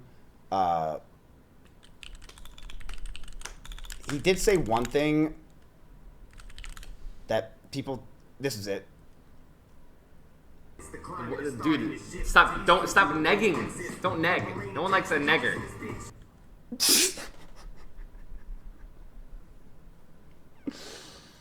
Oh, it's so funny. And like, keep in mind, he's like the straight A. Like, he can't. He's like the nice guy. Like, he can't pretend that he's like he caters to children. Like, literally 5-year-olds watch him, like 3-year-olds.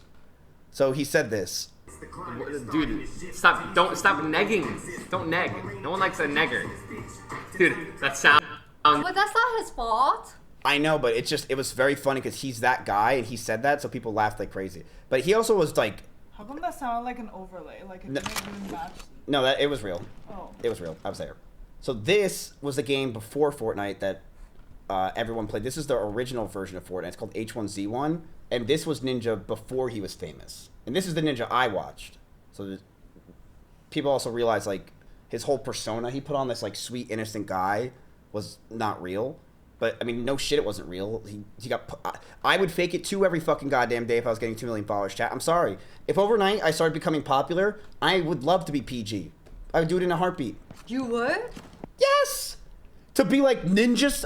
He made $100 million in 1 year. Dude, that's. You wouldn't be PG as fuck. I'd be the most PG robotic streamer you can ever meet in your life, chat. I'm sorry. You know I would. You would. I think you'd be proud of me. You'd be like, okay, at least he's happy. I think, right? Then why don't you aim for the little kids and start playing Roblox? That's and Lakari's Minecraft? job. That's for B tier streamers, not me. The problem is, Jeannie, I'm too edgy. I won't cater to them. I can't. I'm too edgy. I can't make a kid laugh because they just want like they want. I'm not that guy. I cater to older people. I cater to old people my whole life. Do you know in high school I used to hang out with the teachers after school? You were that kid? But you want to know why? They would ask me to hang out because they just wanted to talk to me because we would have fun talking to each other because I would make them laugh. So I'd hang out with 2 English teachers and the journalism teacher. I would just hang out with them. Like, after school. I was, like, doing my work and shit, we would just talk.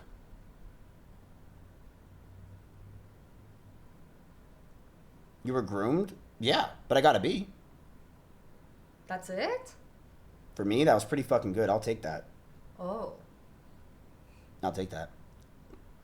But yeah, I was... Did they touch you, miss? No. And obviously my poetry did not touch them because I got that B. But they were like, you know, they thought I was funny as fuck. They're like, dude, this kid's actually a funny guy. And I would hang out with them, and it was fun. I still talk to them. I literally, one of them texted me the other week, and she said she's in Iceland, and she like asked a question because she was with another teacher of mine who was like, didn't he cheat or do something like really bad? And I had to tell her, yeah, I taped my phone to the top of the ceiling, and I zoomed in on it so I can see the password on this one teacher's computer. So I went in there and I changed my grades. Whoa. Yeah. Whoa. Yeah, it was pretty fucking sick. That's pretty fucking sick. Yeah.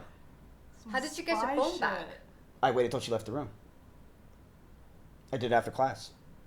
Whoa. Like, cause you never look at the ceiling, right? Dude, that's actually like you never look. some next So level spy shit. I just put it on. I taped my phone on the top of the ceiling, and I just was waiting. She went in there. She put in her password. I recorded it. I then zoomed in on it, and I typed it in, and it worked. And I was in. I changed my grade. But you know the problem I had? The problem I've had my whole life? I wanted to help other people. So I told some of my friends, and I said, dude, look, I could change your grade for you. What do you want? I gave them different grades. And then the teacher noticed and said, why are all these grades changed? And I got caught. Someone snitched you out? No, I think the teacher just was like, why are all these changed grades? This seems like a fake story. That's a crazy, yo. The teacher? Dad, question, live, chat, live. Go ahead. Did I not get in trouble for hacking, quote unquote, in the school when I taped my phone to the top of the class and recorded, which then I got caught? You've gotten in trouble, yeah, but what was that whole thing again? Say that the phone? Ask mom. Put mom on the phone. Hold on a second. I'm sure you're right. Hold on here. Come put her on. Your son. The younger one. What does he want to ask me? I don't know. Mom, I'm in jail. Hi. I'm in jail. Hi. Hi. Okay. So I have a question, Mom. I'm on stream. Okay. Did I not get in trouble for taping my phone to the top of the class and then recording my teacher for her password, which then I went in the school library? Yes. Yes. I think your password part. Yeah, you did. You did. You hear me? Oh, I heard you. Oh, okay. Do you not think your son's a fucking baller? Like, think about it, Mom. I'm the fucking man.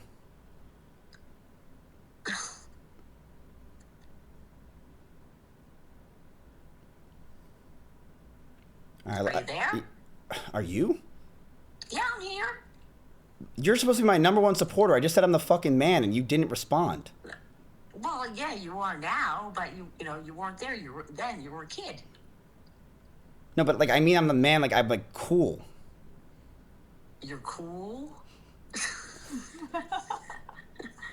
Okay, you say so. Okay, love you too. Bye. No, I said you say so. I know what you just said. Yeah, cool. Okay. Okay. I guess you are cool. What do you mean you guess?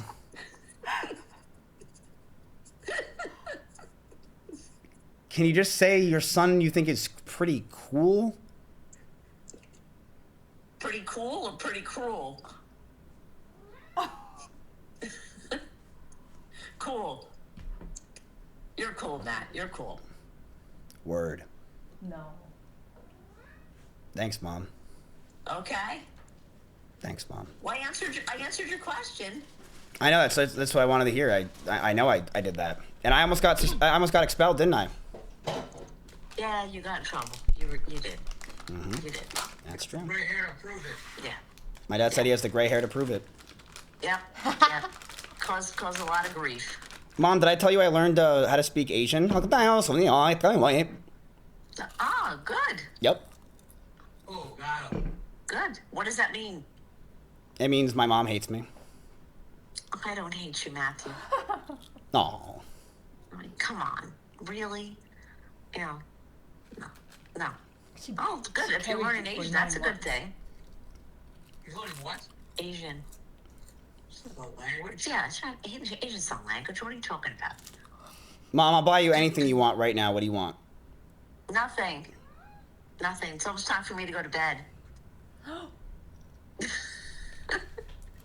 Mom, did I not used to scream downstairs nonstop when I was in the basement and you would hear me saying the N-word? No comment. Okay. No comment. Okay. Okay. Was I not screaming all day, all night in that basement, though? Yes, you were. Yes, you were. Non-stop. Yes. Was I not having the time of my life down there, though? Yes, you were having a good time. We were not having a good time, but you were having a good time. Video games, too. You know, for every positive, there's a negative, you know? Yes, yes. You're doing what you like to do, you know. But, you know, it was a long time ago. You know? Jeannie wants to know what Dad's doing right now. We're watching the Yankee game. Oh. Didn't I buy you tickets for that? We're going to a play, remember? No? Wait, what? I bought you tickets for a Yankee game, didn't I? No. We decided to go to the play instead, remember? Oh, yeah. Yeah. So, we're going to do that, yeah. Why don't you want to go to a Yankee game? Because I won tickets to a Yankee game. So I didn't want to go twice. So we're going, in 2 weeks to the play. Yeah. Oh. What's the play? Oh, yeah, you're seeing Hamilton. Hamilton, yeah. Yeah, I'm looking forward to it. Yeah. It should be good. Yep. So, yeah. Are you proud of me? Yeah, you've asked me this before. Yes, Matthew, I'm proud of you. I can't ask you twice in my fucking life if my mother's proud of me. Like, is it a one-time coupon? She's proud of you. Are you proud of me, Matt? I've answered this already. No, you haven't. Never. I've never asked you. Of course I'm proud of you. You're one of the, I get my workaholic mentality from you. Well, it doesn't mean you're proud of me. I'm very proud of you. You raised 2 retards and somehow, survived. It was very impressive how you lived through that. What did you get from me? Yeah, what did you get from Dad? What did you, For Dad's birthday, I'm getting him a lobotomy. No, what did you inherit from Dad? What did I inherit from Dad? His ability to just not pay attention. He's very good at that. He did that for 18 years. Oh, your poor father. Yeah, poor Dad. All right, well, I just wanted to call and ask if I said the N-word. That's basically all I got. Okay, all right. Well, no comment on that one. All right. Okay, all right. Love you, Mom. Love you, Dad. Love you too. Bye. Bye.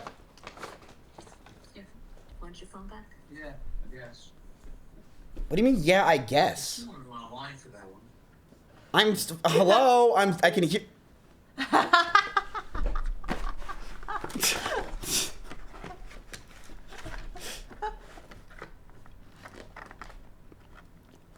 That's how it was every day, chat, by the way. Just every day. Every day. I miss my father. Me and my dad, all we would do is just watch Saturday Night Live. Every night. Or not, what is it, Saturdays? We watch the news. That's what we would do.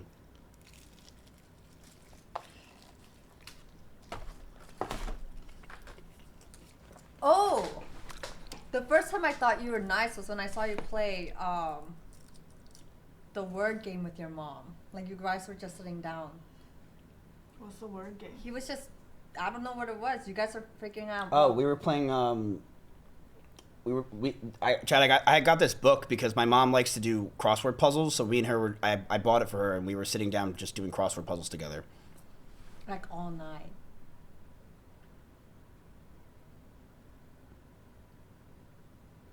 It was cute.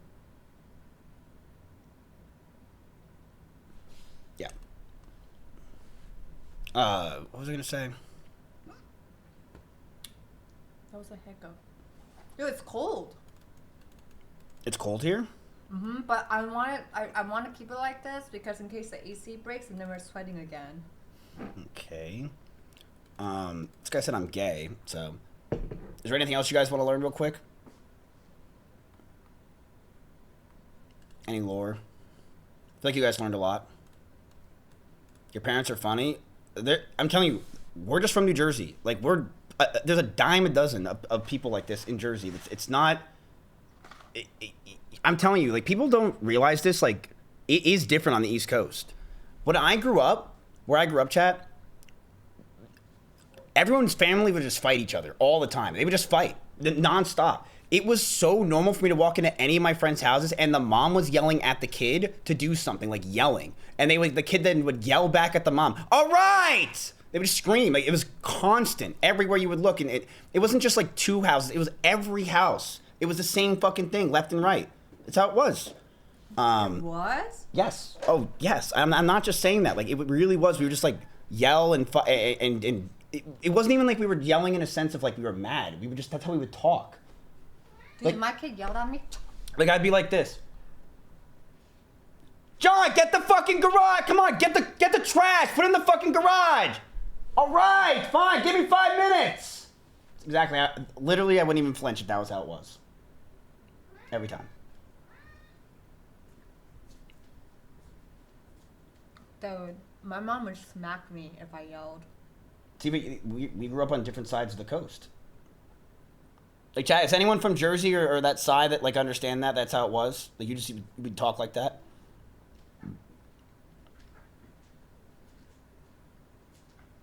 Yeah, it was. Every friend I had. I had friends in different cities. I would hang out with different people. Everyone was like that. They just talk loud. They just yell. Like, that's, to me, like, that. This voice I'm doing, this enunciation, this is just how I talk. But to people, they think it's loud. Like, my ex-girlfriend, Maya, would be like, you're yelling. And she would tell me I'm yelling all the time when we were, like, eating somewhere. Because I just talk. I'm just talking. And she's like, you're yelling. I'm just saying, like, I'm speaking. Because to her, she grew up in California. She's so used to, like, quiet. Right? Yeah, you yell a lot. But I don't think I'm yelling. I just think I'm talking. But that's why you're so loud. I know. Yeah. That's why I was like, shh. Yeah. But the best entertainers and the funniest people come from the East Coast. What? Yeah. Half the comedians in the world are from New Jersey. Really? Uh-huh. Wait, like who? Me? What's the other half? Is there another half? Chat, who else is a funny guy from New Jersey? There's a billion of them. The only other funny content creator on that streams is this guy named Stable Ronaldo, who has actually a wit, and he's from New Jersey. He's from where Dave's from. K Bubbles, that was funny. Joey Diaz, there's so many people that are from Jersey. Wow. Los Polos, Snooki. Is Sam Hyde from New Jersey? Eddie Murphy, Bill Burr, close. It's East Coast has the funniest people. Because we're more honest. You guys are, like, on the West Coast, you guys are, like, frail and afraid. And you just order boba. No, we're, like, more passive, I think. Right. But that doesn't make a good comedian. Like, what makes a good comedian is, like, you're bold. You gotta say some shit. When, like, people on the West Coast, you guys are very, like, you're okay with being in the crowd, not getting the crowd around you. But, like, it's interesting, like, from New York, like, I literally just don't stand out at all. I'm just a normal New Yorker. They're all wise asses that talk shit. That's all they do. But here, it's like, oh my god, this guy can speak. Interesting. I don't know any New Yorkers. I guess. Wait, hold on. Iran signed a ceasefire agreement. We have honored it. If they have disagreement about the Maoist applied, they can pick up the phone, but violence will not be met with violence. Wait, so basically they signed this. I thought this was going to be a good news.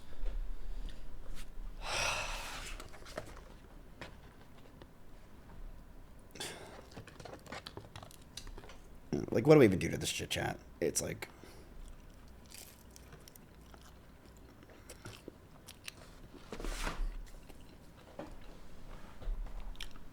Why don't we go to Jersey? All of us. Sure. And do what? Go to the boardwalk. I'll show you the shore. Okay. Yeah, I think we should all go. When? Well, I'm going in July. July when? Like, the 10th? I think we all go. Isn't that like in 2 weeks? Yeah. Oh, what? Yeah, I'm going for like 2 weeks. Wildwood. You're going July 10th to when? I don't have the exact date. I buy my flight like the day before. Oh, no. Okay, we can plan. Yeah, but I think we all should go. And we bring Asian Andy. Us 4. Oh, that would be fun. Yeah, we can go. That would be fun. I'm down. I'm down. For like 2 weeks? Yeah. 2 weeks is a long time. Yeah, that is a long Well, time. I'm going for 2 weeks. I guess we can stay shorter. Yeah. We'll say like a week.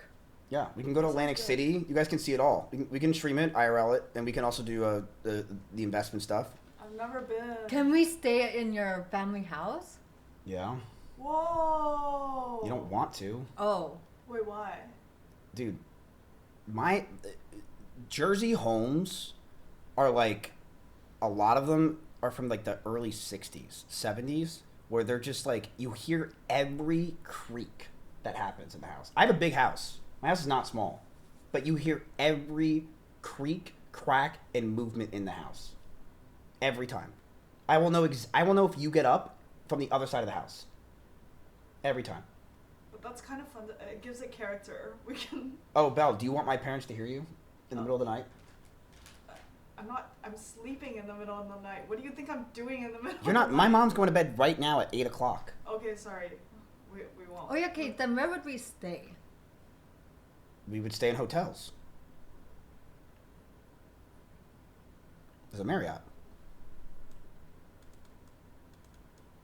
We can all share a room? Motherfucker, we have money. Like, I can just get an Airbnb. Like what is this? We can get a hotel with 2 beds. And then we can share a bed. And then you and Andy. Yo! Wait. Oh, fuck. My date's at 7:30. You have a date? Yeah, I thought she canceled. she did twice, but she said today.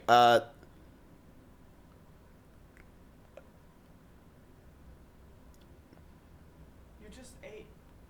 Well, I don't like to eat a lot when I'm on the date. Oh. Right? Like, you don't want to shove food down your mouth. Do you go to dates starving? I do. Oh, I'm so hungry. I can't wait to just eat. Then you just eat with them and they're like, oh my, dude, no. It's not What? Like, Dude, dates are like free food for me, so I go to eat. bruh. I don't go on dates. I don't know. But yeah, I would eat there. I want to eat before the. Wait, date. so you purposely won't eat so you can go there and eat a lot? It's a free meal. Why is it free? You should split it. You don't make the girl split. I do after.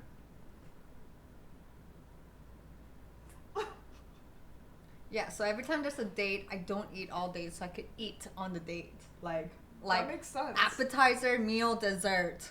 Yeah, why would you eat before the date? You're going for Yeah, the food. For the food. Bell's like, why would we have sex more than once? We just get pregnant, right? Like, and then I'm done, right? It's like over and stuff. Like, why would you have sex more than once?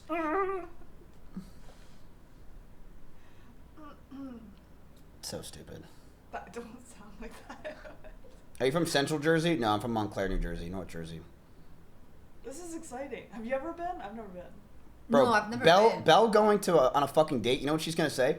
Well, okay, can we go to like a all-you-can-eat buffet or something? Dude, I would love that. And then she's gonna show up there and eat like fucking Naruto, and the guy's like, "So my name's Mike," and she's like, "My name's Belle."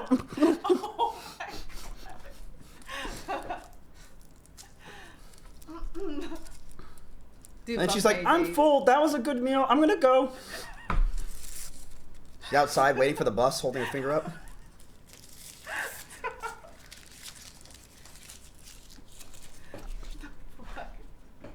She's outside, like she has like 2 oranges stuffed in her jacket. She's bringing home.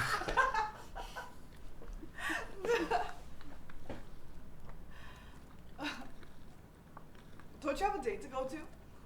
Yeah, we gotta wrap it up.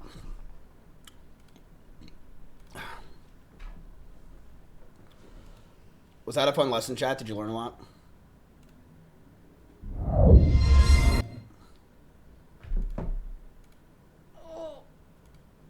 you see this? I can't. Oh my God, I did see this. Dude, do you know Chud the Builder? This is crazy. So Chud the Builder is this guy that was like super racist, crazy racist dude, horrible guy, right? And he was basically going around like saying the N-word with the hard R, you know, saying that he's like provoking black people for a long time on stream, and just being an absolute vile piece of shit to everybody. He's a terrible dude, and he actually got charged with attempted murder after police alleged that he shot a man during an allocation that escalated, and that person he then is now going and serving in jail. This all happened in like 2 months. This guy, right? All this happened so fast because he's basically trying to instigate people with like the N-word and like violence and stuff, and he's like a super MAGA right-wing political guy, right? Tries to be super right-wing. Think of the most right-wing person you can figure out in your life. Chud the Builder has been exposed for allegedly dating a trans woman in March 2025. Yeah, so last year, May 2025, I Chud the Builder.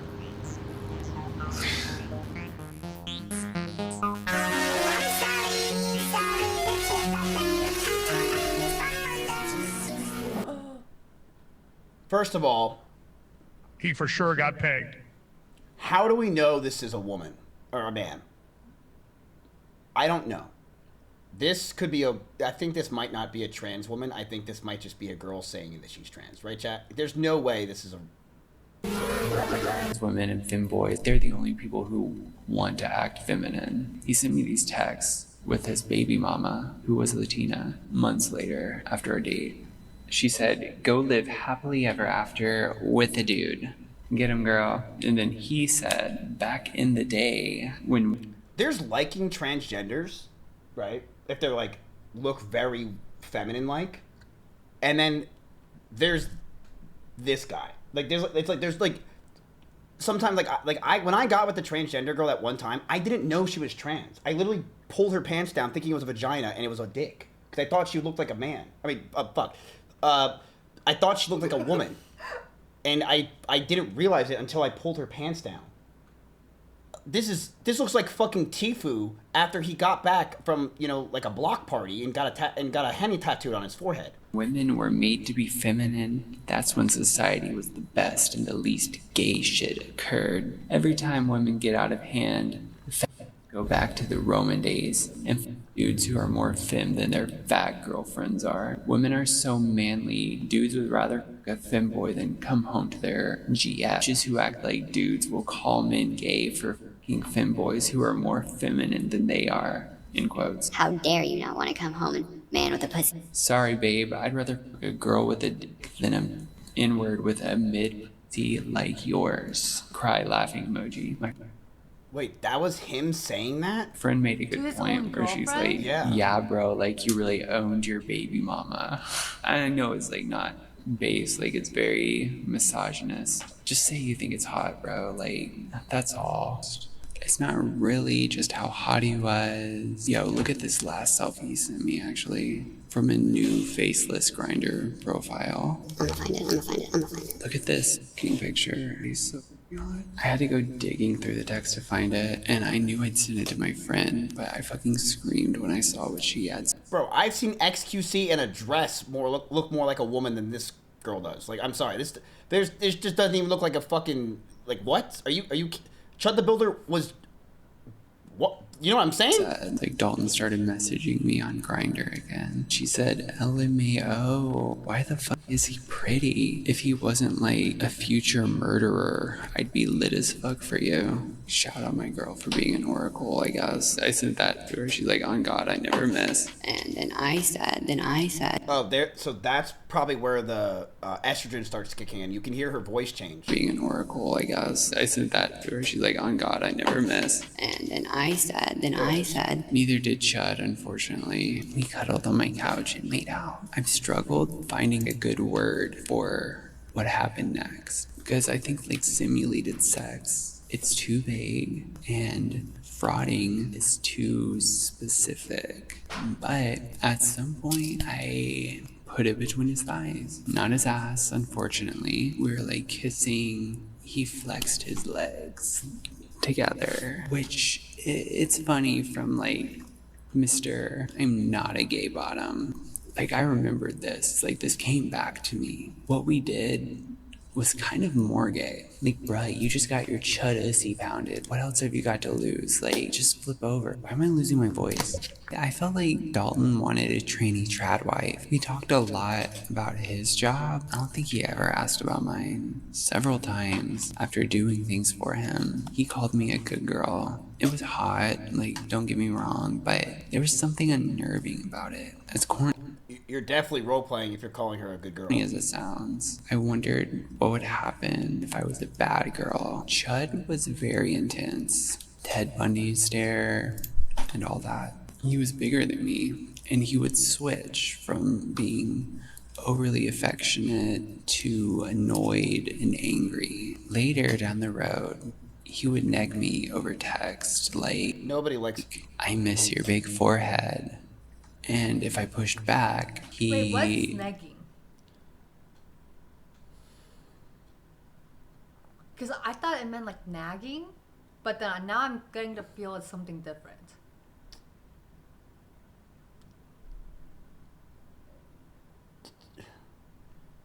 Negging is like you're bothering someone constantly.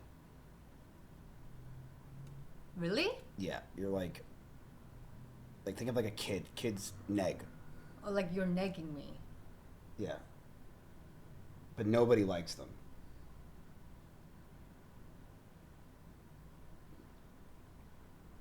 Okay, so it's like nagging.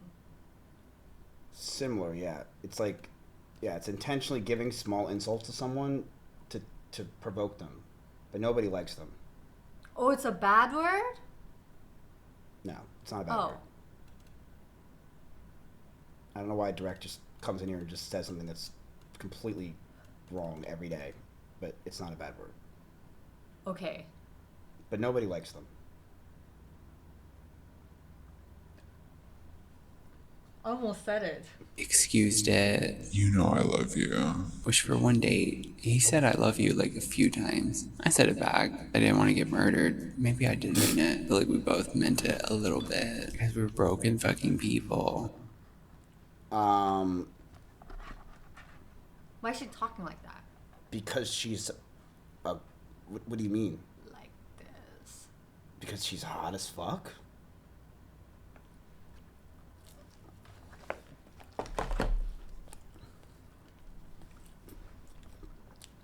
See, if this is what transgenders look like, chat, and they came in the boys' bathroom, I wouldn't even flinch. I'd be like, you know, I'm like my urinal, I'm about to be done too. Like, I wouldn't even think about it. Like, the Chad the Builder is gay. Like, he's actually just gay, which is perfect because he's gonna be in jail, so he's just gonna be able to fuck dudes all day. This is actually works out perfectly for him. Good for him. I mean, he's probably in the best place of his life. So like, give me like, sorry, honey, I got a few more years here. Sorry. Yeah, parole, I'm not even gonna go for it. I won't get it. Nah, it's tough. It's tough. The whole plan all along was try to just get Dick down in jail.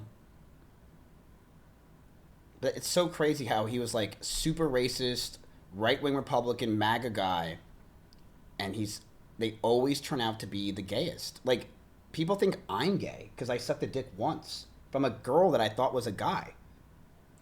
This guy looks like a guy. Like, he just looks like a dude. He has a huge Adam's apple.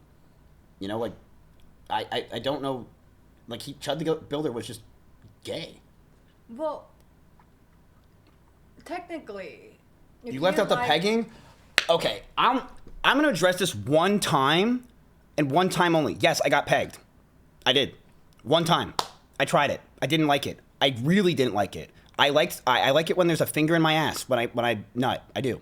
It feels way better. Try it once. I'm telling you. Money back guarantee. It feels way better. But I did it. Like all the way? A finger in my ass all the way? No. It could be like slightly in. Like I'm telling you, it just feels so much better when it's in there. Why? Because that's for my Johnny, you can't be doing that in front of the camera. Get a room. That's where my G-spot? G-spot is, yeah. Really? Uh-huh. So every time you finish, you ask a girl to stick her finger up your butthole?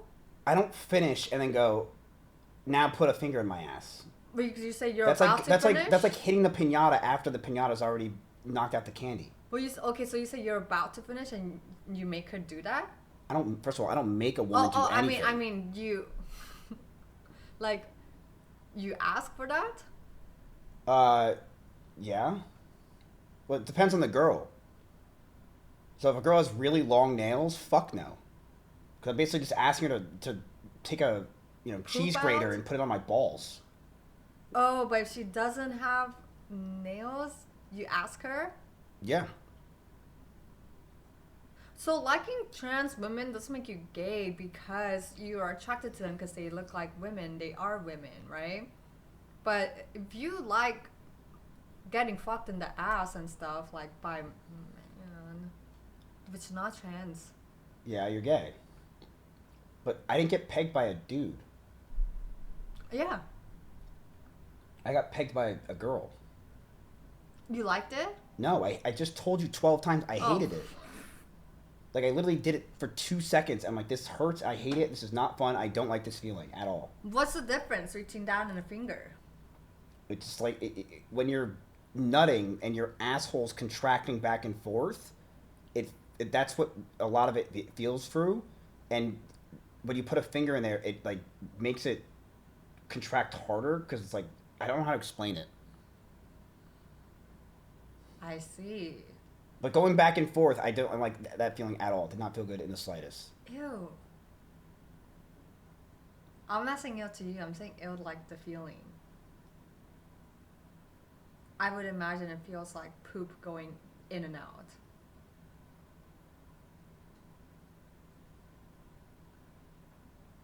Yeah, but have you ever had a really good shit?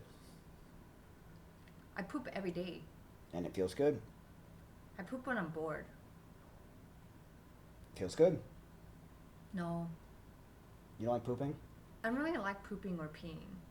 See, that's the thing with men. We love peeing. Like, I love peeing. But there's no better feeling than me in the world. Like, I have a mental reset when I pee. Really? I really do. Yes. Especially if I'm outdoors, I have a mental reset when I pee. It's one of my favorite things to do is just pee. Hey, when you jack off every day? No. Oh. I was gonna say, because I hear, like, doing that every day to yourself, it can loosen up, like, your bladder or something, and then, like, as you get older, you won't be able to, like, your muscles around it, so, like, you'll, like, pee a little bit. Like, you won't be able to control it.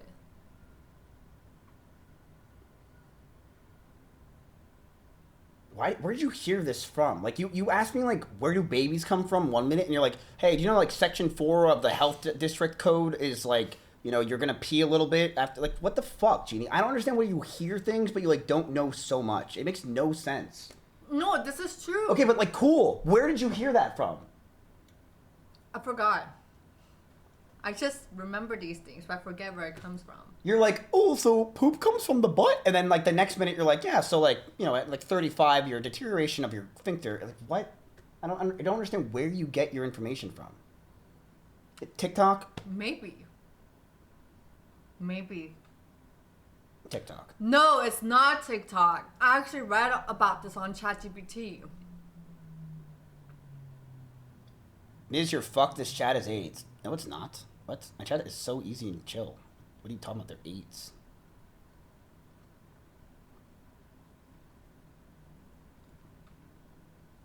Yeah, but, like, you had to tell ChatGPT something to get that information. Yeah, because when I jump rope, like, sometimes I pee a little, so I said, why do I pee a little when I jump rope?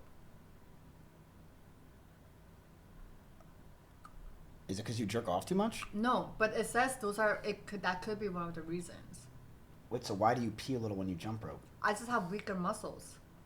Why do you have weaker muscles? Because I pee too much.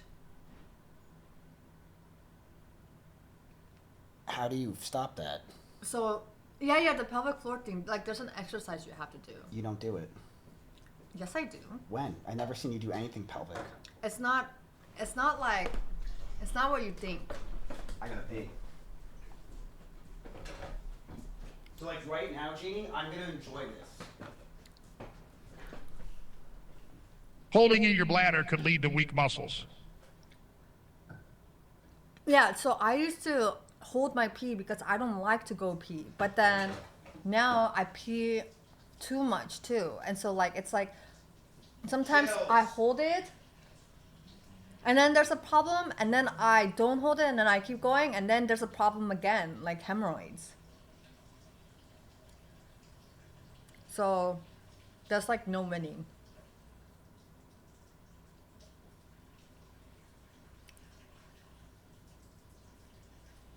And if you hold it, you can get a UTI.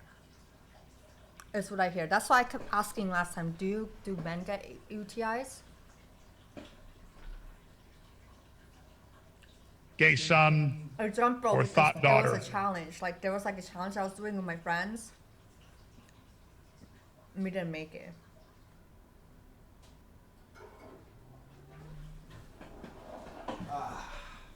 It's true.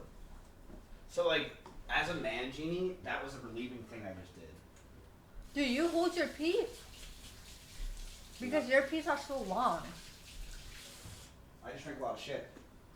You don't see what I drink? I drink like 2 green teas. I'll have I have this smoothie, I have kombucha, and I have water, and I have coffee. Like, I just drink a lot of stuff. I'm constantly just drinking. But what I just did felt so good. Does it feel good when you pee after as a woman? Like a relieving feeling? Like if I hold it like for a really long time and after like, and then when I pee, I'm like, okay. No. Like as a man, like the fact that I just did that, like I was just standing there and I felt like it feels just nice to be that. No, I don't feel that. It's just peeing.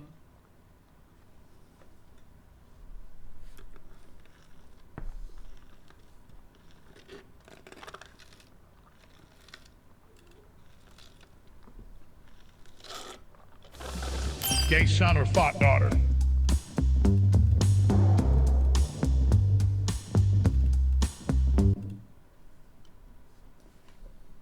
What? Would you rather have a gay son or thought daughter? Gay son, all the way.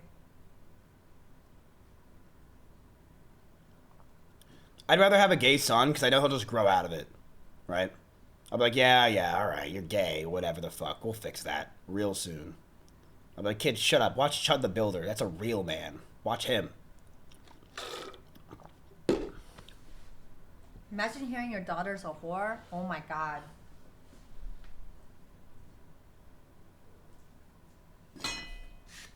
Like she's like the town whore. And everyone's fucked her.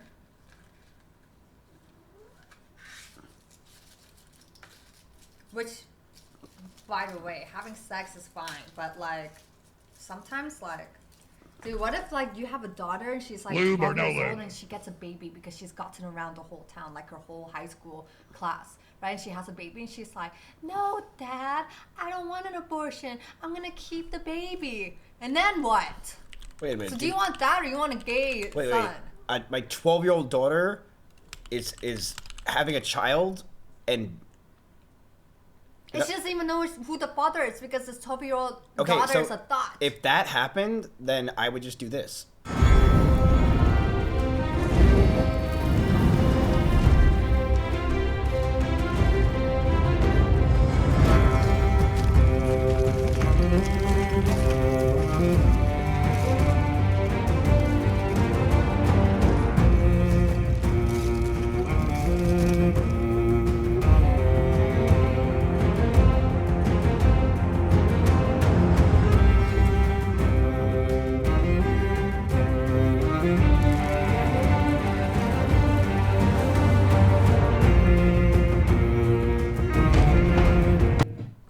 What? I don't get it. Well, I mean, like, the whole show's about just like people having sex with incest. Is that the retired streamer Mizkif 24/7? Ask her to return to streaming. I saw a video of a 12-year-old girl taking a pregnancy test. She's now 17, but she has a kid, and like she recorded that whole thing, bro. Okay? If you're 18 and over, who cares? 12-year-old son comes to you and goes like, "Dad, I'm gay." 12-year-old daughter goes like, "Dad, I'm pregnant. I'm keeping the child. What do you want?" And she's like, "Oh, and by the way, Okay, well, if the that father happened, of my baby, it might be this other 12-year-old boy, but I don't know. I think it might be this other 15-year-old boy or something." well, the first thing I'd say is, okay, it's obviously not my son who's gay, right? So we can rule that one out. Okay, so no Game of Thrones there. And first person I'd probably go to is some B tier streamer named Lakari. I'd be like, dude, what's going on? All right, let's what was your question? 12-year-old thought daughter, 12-year-old gay son. I'd rather have a thought daughter. And she's like, "I'm pregnant. I'm keeping the baby, and there's nothing you can do about it." I would literally grab a hanger and grab that thing out right now.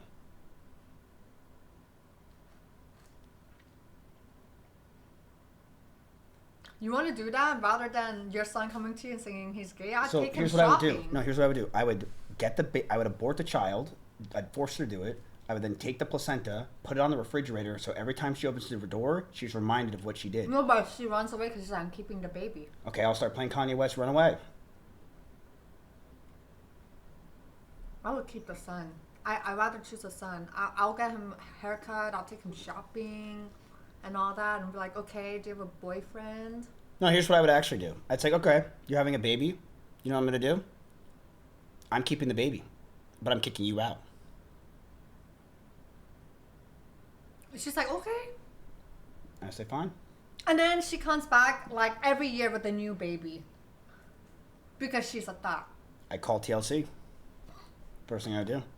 I'm like, yo, this fucking tramp stamp is going crazy. Second thing I would do is I'd probably immediately implement Donald Trump's new thing he has where every child gets $1,000 to invest in. So I would do that. Third thing I would do is I would each give them a new Kick username so that way they can watch my streams. I can get KPP. Easy. Belle, they would also watch you. Oh, she's not here. That's about it.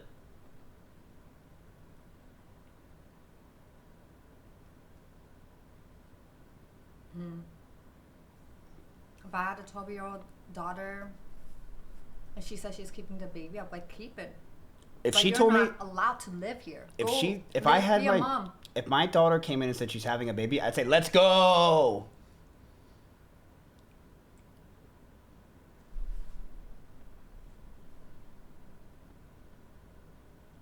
How about you? Okay, learn to be a mom. Be responsible. Go out and live because I'm not here. Not here. You go make money.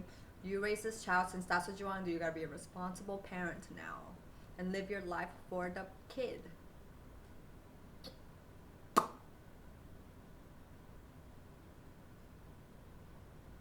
That's boring.